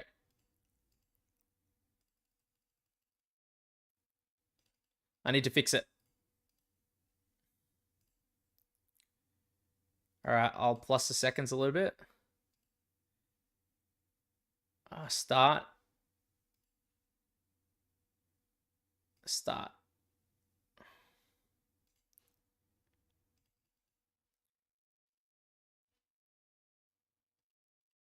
Timer should be better now.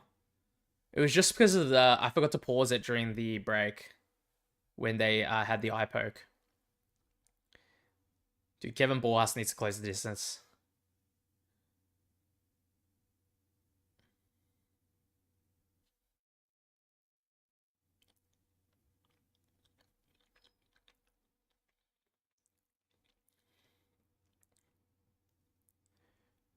Dude, whenever Kevin Borjas actually throws a counter, he's doing really well. But it's just a little 2 and 5 in between. He's clinching up. He's trying to grapple with Sumudaerji here. But this isn't his specialty.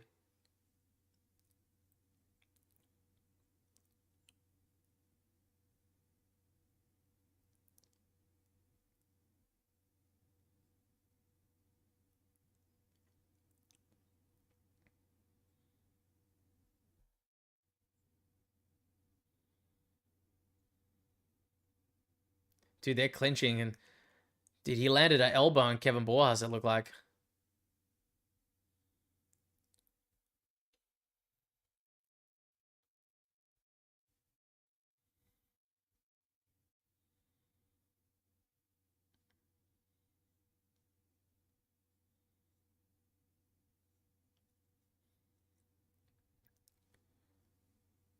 Sumudaerji's keeping a really good range with these kicks, man. It's really hard for Kevin to get inside. Nice jab from Sumudaerji. Yeah, this southpaw stance is causing issues for him.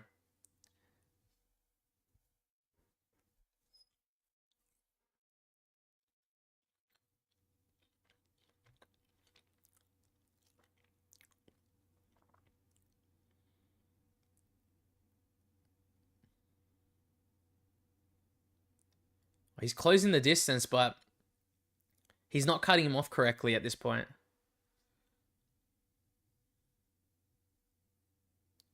Oh, spinning back fist for Sumudaerji. I think it did land, but...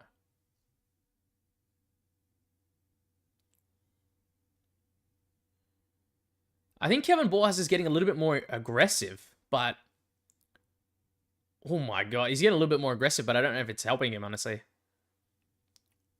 Triple T says, what's the score here? I'll be honest, it's probably arguably 2 rounds to Sumudaerji at this point.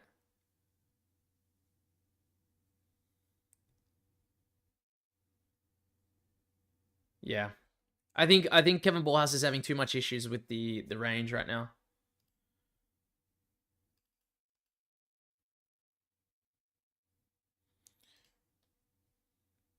Wait, I don't mean to plus total rounds. I meant to plus the round. There we go.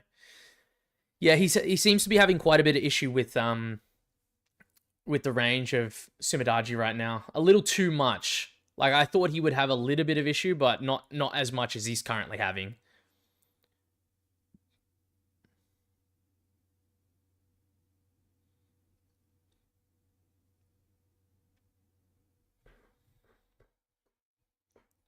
I like what they're saying in the corner about going in there and trying to break him and stuff, but...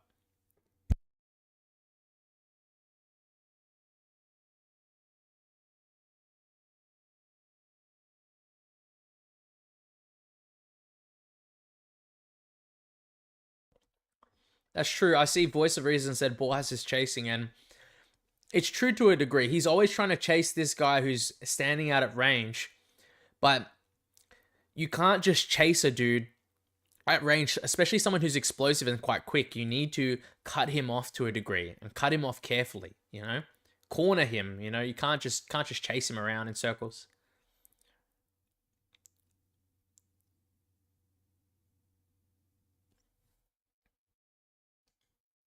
Nice right hand from Kevin Borjas. Nice kicks exchange from both fighters. Geez, good jab from Sumudaerji.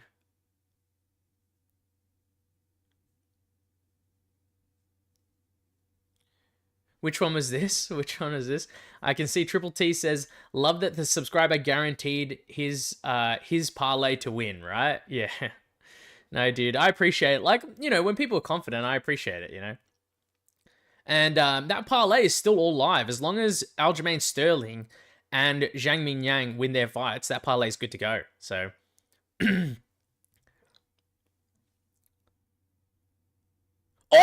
Oh, dude, I thought Kevin Borjas dropped him for a second. Did it not look like he dropped him right there? Oh my god, I almost lost my mind right there real quick. Okay. Jeez, nice high kick from Sumudaerji. We need Kevin Borjas to put the pace on, though. If we want him to get some sort of round here, but... he's arguably down these two first rounds.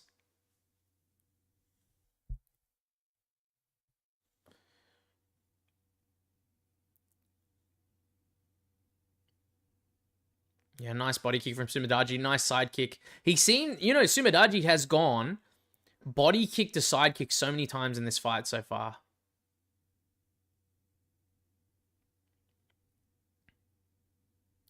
Dude, that's a nice single leg from Borjas, but he got flipped over. Just out-muscled, honestly, in that position.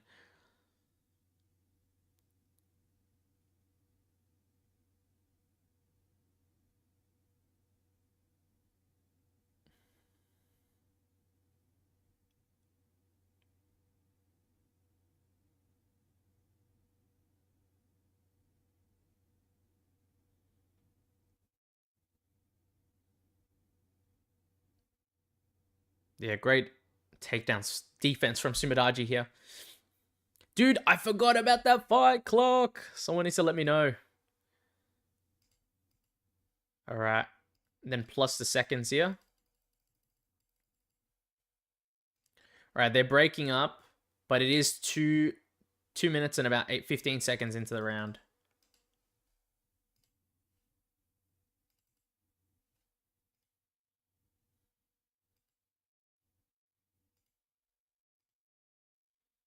All right, we're perfectly timed right here. 2 minutes 02, 2 minutes 01, 2 minutes.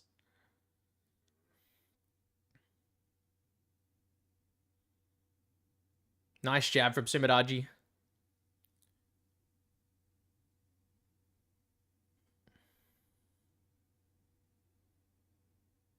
$144.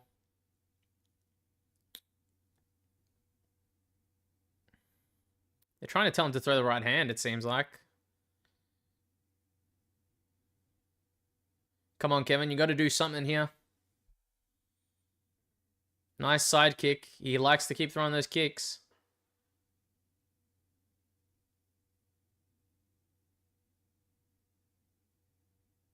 Man, Sumudaerji looks good in this fight.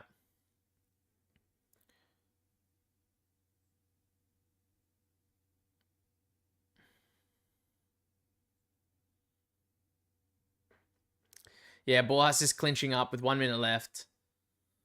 This is not looking good for him, I'll be honest.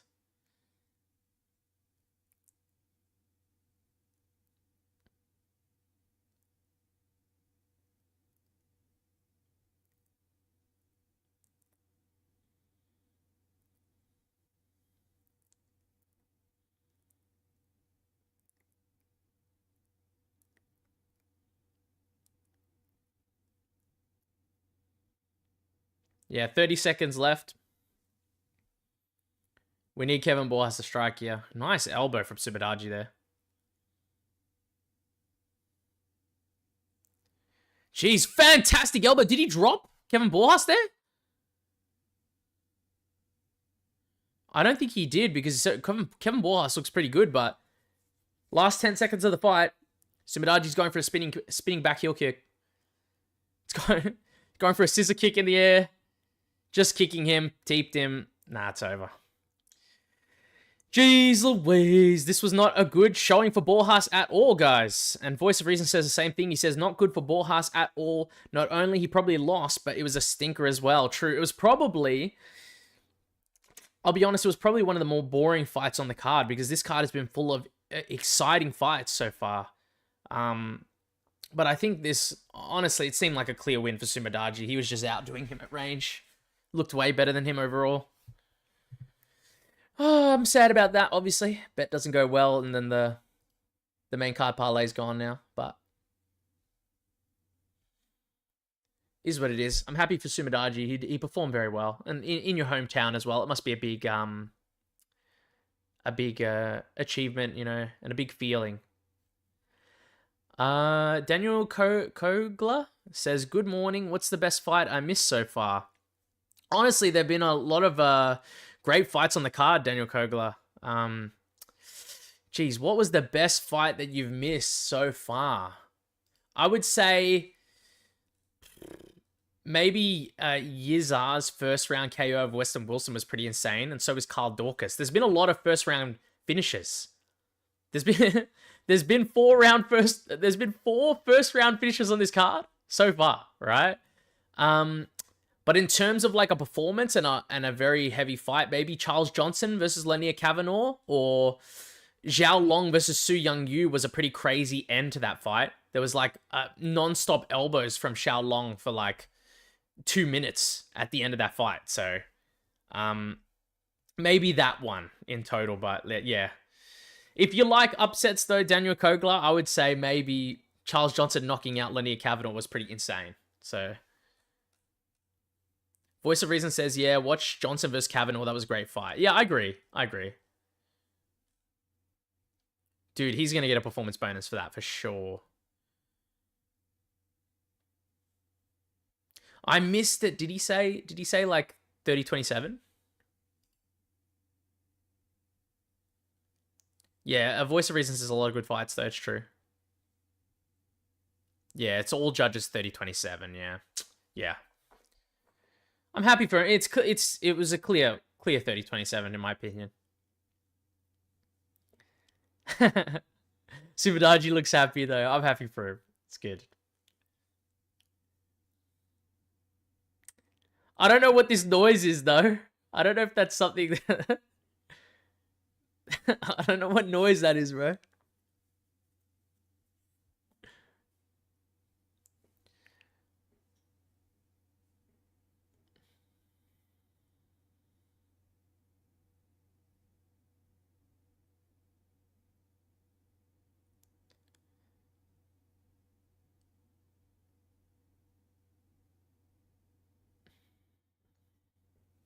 This is cool. He's just talking about his win here, but Voice of Reason says, who got, Pavlovich or Salsa Boy? I did pick Pavlovich over Waldo Cortes-Acosta, but I have picked Waldo Cortes-Acosta to win, I think, a few of his fights, or a couple of his fights at least. I picked him to win, I think he was an underdog against Sergei Spivak. So it's not like I'm underestimating him, but he was hittable in that fight with Sergei Spivak, and Sergei Spivak is not really a striker. And he rocked him bad in the third round of that fight. So I am worried for him against someone like Sergei Pavlovich. So I did pick Pavlovich, and I said maybe second round KO, I think, if they start to scrap. But, you know, Waldo Cortes-Acosta, he's not the worst heavyweight on the roster. There's way worse heavyweights on the roster. And his speed and his ability to stay on his feet and try to, like, dance around at range might cause a little bit of issues for Sergei Pavlovich, but I do still think he gets the finish.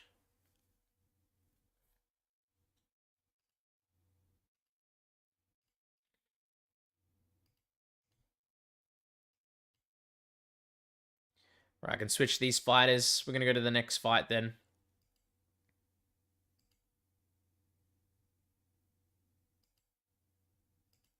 Wait, is that right? Pavlovich, and then the next one? Yes, that's right. Sweet. Voice of Reason says, I thought Spivak could have won that, to be honest, but I never watched it back, so I could be wrong. Honestly, you're not... I don't think you're entirely wrong, because Spivak did pretty good on the feet overall. So there's a chance that he could have won. The fight was actually relatively close, but I think, I can't remember live if I edged it to Waldo Cortes-Acosta. I thought, like, he might be able to get the... I thought he was going to get the KO in the first place, but I thought he might have got the victory there, but it was a close fight. Like, you wouldn't be wrong if you said Spivak won. I wouldn't argue with you, bro, if you did say that. All right, Daniel Kogler says, I saw WCA fight live at Prudential. You could hear his bombs from the rafters. Dude. He's a powerful dude. Like, at the end of the day, he's a powerful dude, and he can knock out Sergei Pavlovich 100% in this fight, you know? All heavyweights at the end are like, they hit hard, you know? Dude, Sergei was on such a run. Look at all these highlights. I know you guys obviously can't see the UFC stream that I'm watching, but you're watching your own stream, but all of Sergei's highlights of him knocking out people was pretty crazy.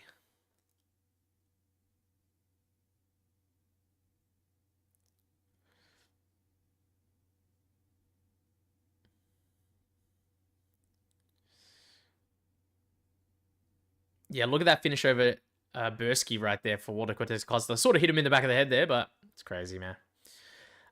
Hopefully it's not too late for you, Daniel Kogler, where you are. A few of the boys here in the chat are like, it's like 3, 4 a.m., 5 a.m. now.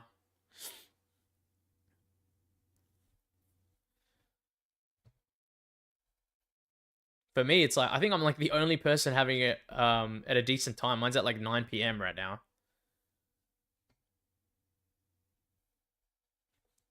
Early morning here, 7 a.m. Eastern, says Daniel Kogler. Okay, that's not too bad. Drinking coffee, yeah. Appreciate you jumping in though. Like, this is my first stream, so if you haven't been here before, you know, I appreciate your time, you know, just jumping past. I'm gonna try to stream these cards every now and again, but I'll try to get a webcam. I don't own one right now, so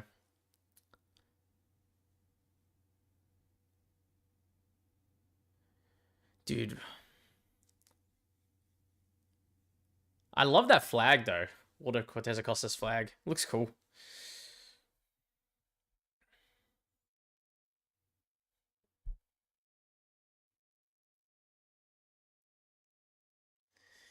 Dude, who's the person that beat Waldo Cortes-Acosta? It was Rogerio de Lima, was it? Like beat Waldo?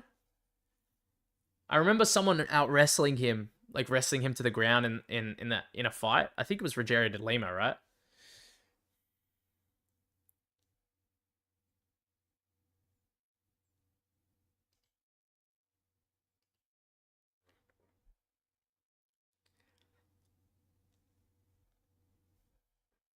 We'll see how he can do in this fight though.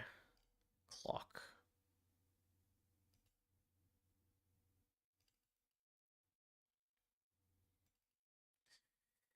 Ooh, I'm nervous to this one, guys. I'll be honest. Like, this was the only fight that I didn't put a bet on outright on this whole card. I think I had like a small bet or like at least one bet on each fight on this card except for this one. But honestly, this one I wouldn't have minded even like an under 1.5 round. I really do think it's going to finish early.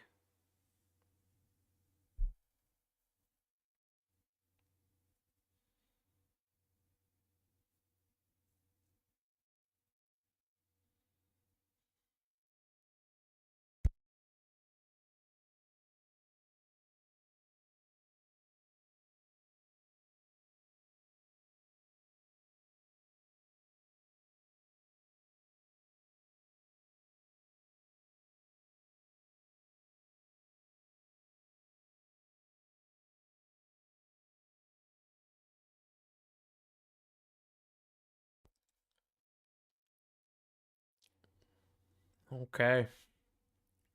Man, Sergei looks big, man.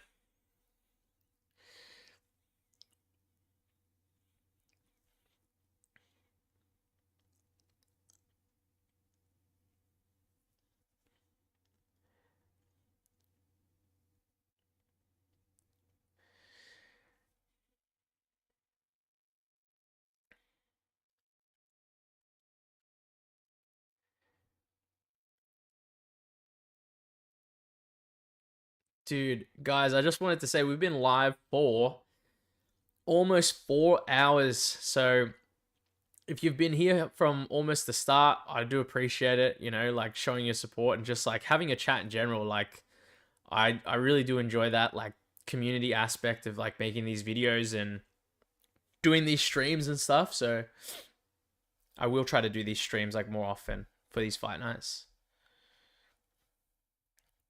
Man, I'm nervous for this one.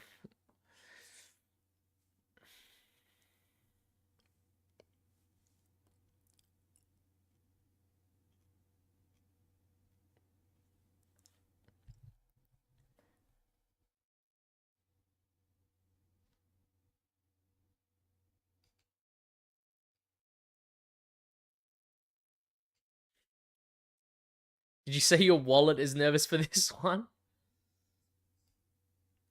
I see. That was from Daniel Kogler. I'm guessing you got a bet on this. Who you picking, Daniel Kogler? I've picked Sergei Pavlovich, but Waldo Cortes-Acosta is not the worst underdog to pick.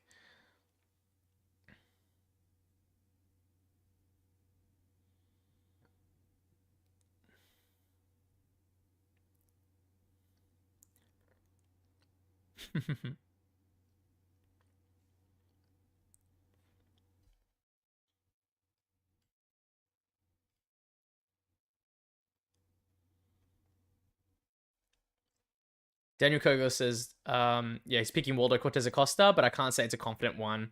And then Triple T has the over on 1.5 rounds. Ooh. I wish you the best on that one. I don't know if he goes over, though. Daniel Kogler says, not in my confident picks category for sure. Yeah, nah. Dude, look at my confident picks, bro. Michel Pereira, bro. First round. Got finished. I couldn't believe that still. All right, it's starting, guys. I'll press the start clock here. All right, it should be perfectly timed. All right, 45, 44, 43. I mean, 53, 51. What am I even saying? Dude, I'm nervous. And then Voice of Reason says, over maybe not that bad if he doesn't come out that aggressive. It's true, honestly. I don't think it's a terrible bet, but I'm just nervous. I just really feel like something's going to happen in the first round. All right, Sergei's doing good. Like, I did like the idea of Sergei coming out, slowing down, maybe doing some leg kicks. And he did his grappling in his fight with Rosenstrike. But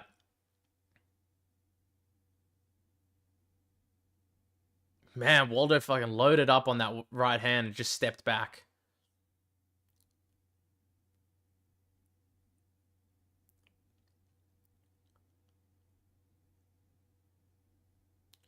Sergei's just stalking him right now, guys. He's stalking him down. He's trying to corner him.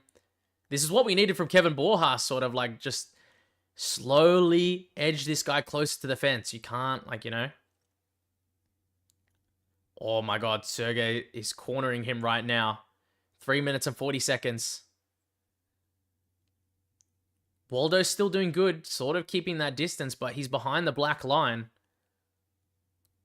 Oh, it looked like they headbutted for a second, but then Sergei landed a right hand.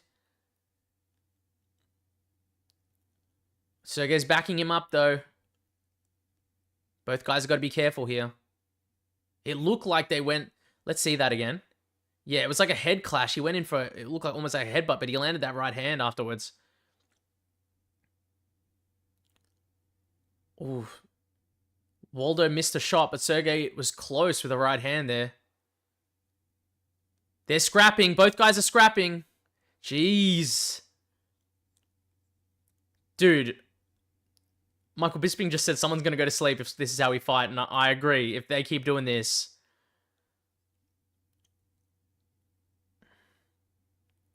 I do like how careful Sergei's being, though. I feel like he's more defensively sound than Waldo right now. Good jab from Sergei.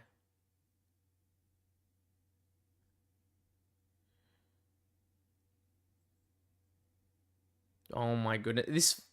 It seems close right now. Waldo's just trying to jab at range, but... Oh, dude. They both landed some big shots. They're both scrapping. Whenever they get into range, they end up just scrapping, dude. This is dangerous. 2 minutes 9, 2 minutes 8, 2 minutes 7. That's the time on the clock right now for me.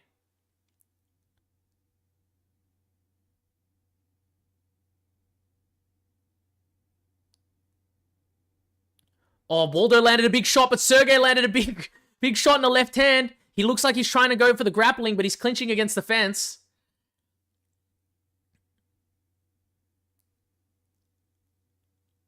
Okay. They've gone back at range again. Pavlovich in the center of the octagon, though.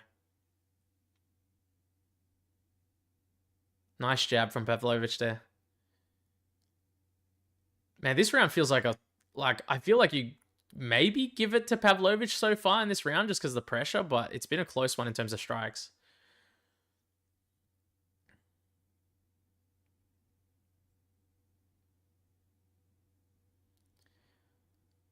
Oh my god, all right.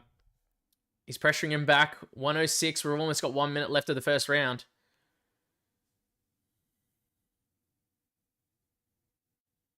Waldo misses a jab. I think he gets parried by Sergei. Daniel Kogler over looks tasty. Yeah, right now it does. 50 seconds left in the first round.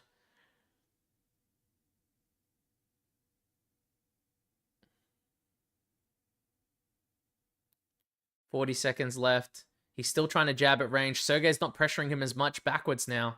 He's staying in the center. Yeah, I thought so as well. I thought they were pretty close, the striking numbers. Ooh, Sergei tries to get an uppercut on the back foot, but it looked like it didn't connect, but it looked like he got clipped by Waldo a little bit there. 15 seconds left, guys, in the round. Okay. Waldo tries to go for a kick, rear leg snap kick to the body, but 4 seconds left. 3. All right, we got out of the first round. So good job to Triple T, who's got the over bet. It could happen, guys. I really didn't think he could even get out of the first with the way they were scrapping there. Daniel Kogler says, Sergei 10-9. Sadly, yeah, I think he won the first. But it wouldn't shock me if a judge gave it to Waldo because the round was relatively close. But I would personally give it to Sergei one round. See, for you guys to know, like I said before, could even do this. One round Sergei, see, on the screen. And then we hopefully win this fight.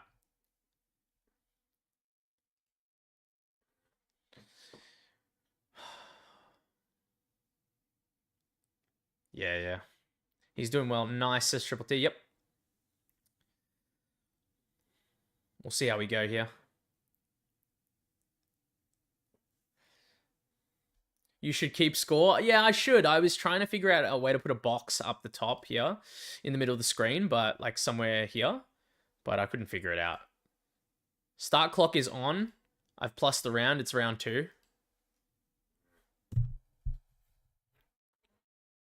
The line is enough. Appreciate it, man.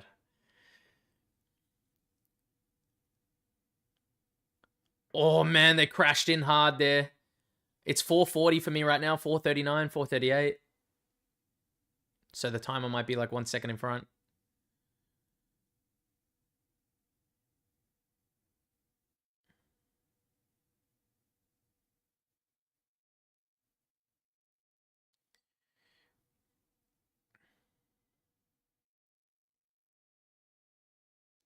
Voice of Reason says, honestly, Kogler's Waldo Cortes-Acosta bet might start outworking, because he might start outworking him in these last 2 rounds and they stand around super low action. It's true. Because Waldo can be pretty good if he's just jabbing at range. I just think he might get tired even in the 3rd round, because he looked really poor with Sergei Spivak.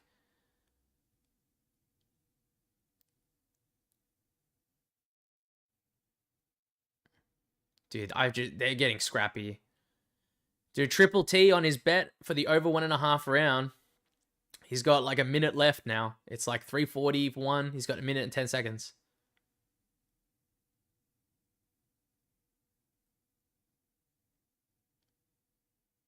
Oh my God.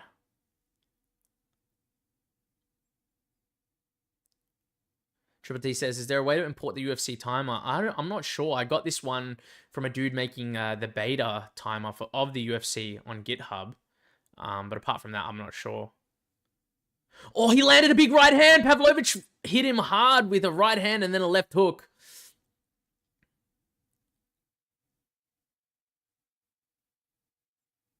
That was probably the biggest punch of the fight so far.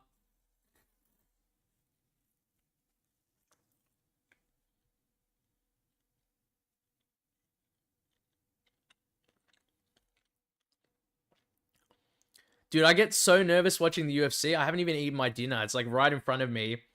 It's 9:11 p.m. right now and I've not eaten anything. All right, 2:34, 2:33. All right, good job, Triple T. You cashed your over 1.5 round. Daniel Kogler says, what a fun fight to wake up to. It's not been bad, honestly, but we're hoping for a cheeky finish from at least one of these boys, honestly.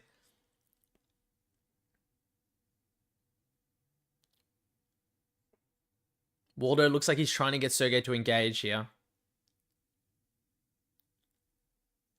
Super says, I didn't think this fight would get out of the first. I also agree. I didn't think it would get out of the first round. I thought it might go second, but I thought like they would have scrapped hard by now. Leg 1 complete. Zhang money line is the other leg for Triple T. Sergei lands a big right hand. He lands a big jab as well.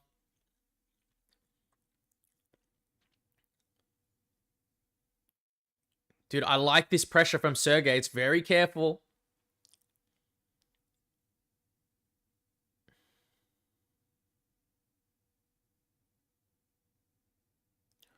Oh, Sergei looked like he landed a big counter right hand, but dude, these boys are eating these fucking shots, man. Holy shit, dude.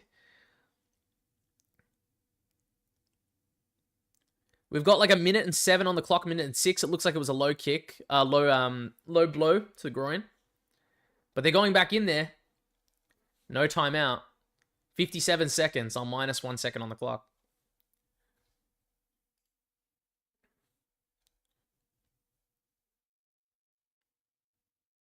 And did they just say that Waldo Cortes-Acosta has 10 kids?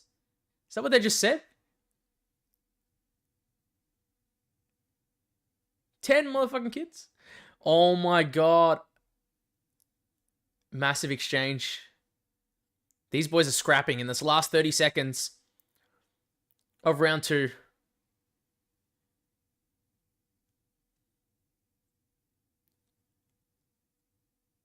Oh, massive right hand from Waldo Cortes-Acosta, but good left hand from Pavlovich. It looked like it stumbled him a little bit there. He backed him up to the fence.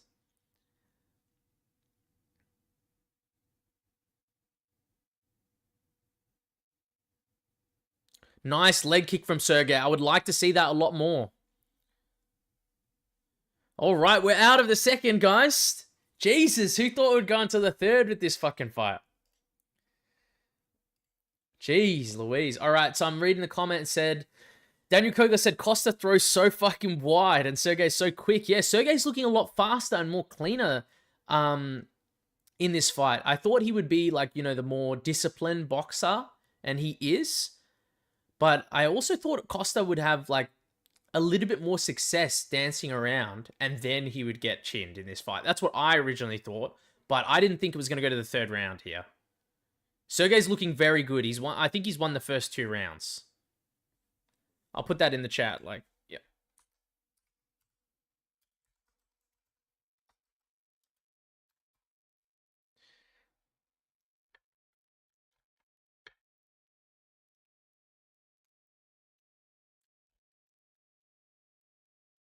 I think that's correct, but I'm unsure.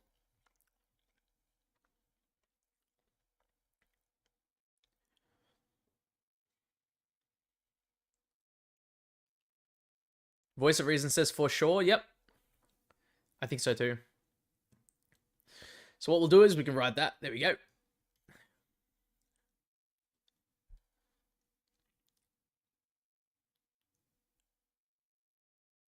Dude, with heavyweights, anything can fucking happen, guys. Look at Sergei's calf on the left calf. It's bloody red.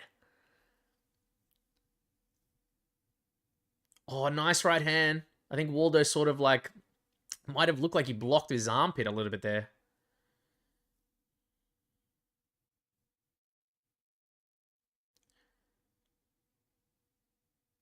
I'm not going to lie. I think Waldo looks like he's slowing down a little bit.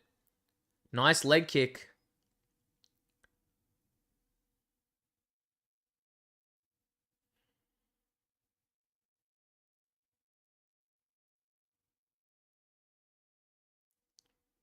Sorry, guys, the timer. Someone should have let me know.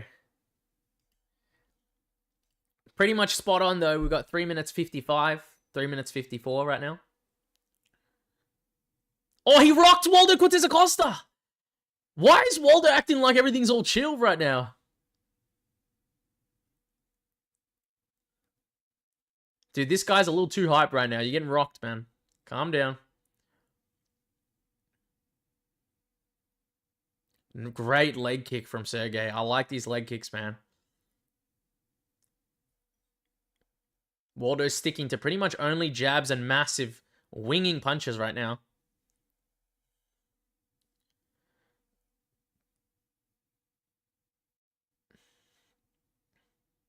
Great leg kick. That looked like it hurt Waldo a little bit. Nice leg kick of his own. He's trying to say it was an eye poke.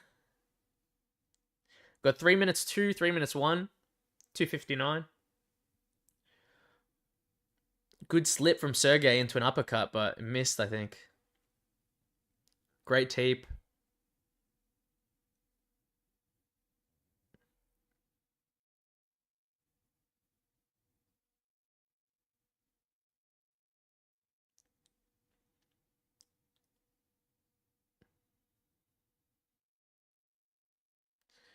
We've got 2 minutes and 30, guys.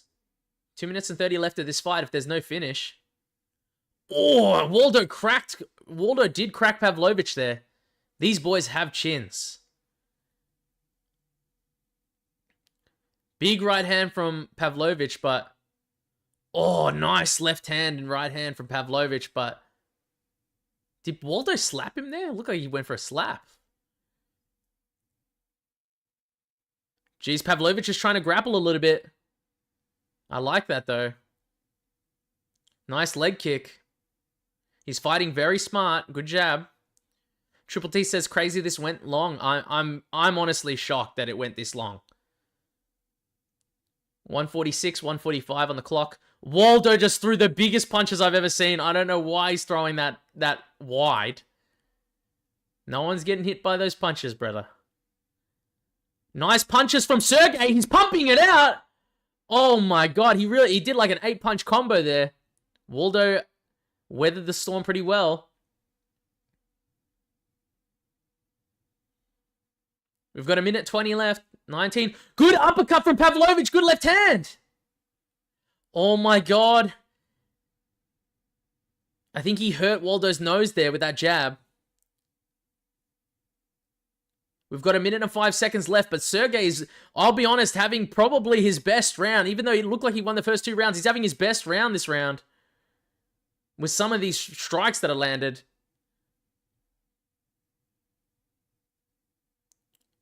Pavlovich is good. He clinched up here. Minute and 48. 48 seconds. Spinning back fist from Pavlovich? What are we watching here, man? This is the most I've ever seen Pavlovich throw in terms of volume, and I think that's what they're saying right now. He's hunting for the knockout a little bit, but 30 seconds left. He's pretty much secured a win if he doesn't go for the knockout.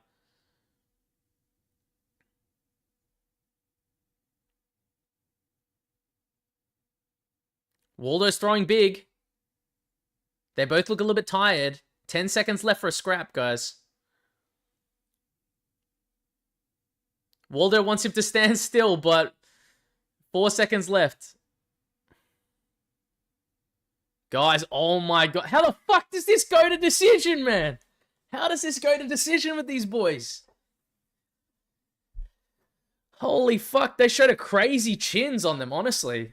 And then Daniel Kogler says, what a fun fight. Should have slammed the over with Triple T. Yeah, dude. I do think, like, the over ended up being a fantastic bet, honestly. It is parlayed, I believe, with Zhang Mingyang, I think he said, moneyline. Holy fuck. I think Sergei won every round. I wouldn't put my hands up, Waldo. I don't know about that, but... He's putting his hands up. He's walking around the cage, but I wouldn't put my hands up for that.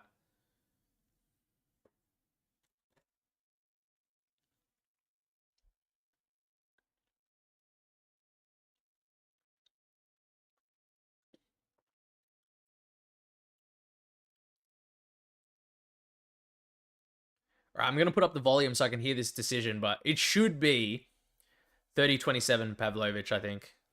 Yeah, I think it's a good win for Sergei as well, voice of reason.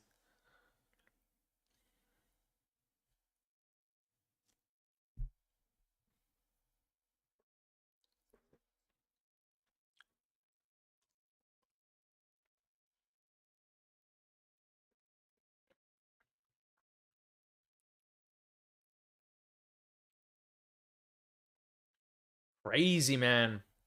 So, if you can see on the screen, guys, I've given Pavlovich 3 rounds, in my opinion.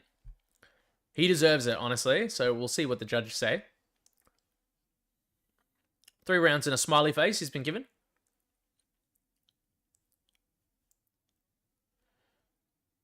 Yeah. It's got to be Sergei. 30-27 and then 2-20. Yeah. All right. 29-28, 2 rounds from the judges. I wonder,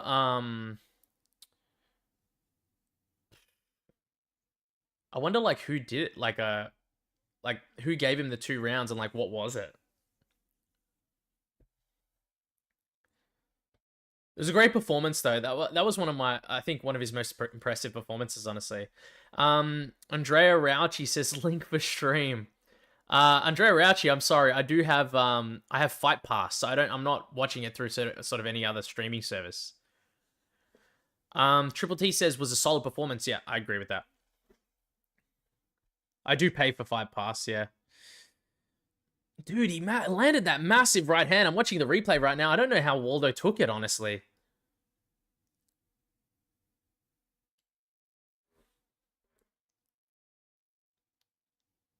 Yeah, both can take punches, Triple T. I can see that. Waldo can take a punch, yeah. I agree.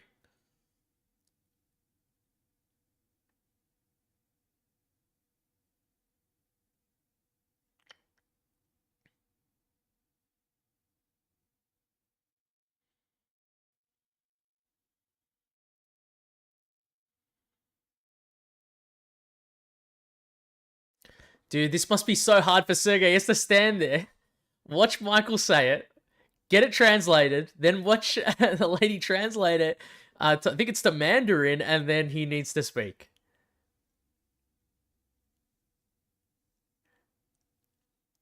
That's ridiculous, Faye. He's saying thank you, I guess.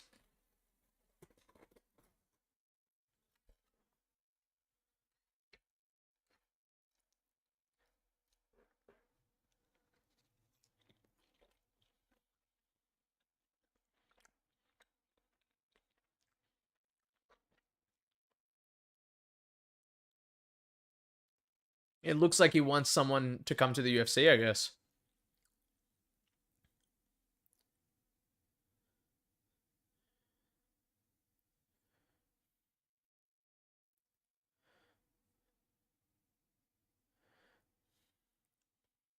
Dude, that's nice of them. I honestly do appreciate it. Like, I think Lerone Murphy used that chance to hype up a friend of his. I can't remember. I think, was it Lerone Murphy? But I do appreciate that. Yeah, we love Zhang Wei Li. Dude, she's on screen right now. I feel bad because you you guys obviously can't see what I'm seeing at the same time. I think there's like slight delay, but just know that's like I'm reacting to stuff on the screen. All right, we gave 3 rounds to Sergei, but they did 29-28 him on 2 of the judges' scorecards, but I don't know if I would have given Waldo any of those rounds, really. All right, so we can delete these right here. The smiley face and everything. All right. Whew, this bet is dead. The top bet, Lonia Kavanagh plus Aljamain Sterling, of course. But then we do have the bet on Zhang plus Aljo plus Long versus you over 2.5 rounds. So if Aljo wins and then Zhang wins, both favorites, we should have this one. Man, just seeing Ortega here on the replay just pisses me off, man. Like, I can't believe this guy missed weight for this fight.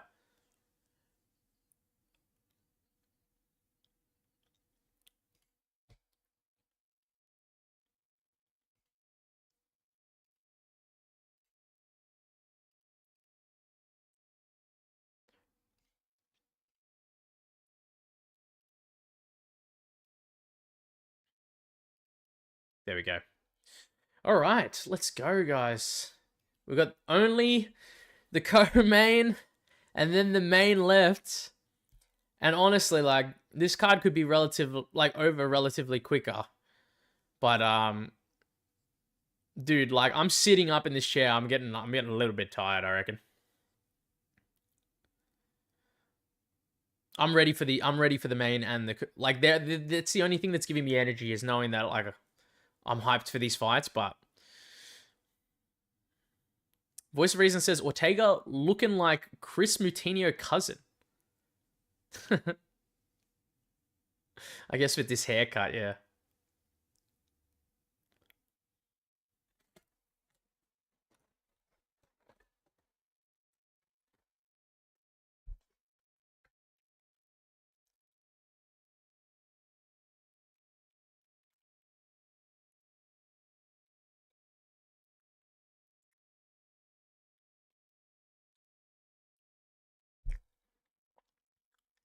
This is going to be a pretty interesting fight between Ortega and Aljamain, but I think the main thought I have for this fight that's coming up is probably that Aljamain Sterling is going to have that large wrestling advantage.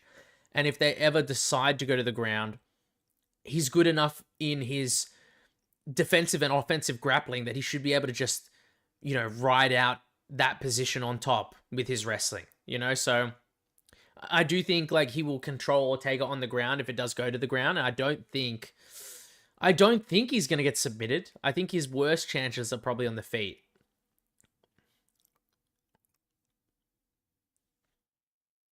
I wonder what you guys think, of course, if you guys have any opinions on that fight.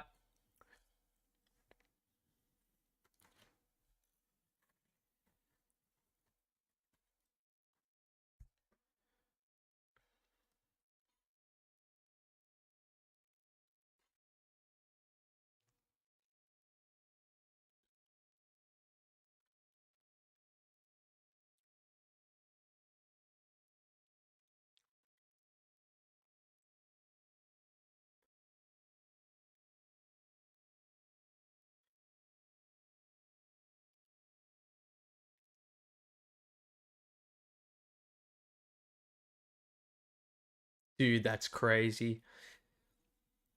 They're just showing highlights of Ortega getting close with Volkanovski on the guillotine.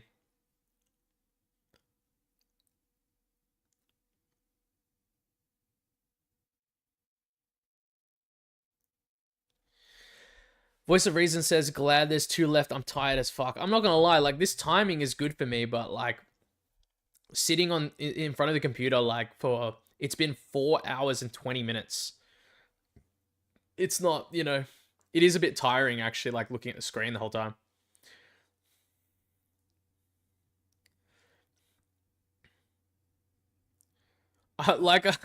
I will say again, yeah, I don't know if I've said it a lot of times, but appreciate everyone for joining in. Like, I know there's quite a few people like watching this card like so early and everything. So yeah, I can't say it enough. Like, honestly, I didn't expect people to be here in general, let alone like a few of you guys plus for quite a long period of time. So I appreciate it.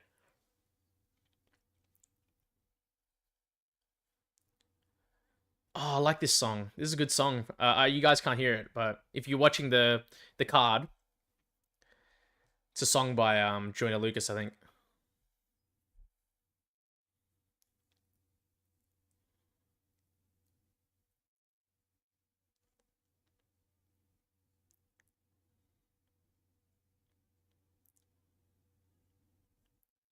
Whoa, Daniel Kogler, thank you for the stream, dude. I appreciate it a lot, man. Jeez, $5 from Daniel Kogler, dude. Like, I don't, dude, I appreciate it like a bunch. Like, I've said it a few times. I don't make any money from like doing my videos or anything. In fact, I sort of lose money a little bit because I actually pay for like what's it called, CapCut and stuff, just so I can do all the editing for the videos. Um, so like, I appreciate it a lot, dude. Like anything like that does end up going a long way. It goes right back into the channel, so. I appreciate you sticking around, and in general, you don't have to donate. I'm happy to like read out the messages and stuff like that. So I appreciate it though.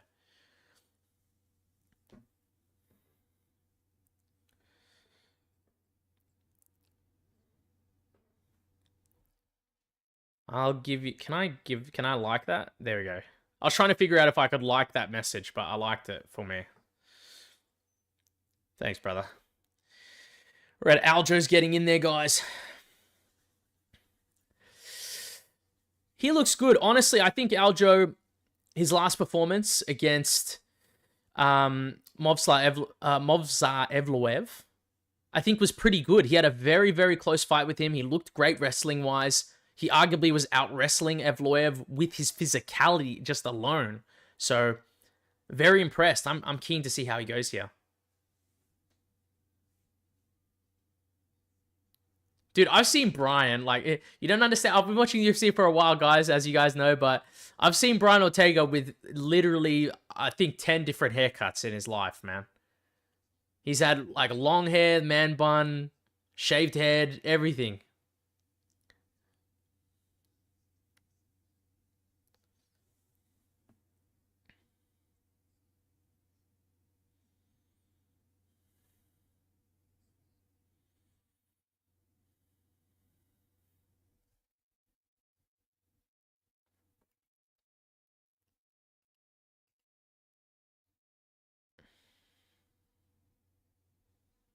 Yeah, if you guys are seeing that donation, by the way, from Daniel Kogler or anything, just give him some love if you want. Like the comment, just say whenever they're in the chat, say hi and stuff.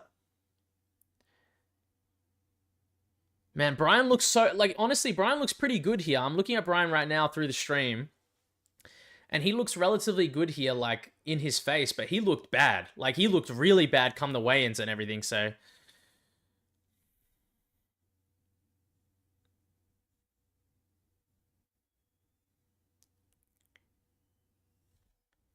This will be good. I'm keen for this. I'm keen for this fight.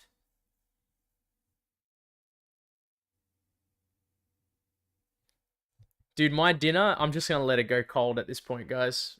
And then I've only been like having like, I think I had like 2 bites. I just can't stop watching the screen.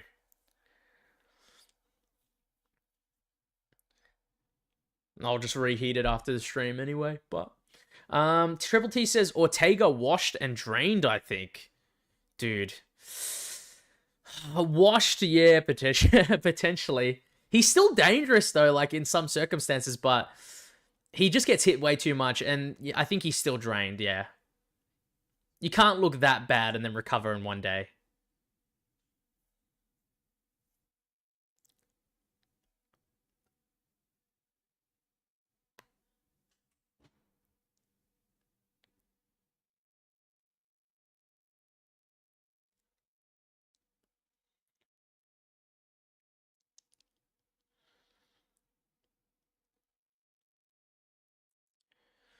All right, guys, we're ready to go. We've got Aljo here on the screen. Fights should be starting in the next minute. Voice of Reason says, bring back Marlon Moraes, dude. Bring back Marlon Moraes? I don't know about that, man. I think I watched Marlon Moraes get KO'd like 7 times in a row, bro.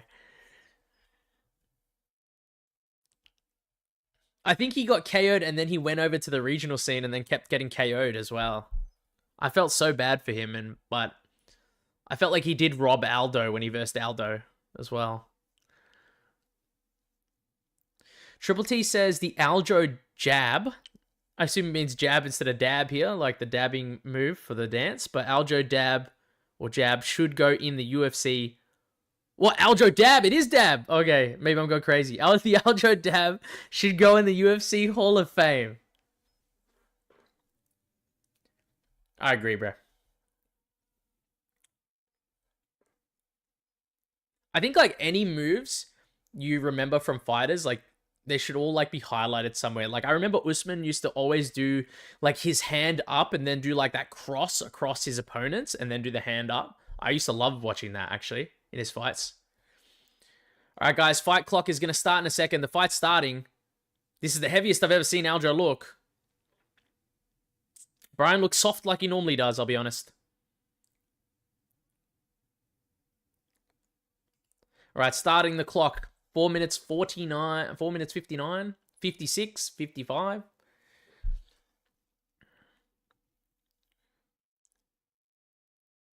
Okay.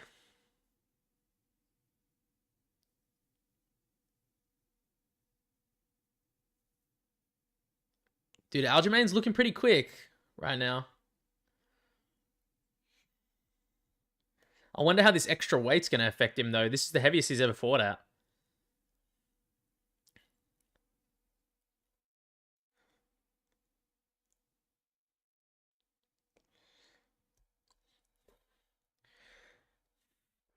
Ortega's hanging around on the outside right now. Nothing much is really happening.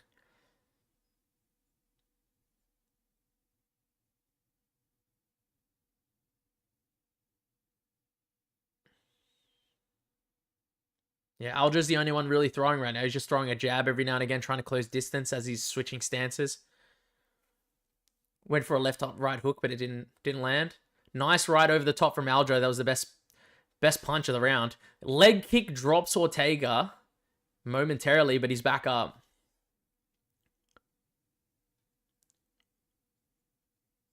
Oh, massive right hand for Aljo, man. Jesus.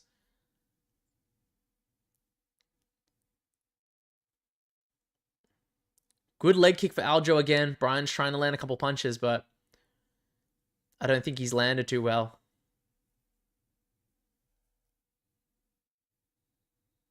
Nice right hand for Aljo as he switches stances. Dude, Aljo is swinging, man. Like, he's swinging hard. Nice side kick to the knee for Aljo. Nice right hand over the top for Aljo, but Brian looked like he landed a right hand of his own there. But yeah, Brian's struggling a little bit with the range. Nice jab for Aljo. Nice jab again. Yeah, he's looking pretty good on the feet, actually, right now. Brian's looking pretty hesitant. I think normally people who've been fighting Brian have just been fucking all in on the feet, so he's looking so hesitant right now.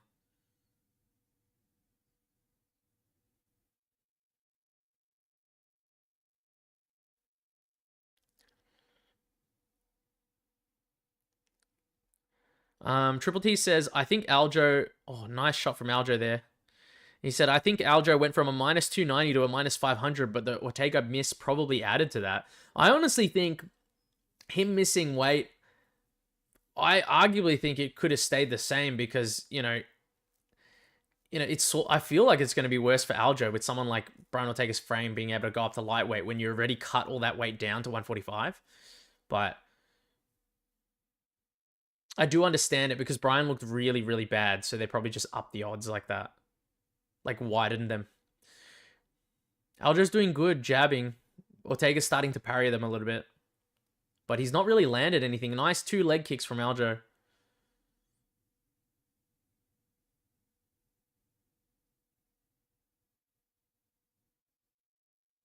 Yeah, nothing much. Good jab from Aljo. Nothing really much from Brian Ortega right now. He's been pretty chill on the outside.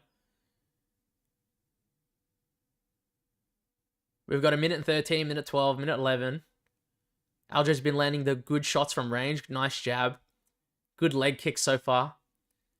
And he's been swinging a little bit harder than I would have expected him to, honestly. He landed some big shots, big right hands this fight so far.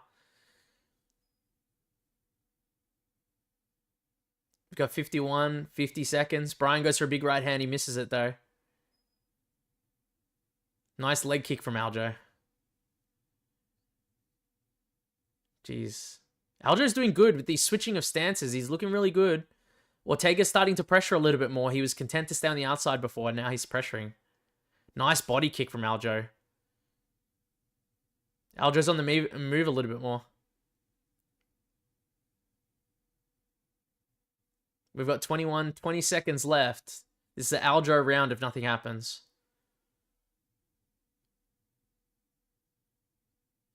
I keep hearing from Brian's call they keep calling for the right hand in Spanish, so. Jeez, nice right and then left from Aljo.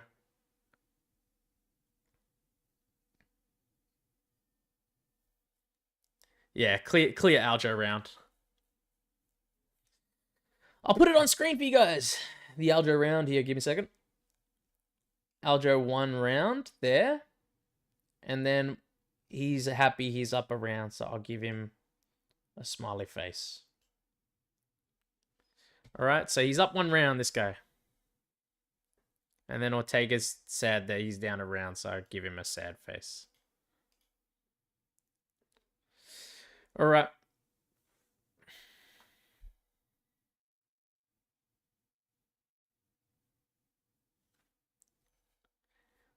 Ortega's getting outdone on the feet, honestly, though.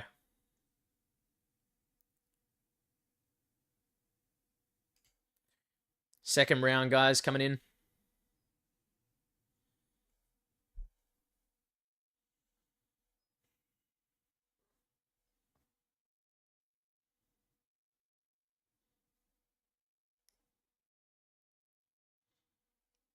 All right, second round coming in, guys. I'll start the clock in a second.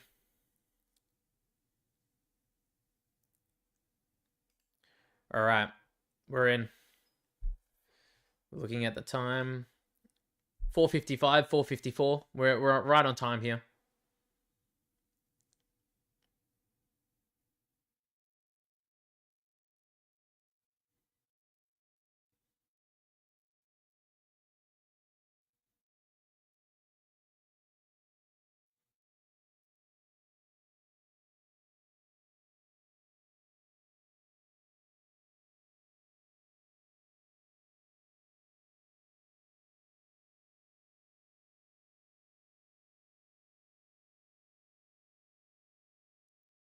They're just staying at range right now. Not really much happening, but I think Aljo likes this style of fight. He likes staying at range. He's trying to pick him out, pick him apart from range with those leg kicks. Good jab to the body from Brian Ortega.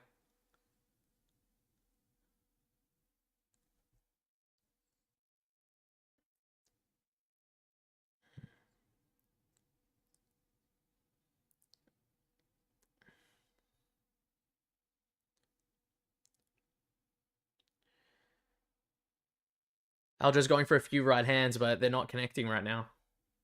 Nothing's really happened still. That was a good right hand to switch stance there from Aljo, but nice try with the spinning back fist. Interesting, interesting. I don't know. I do not know what Aljo's doing anymore. Body kick to Brian Ortega.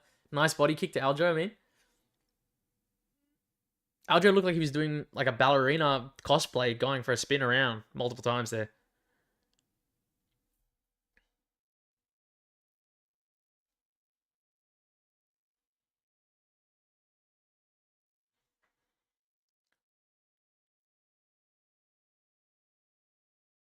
Oh, massive, massive. Looked like it was a jab or a hook over the top. Landed on Brian Ortega there.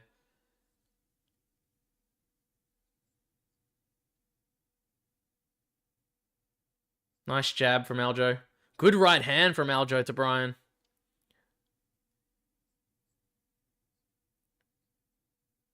They're both trying to engage somewhat. But Aljo's getting the better of the exchanges mostly. He's had a good consistent jab, good low kicks. I would prefer him to go back to those low kicks this round because he's done so much good work to Brian Ortega's leg.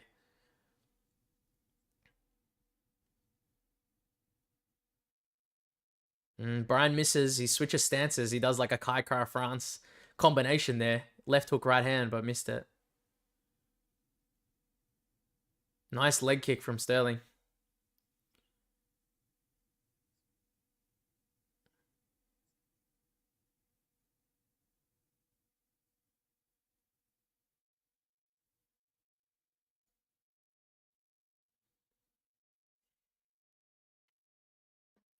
Sterling slaps away a hand. It's pouring there. Dude, nothing's happened too much this round, guys. Good over the top hand from Brian. It looked like he did like a pouring right hand there. Nice right hand from Brian. I think it just grazed Aljamain.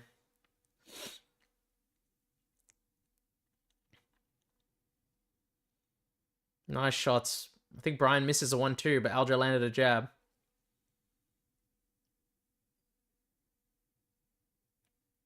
Nice right hand from Aljo. That was the best shot this round. That was a punch. That wasn't an eye poke.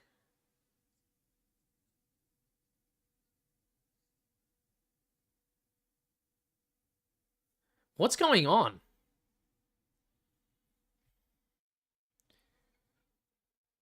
Yeah, why if it's a knuckle, why'd you stop the fight, Aljo? Does that make fucking sense to you, bro? Yeah, it was a fucking clean-ass punch. Why are you stopping?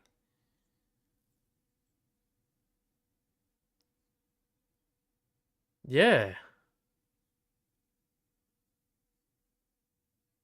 I have no idea why this is. I think this is the first I've ever seen. I guess it's more of a sportsmanship thing, but that seemed pretty stupid to me, especially in a fight when you know you didn't foul him.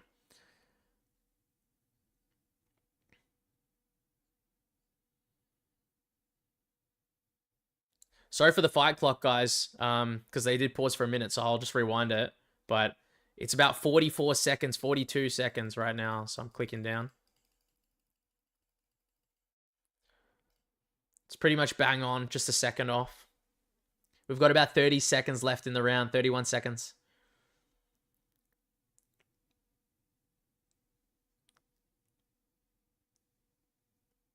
What the fuck? I don't even know what's going on, man.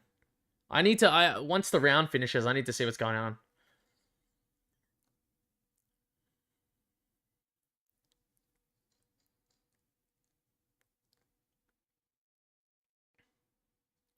Six seconds left, 5. Got 3 seconds, 2, 1. Yep, the round's over. What the hell? All right, let me have a look. Sorry, there's a few comments here. Daniel Kogler says, yeah, it was odd. I agree. Yeah. Their friends probably giving him the benefit of the doubt. Yeah, the commentary is just saying right now that they, have trained before. They're friends, sort of. Close friends. And that's what Voice of Reason is saying as well. And then Triple T says, Ortega called a timeout, timeout city. Timeout city. But honestly, that's odd. Like, even if it was my friend, and you're going in there to fight, if I knew I didn't foul him, I would still follow up. But maybe if I was unsure to a degree, like I stuck out my thumb on the right hand, and he was saying that I poked him, maybe that would cause me to hesitate. Do you know what I mean? But I felt like for Aljo, you would know that you've had a closed fist on the punch, but like I said, they're probably just giving him the benefit of the doubt. Like Aljo's giving him the benefit of the doubt, but I still think that's 2 rounds to Aljo though. He landed the bigger shots both rounds so far. Brian's gonna need a finish.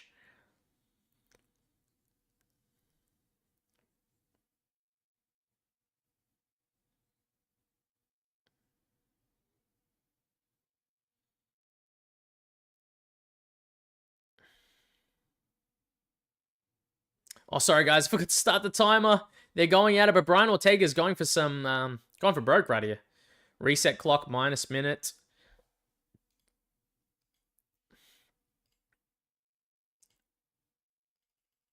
I'm just upping the seconds, guys. We're about 4 minutes and 20 seconds into the fight.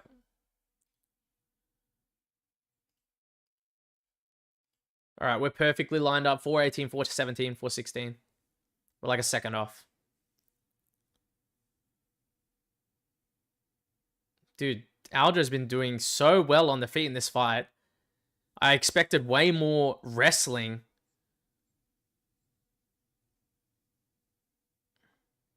But I did say the speed of Aljo probably give him trouble. But yeah, that sounded like a cup shot. But Aljo seems fine.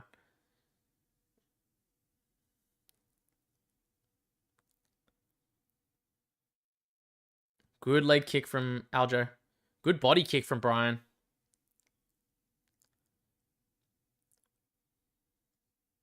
Nice body kick from Brian again.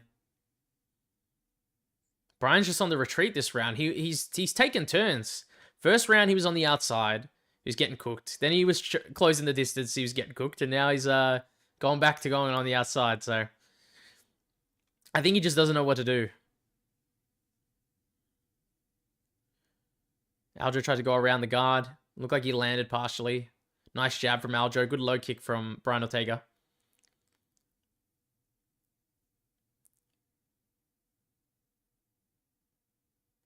Nice low kick from Brian Ortega, but big right hand from Aljamain Sterling as they were clinching up. Looked like Aljo was trying to get that leg for a single leg potentially, and then he just threw a right hand. Oh, big right and left hand from Aljo. It looked like the right didn't land, or landed in the armpit, but the left landed, and then 2 jabs from Aljo again. 3 jabs, 4 jabs. Jesus, they're hard jabs, man. Jab to the chest of Aljamain Sterling for Brian Ortega. Dude, those were like 4 hard jabs from Aljo in a row. They were really hard. They're telling Brian to go to the body and then come up top with something. Or go down low and then come up top with something. But I can hear it in the corner in Spanish. Oh, nice low kick from Aljo.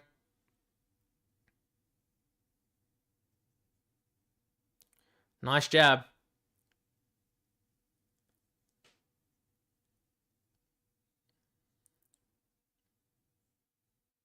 Jeez, Aljo, those jabs and the...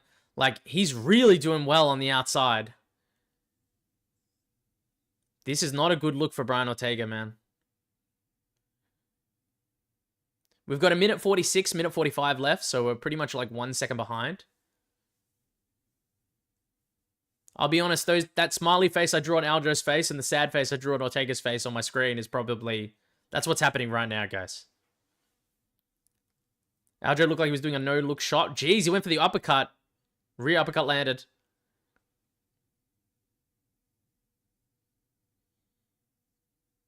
Jeez, nice high kick from Aljo.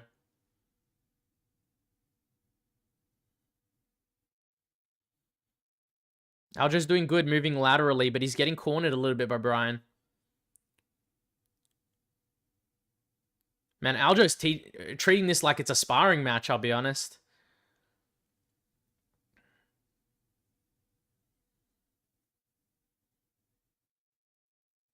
Nice jab from Aljo.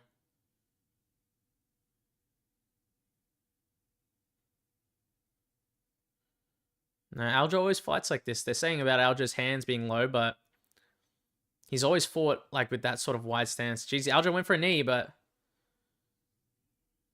I don't think Brian's taking him down, even if he gets that leg on Aljo in the clinch, but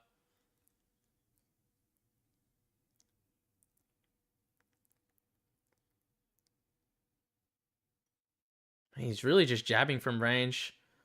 Ortega's trying to find the distance, but he's struggled this entire fight so far. We've got 12 seconds, 11, 10 seconds left, guys. They've just put the clacker on, which is like that, the thing that counts the time. That was a good shot from Brian Ortega. Good spinning back fist. I don't know why Brian's hunting that hard for a finish in the last 10 seconds when you should have been doing that from like the third round onwards when you'd lost.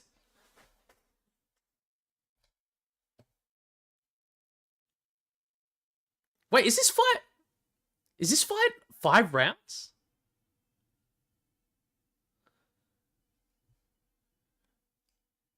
Dude, am I insane?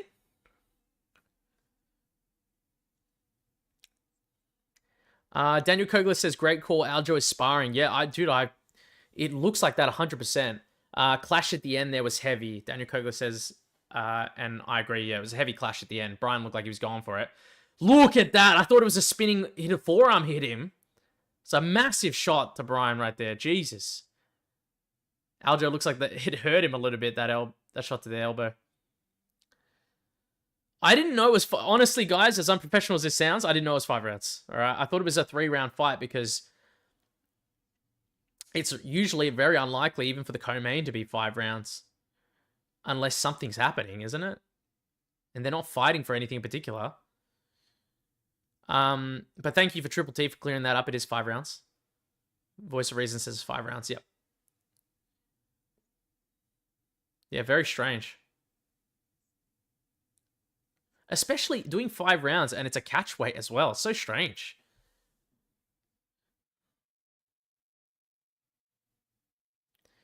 But I'll be honest, as you can see on screen, I feel like Aljo's banked 3 rounds. Brian's going to need to get this finish here.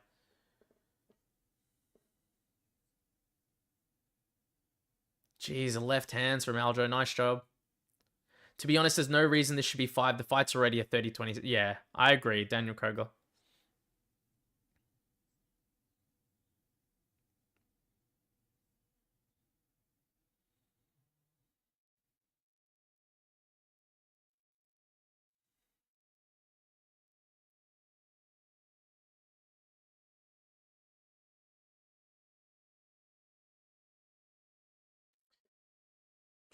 Aljo's just doing the same stuff over and over again.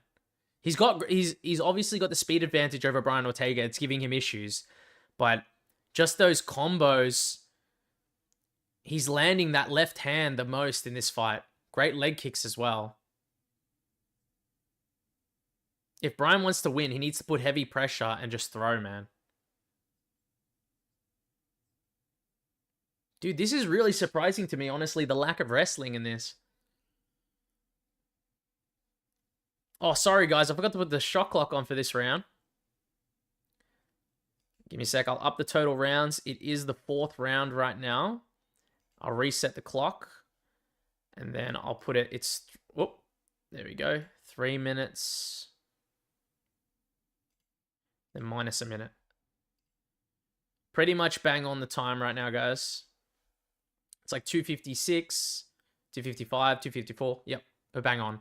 Jeez, great right hand from Aljo right there. They're telling Brian to go to the stomach first.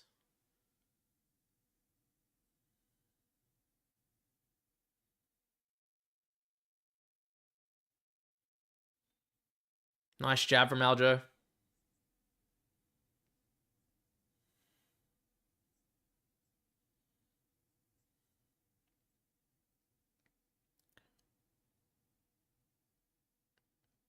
I worry for Aljo a little bit like this 4th and 5th, but he's looking good in the 4th right now. It's just because he is known to slow down a little bit.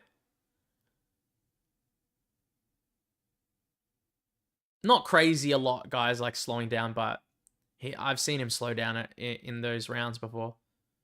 Maybe it was the pressure of Piotr Jan that made him slow down a little bit when I saw those fights, but...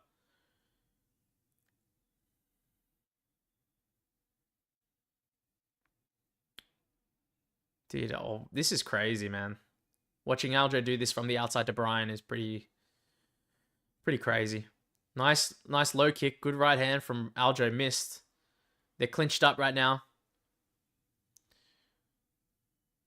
Yeah, this is the only bit of grappling we've seen so far, and Aljo's only using it to throw knees in the clinch.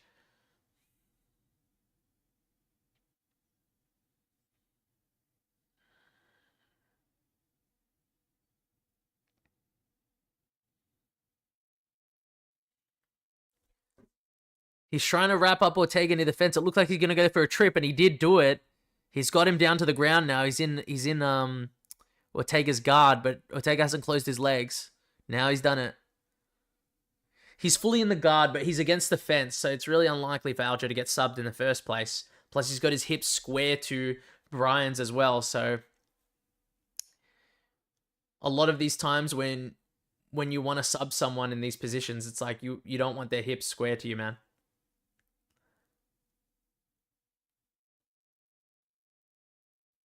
Yeah, when they say use the fence to push, he can't just climb on the fence with his fingers, you know. I don't understand this body triangle from bottom position, but...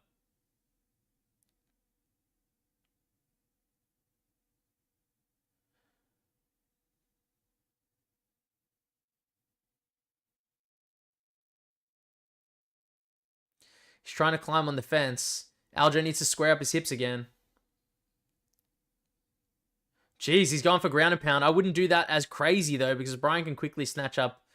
Nah, it's only 3 seconds. He can't do it. Jeez, nice. All right, guys. All right. That's 4 rounds to Aljo. All right.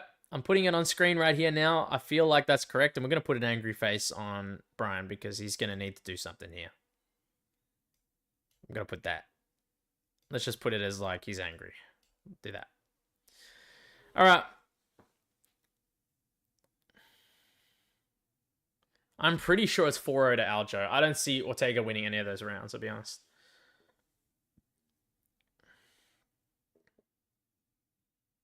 Good corner advice. They're telling Ortega he needs a finish right here.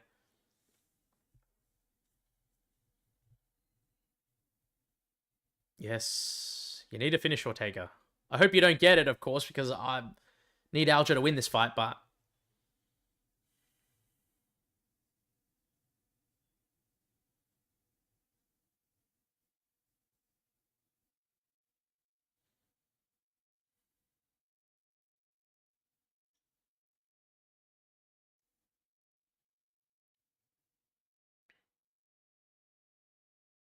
We got the last round coming, guys. I'm sorry I forgot the fight clock. Let me go. Minute. There we go. I'm starting, and then it is currently 4:44, 4:43, 4:42. So I will lower those. 4:39. We're perfect. We're on perfect time right here. It is the 5th round. Brian's trying to close the distance. Big right hand to Aljo. That's the biggest right hand Brian's landed this whole fight. Biggest shot. Jeez, that was a big shot right there. Ortega's closing the distance a lot faster this time. He's trying to land big. He needs the finish. Yeah, Aljo's clinching up. I know he's trying to play time 100%. He wants to take the steam out of Brian Ortega right now.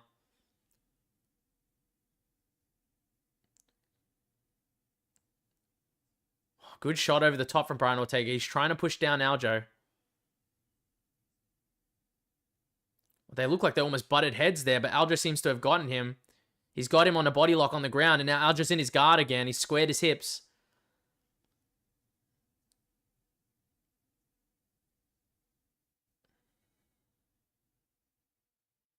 Yeah, we've got 3 minutes to go. 3.5 minutes. Sorry, guys. 3:27, 3:26. We've got Aljo and Brian Ortega's guard right here.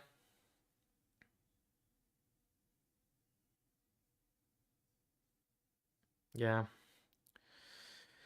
Oh, man.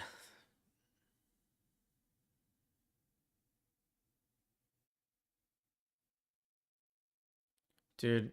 Oh, great knee from Aljo as he was getting up. Perfectly legal knee.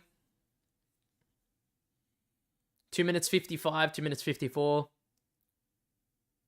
Good body shot from Brian Ortega. Good right hand. Looked to wobble Aljo a little bit. Aljo's blinking. I think that hurt him a little bit. Yeah, that right hand looked like it stumbled him a little bit. He's running backwards. He's on the back. He's on the retreat. Brian's chasing him. Aljo's trying to get his wits about him, but I think that hurt him. He started blinking straight away. Brian's telling him to chase him. Why would Herb Dean issue him a warning? He's obviously hurt, retreating. Dude, that's so stupid. It's all right. I'll talk about it a little bit after.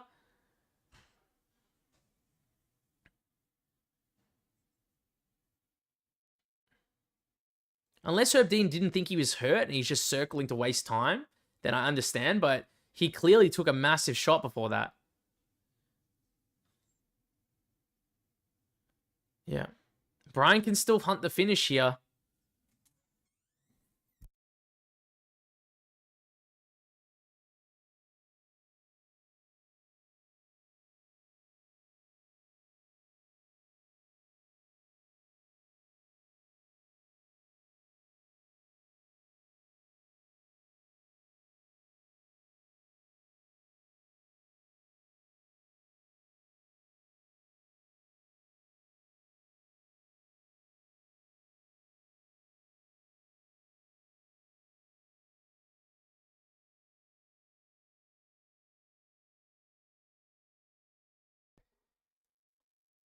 There's a minute left, guys.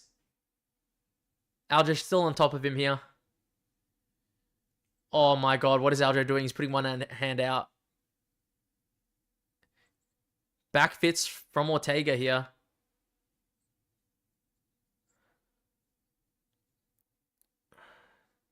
Aljo looks like he's still a bit woozy, honestly. Nice hammer fist from Aljo, but he should really get up here.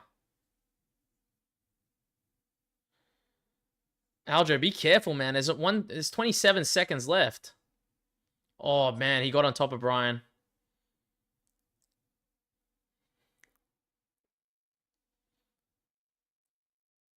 Dude, yeah. Ortega looks beaten to a degree, man.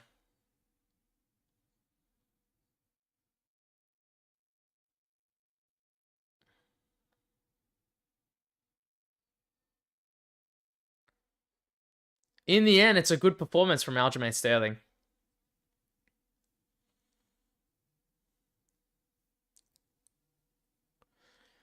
That's crazy, man. I give 5 rounds to Aljo, I'll be honest. Like, I'm putting that line straight through there.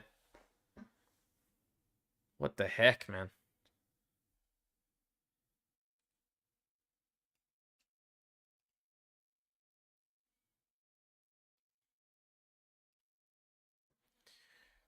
Dude, I'm going to put that in the chat there.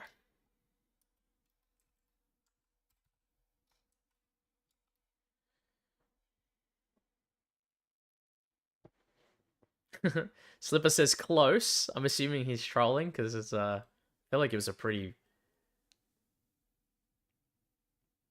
wide fight margin wise. I think Aljo controlled like the entire thing. There's Marab there.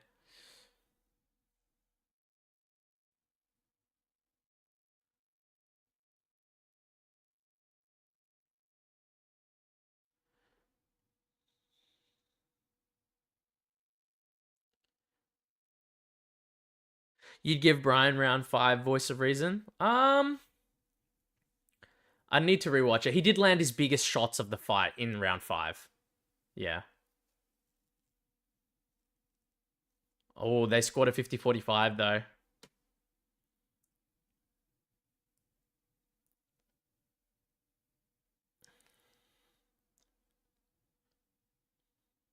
They scored it how I scored it, but I agree. Like his biggest round was round 5, so nah, nothing wrong with that, Voice of Reason. Nothing wrong.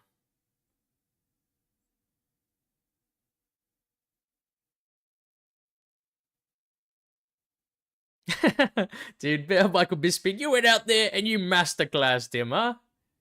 So what did you think about that?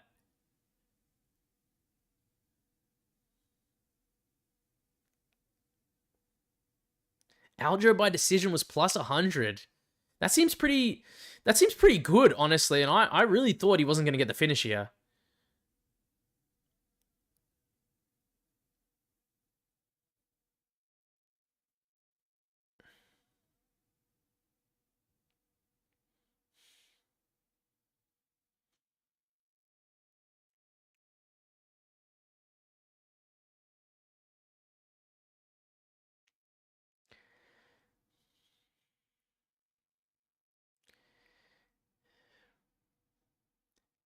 Sorry, guys, I'm just listening to what they're saying in the speech here. Voice of Reason says, man, Ortega low-key just showing up for a paycheck. Yeah. Dude, it was a pretty bad performance. I honestly, it looked like he went forward one round, went backwards another round, forward, backwards, and then just last round he just pushed the pace, but like, come on, man.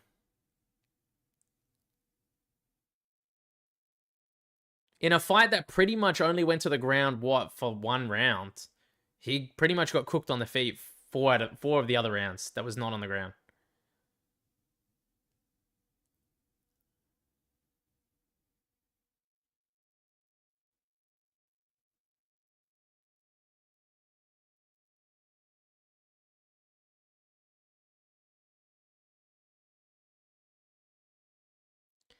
It looks like Aljo wants a shot at the belt, but listen, I feel like Lerone Murphy, after knocking out Aaron Pico is going to get that shot, and I'll be honest, Aljo does not beat Volk fighting like that, bro. I'll be honest with you. And I don't see him out-wrestling Volk and controlling him at all, to be honest. I think even with Volk at his age, I think Volk would absolutely fucking masterclass him, I'll be honest.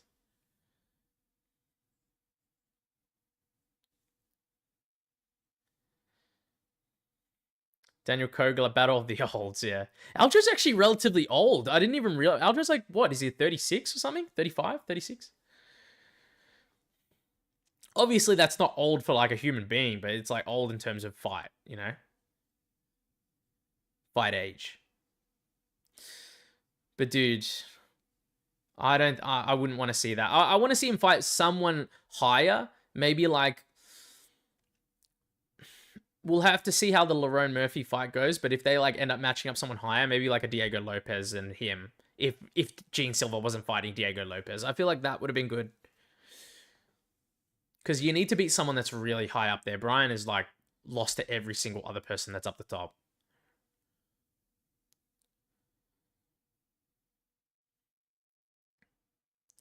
All right, boys, we're on the last fight of the card as well, which I'm keen for. I'm keen. Obviously, I've enjoyed the stream and everything, but we're 5 hours in. It's a long time, bruh. Voice of Reason says Arnold Allen. So Arnold Allen for Aljo.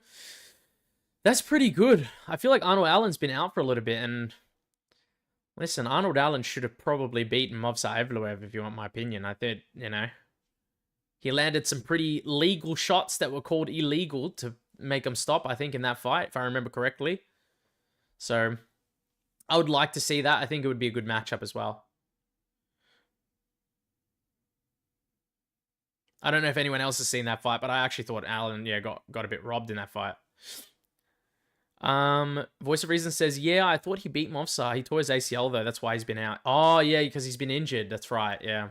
I actually follow Arnold Allen. He's got a YouTube channel, guys, so I would recommend checking that out. He's a nice dude. I've messaged him before.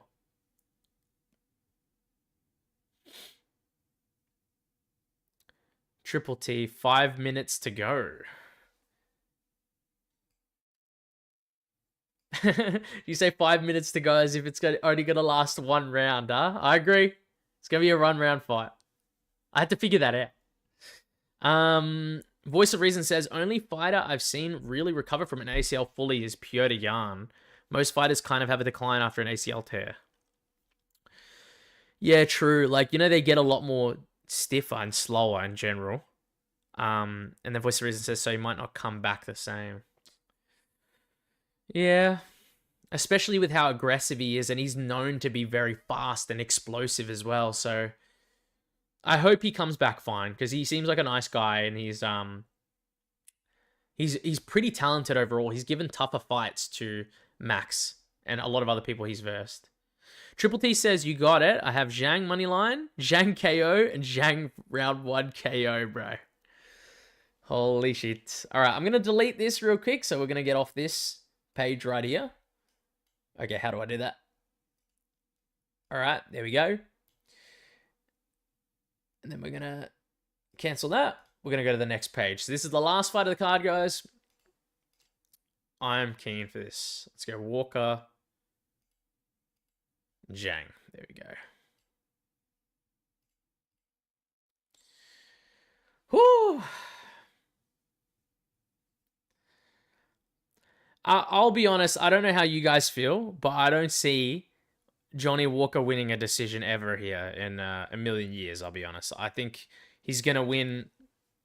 He's either going to win by like flying knee KO, like he's going to win by some sort of KO, or he loses this fight by finish. Like there's no, I don't see a world where he gets a decision over Zhang. Not with Zhang's style.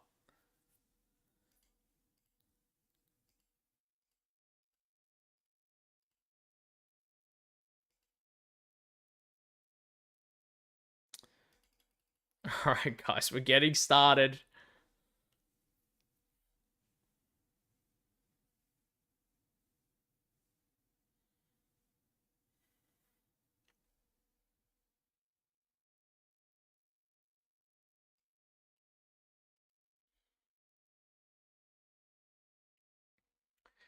Woo, I'm hyped, honestly. I'm ready to go. All right, so we know, as you can see on screen what I'm doing, guys, right now. We know that this bet with Pereira, Nueraji, plus Zhang is over, guys. But we've got the bet with Zhang plus Aljo, plus Long vs. you. We've got that one plus Mingyang Zhang. So we need that big time. We need him first round. If he gets KO in the first round, we're golden. I think we've probably broke even on the bets because of how bad like bets went this card.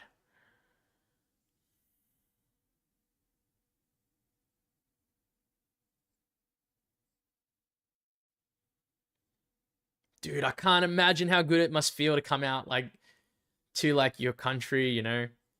So hyped to see you there. You're the main event as well, man. Holy crap.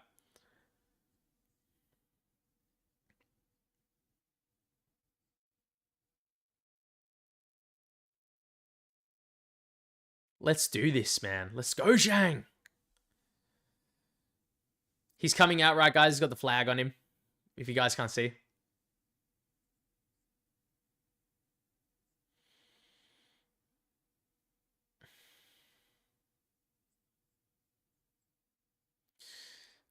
Voice of Reason says Ultra Chinese block hair, man. He's got that. He's got a jawline, man. He's got a very square head.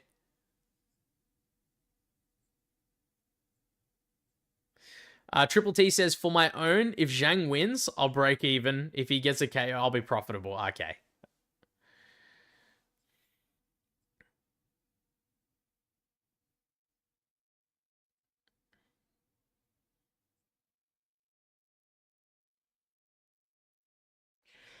Oh, man. This is it. Oh, man, this feels like it's taking forever to wait for Johnny Walker to come out and everything. That's Song Yadong right behind Mingyang Zhang, actually, I think there. He's in the crowd. Looks like him.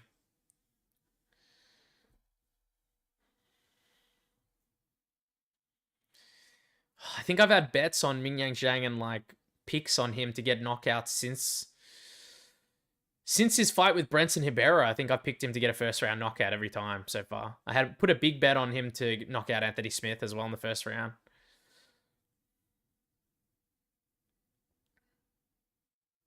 Voice of Reason says, yeah, he was here for some other fighter as well, Song Yadong. Yeah. I thought I recognized him. Like, I really do like him. I think he's like one of the better fighters in his division, so he's a really hard matchup for a lot of people.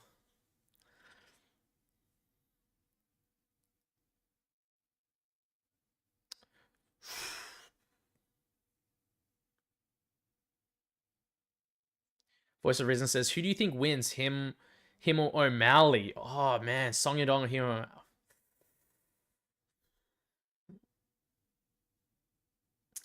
Honestly, like, I still rate O'Malley striking really highly. Like, I think he's still so technical, but like Song Yadong is so strong and he's so well rounded. So it's a bit of a hard one to pick as well.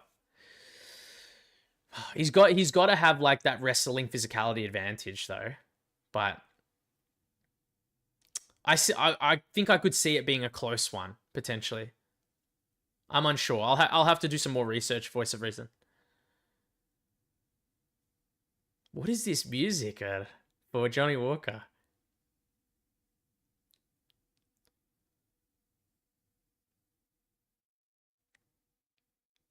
This is crazy, man. He's gonna come out dancing for sure. 1,000,000% he comes out dancing to this music.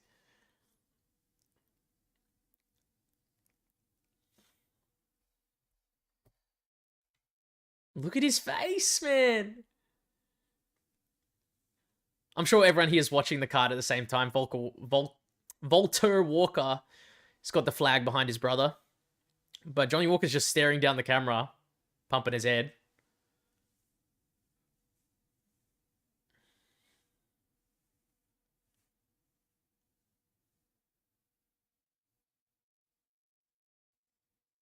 Yeah, he's dancing right now.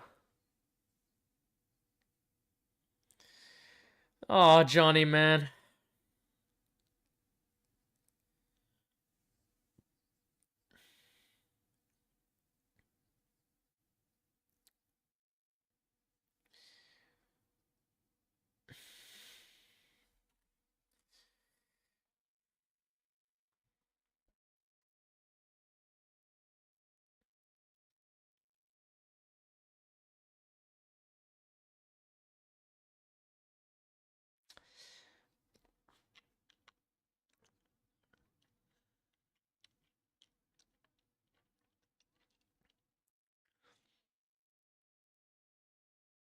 Can I just say, whatever happens, I hope it's not brutal.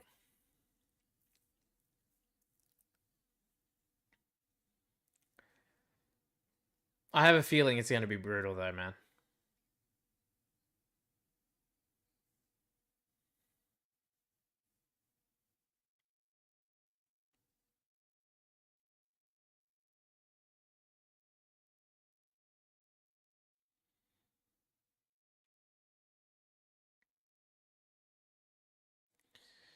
Whew.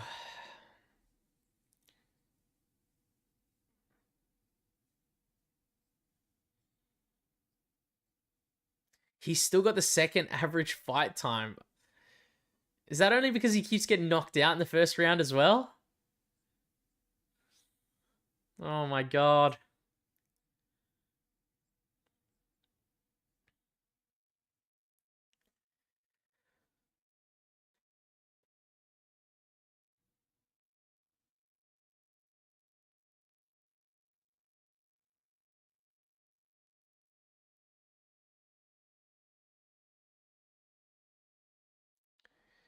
All right, guys. We're getting started here. Crazy how young Zhang is, honestly. Nixick is coaching Johnny Walker, bro. Is he cooked? I think I saw some recent talks about how Eric Nixick has been like making fighters a bit more timid. I've been hearing that a lot recently. And honestly, it's true. Like Johnny Walker has been, he was way better when he was crazier. Like going for whatever. Honestly, he was getting more finishes. He looked better, honestly. But ever since he's been trying to be more technical, it's not helped him out, I feel like. Voice of Reason says he's gonna get chinned and Nixick is gonna come out cheesing and laugh. Dude. I hope listen, whatever happens, I hope no one's knocked out completely brutal. I like, obviously I love KOs, but man, I like fighters and, you know, they go back home healthy and shit, you know. Alright, fight's gonna start soon. They're just announcing Johnny Walker.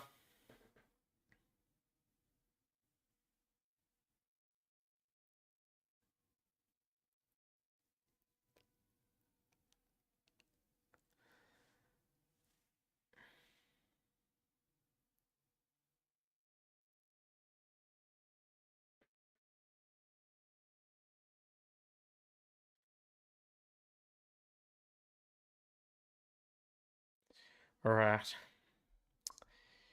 Did he close as a minus 370 favorite as well? Did he? Okay.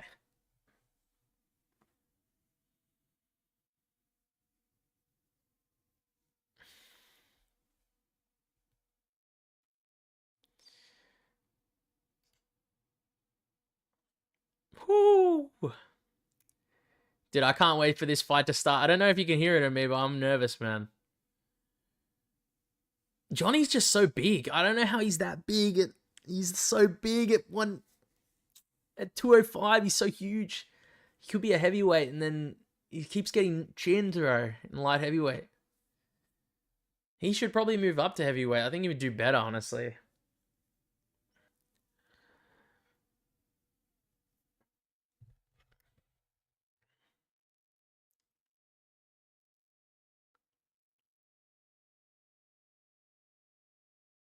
He's got the mic under the armpit.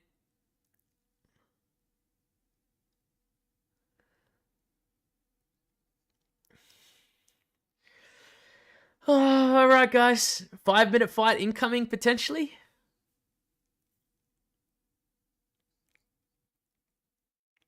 Jesus Christ. Okay.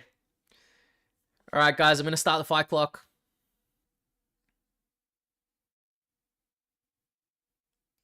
It starts now. Fight's on. 48. Johnny Walker went for a takedown immediately. Mingyang Zhang. He's almost in full mount. Mingyang Zhang's a wrestler. Johnny Walker went straight in for a takedown and now has got Mingyang Zhang in guard. This is something I didn't expect off rip. What is going on, man?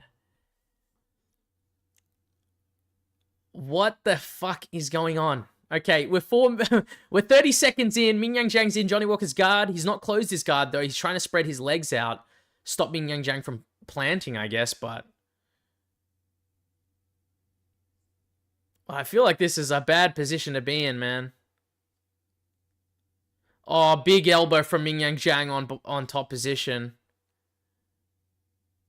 Big elbow again from Mingyang Zhang. He's trying to get his hands free. Johnny Walker's trying to elbow himself.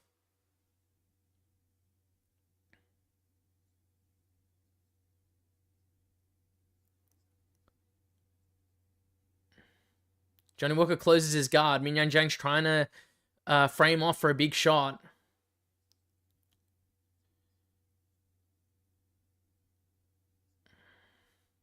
He's going for a body shot first. He's landed a couple to the body.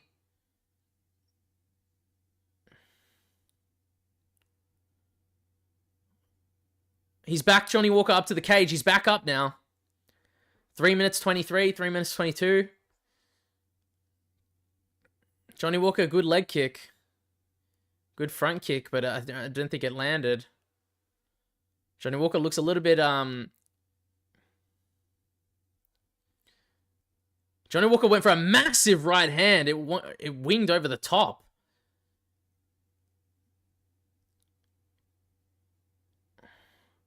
Yeah, Zhang's trying to cut off the cage against Johnny Walker right now. 2 minutes 54, 2 minutes 53. Oh, Zhang Mingyang went for a right hand.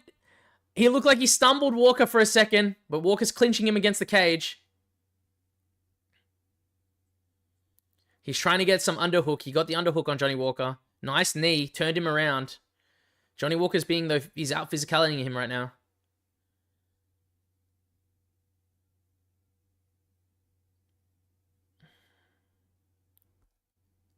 Nice knee from Johnny Walker, I think.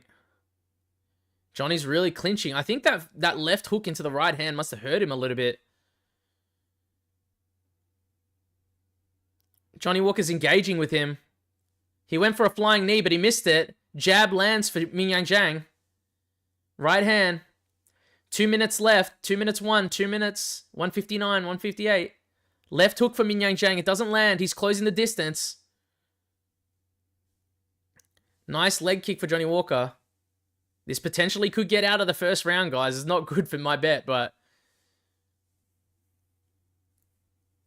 142, 141. He's really trying to cut him off, but Johnny's really circling a lot.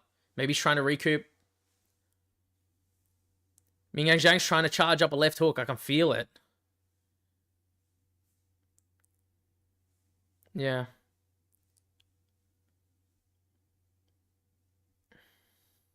Walker just keeps circling. He keeps circling out to the left side. But he's not engaging at all. No one's throwing anything. Nice leg kick from Johnny Walker. Zhang is trying to close him off, but he's doing a bad job cutting off the angle.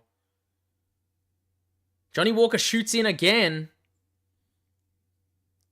Oh, big elbow over the top from Mingyang. Johnny Walker's running for dear life. Like, he's going to lose this bet for me because he's running right now. Oh, big right hand for Mingyang. He's trying to close the distance on Johnny Walker here.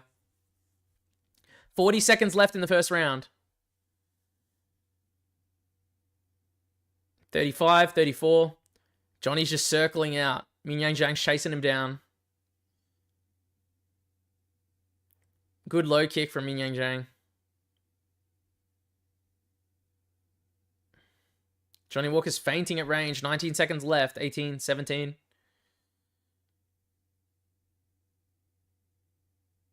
All right, we've got 10 seconds left. Good high kick from Mingyang. It was partially blocked, though.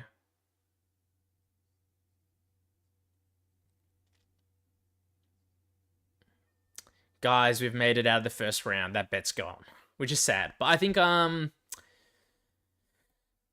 would give Mingyang that round.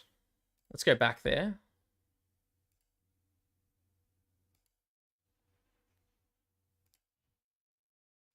Let's give him that round. But holy crap, I did not expect it to go like that.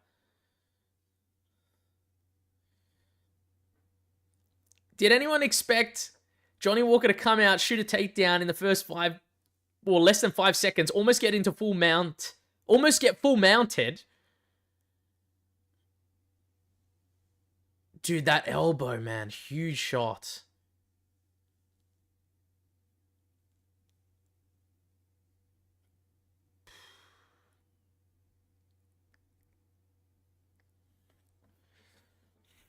Massive, man.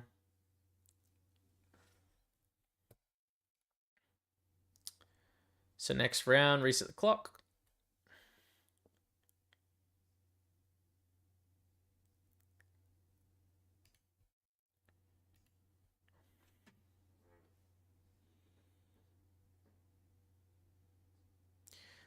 Yep, we've got the clock perfectly timed right now.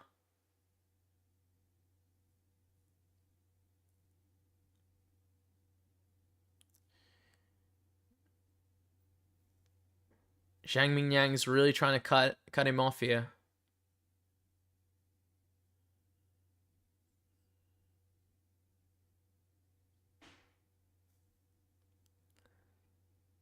Oh, nice low kick on Johnny Walker there. Nice low kick again.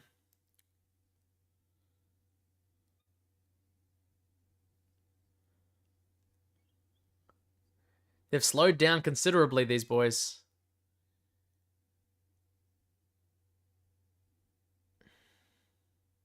Nice left hook from Mingyang.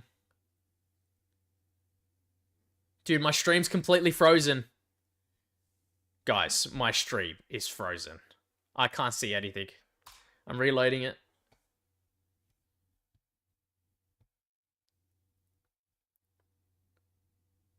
Is anyone else's stream frozen or am I lagging out? What's going on?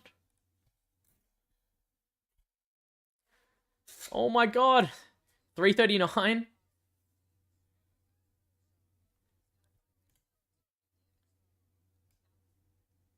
Okay, geez, I lagged out completely.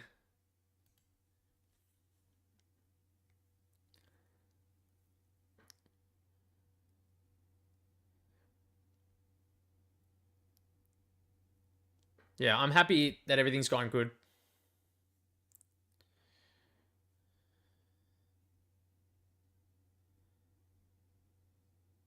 Oh my god, he's wobbled.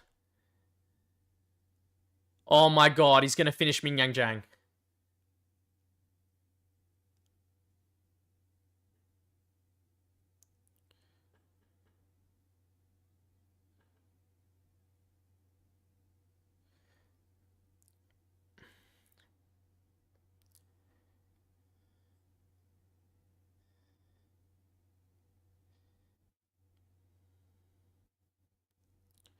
Oh my god.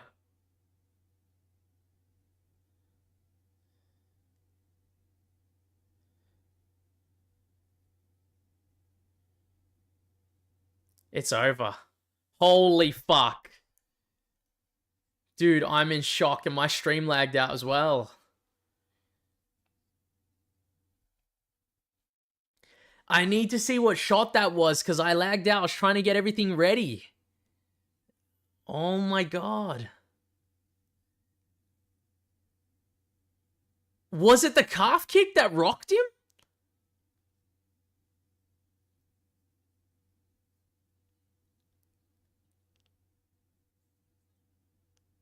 Holy shit, guys. I need to see the replay of that. Yeah, I thought I couldn't see because I had to refresh the page. And then when I came back, I was checking the stream to see if I lagged out. My whole internet came out, but I saw him stumble after. Dude, holy fuck. The leg kick started it. I'm seeing that from Voice of Reason. I'm seeing everyone in the chat say leg kick. Daniel Kogler says all of China went quiet. Indeed, man. Dude, it was a leg kick again. Went 2 leg kicks in a row, stumbled him back. Went for the third one. Oh my god.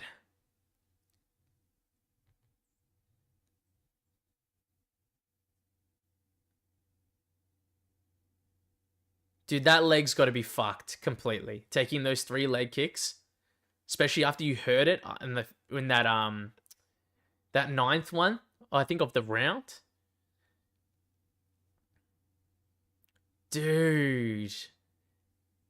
Busted everyone's parlays, man. Everyone's parlays gone. All right, guys, this has not been this has not been a good card for me, guys. I'm not going to lie to you, right? Holy crap. I can't believe that, guys. I don't think anyone expected that. Oh my god. All right, I can stop this clock. Jesus.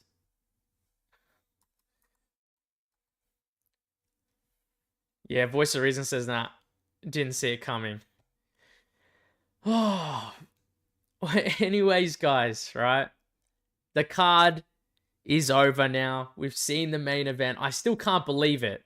I don't know if anyone was really picking Johnny Walker that much, not just in this chat, but just in general.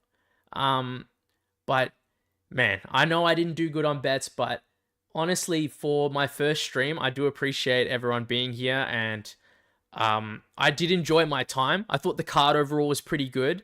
I'll still have to come out and make my recap video for the card. I'll post it maybe sometime tomorrow, just because I've got to go eat dinner and then probably go to bed after this. It's almost like 11 o'clock where I am. So yeah, guys, I just want to say thank you. I'll post it in the chat again. I'll just say thanks, everyone.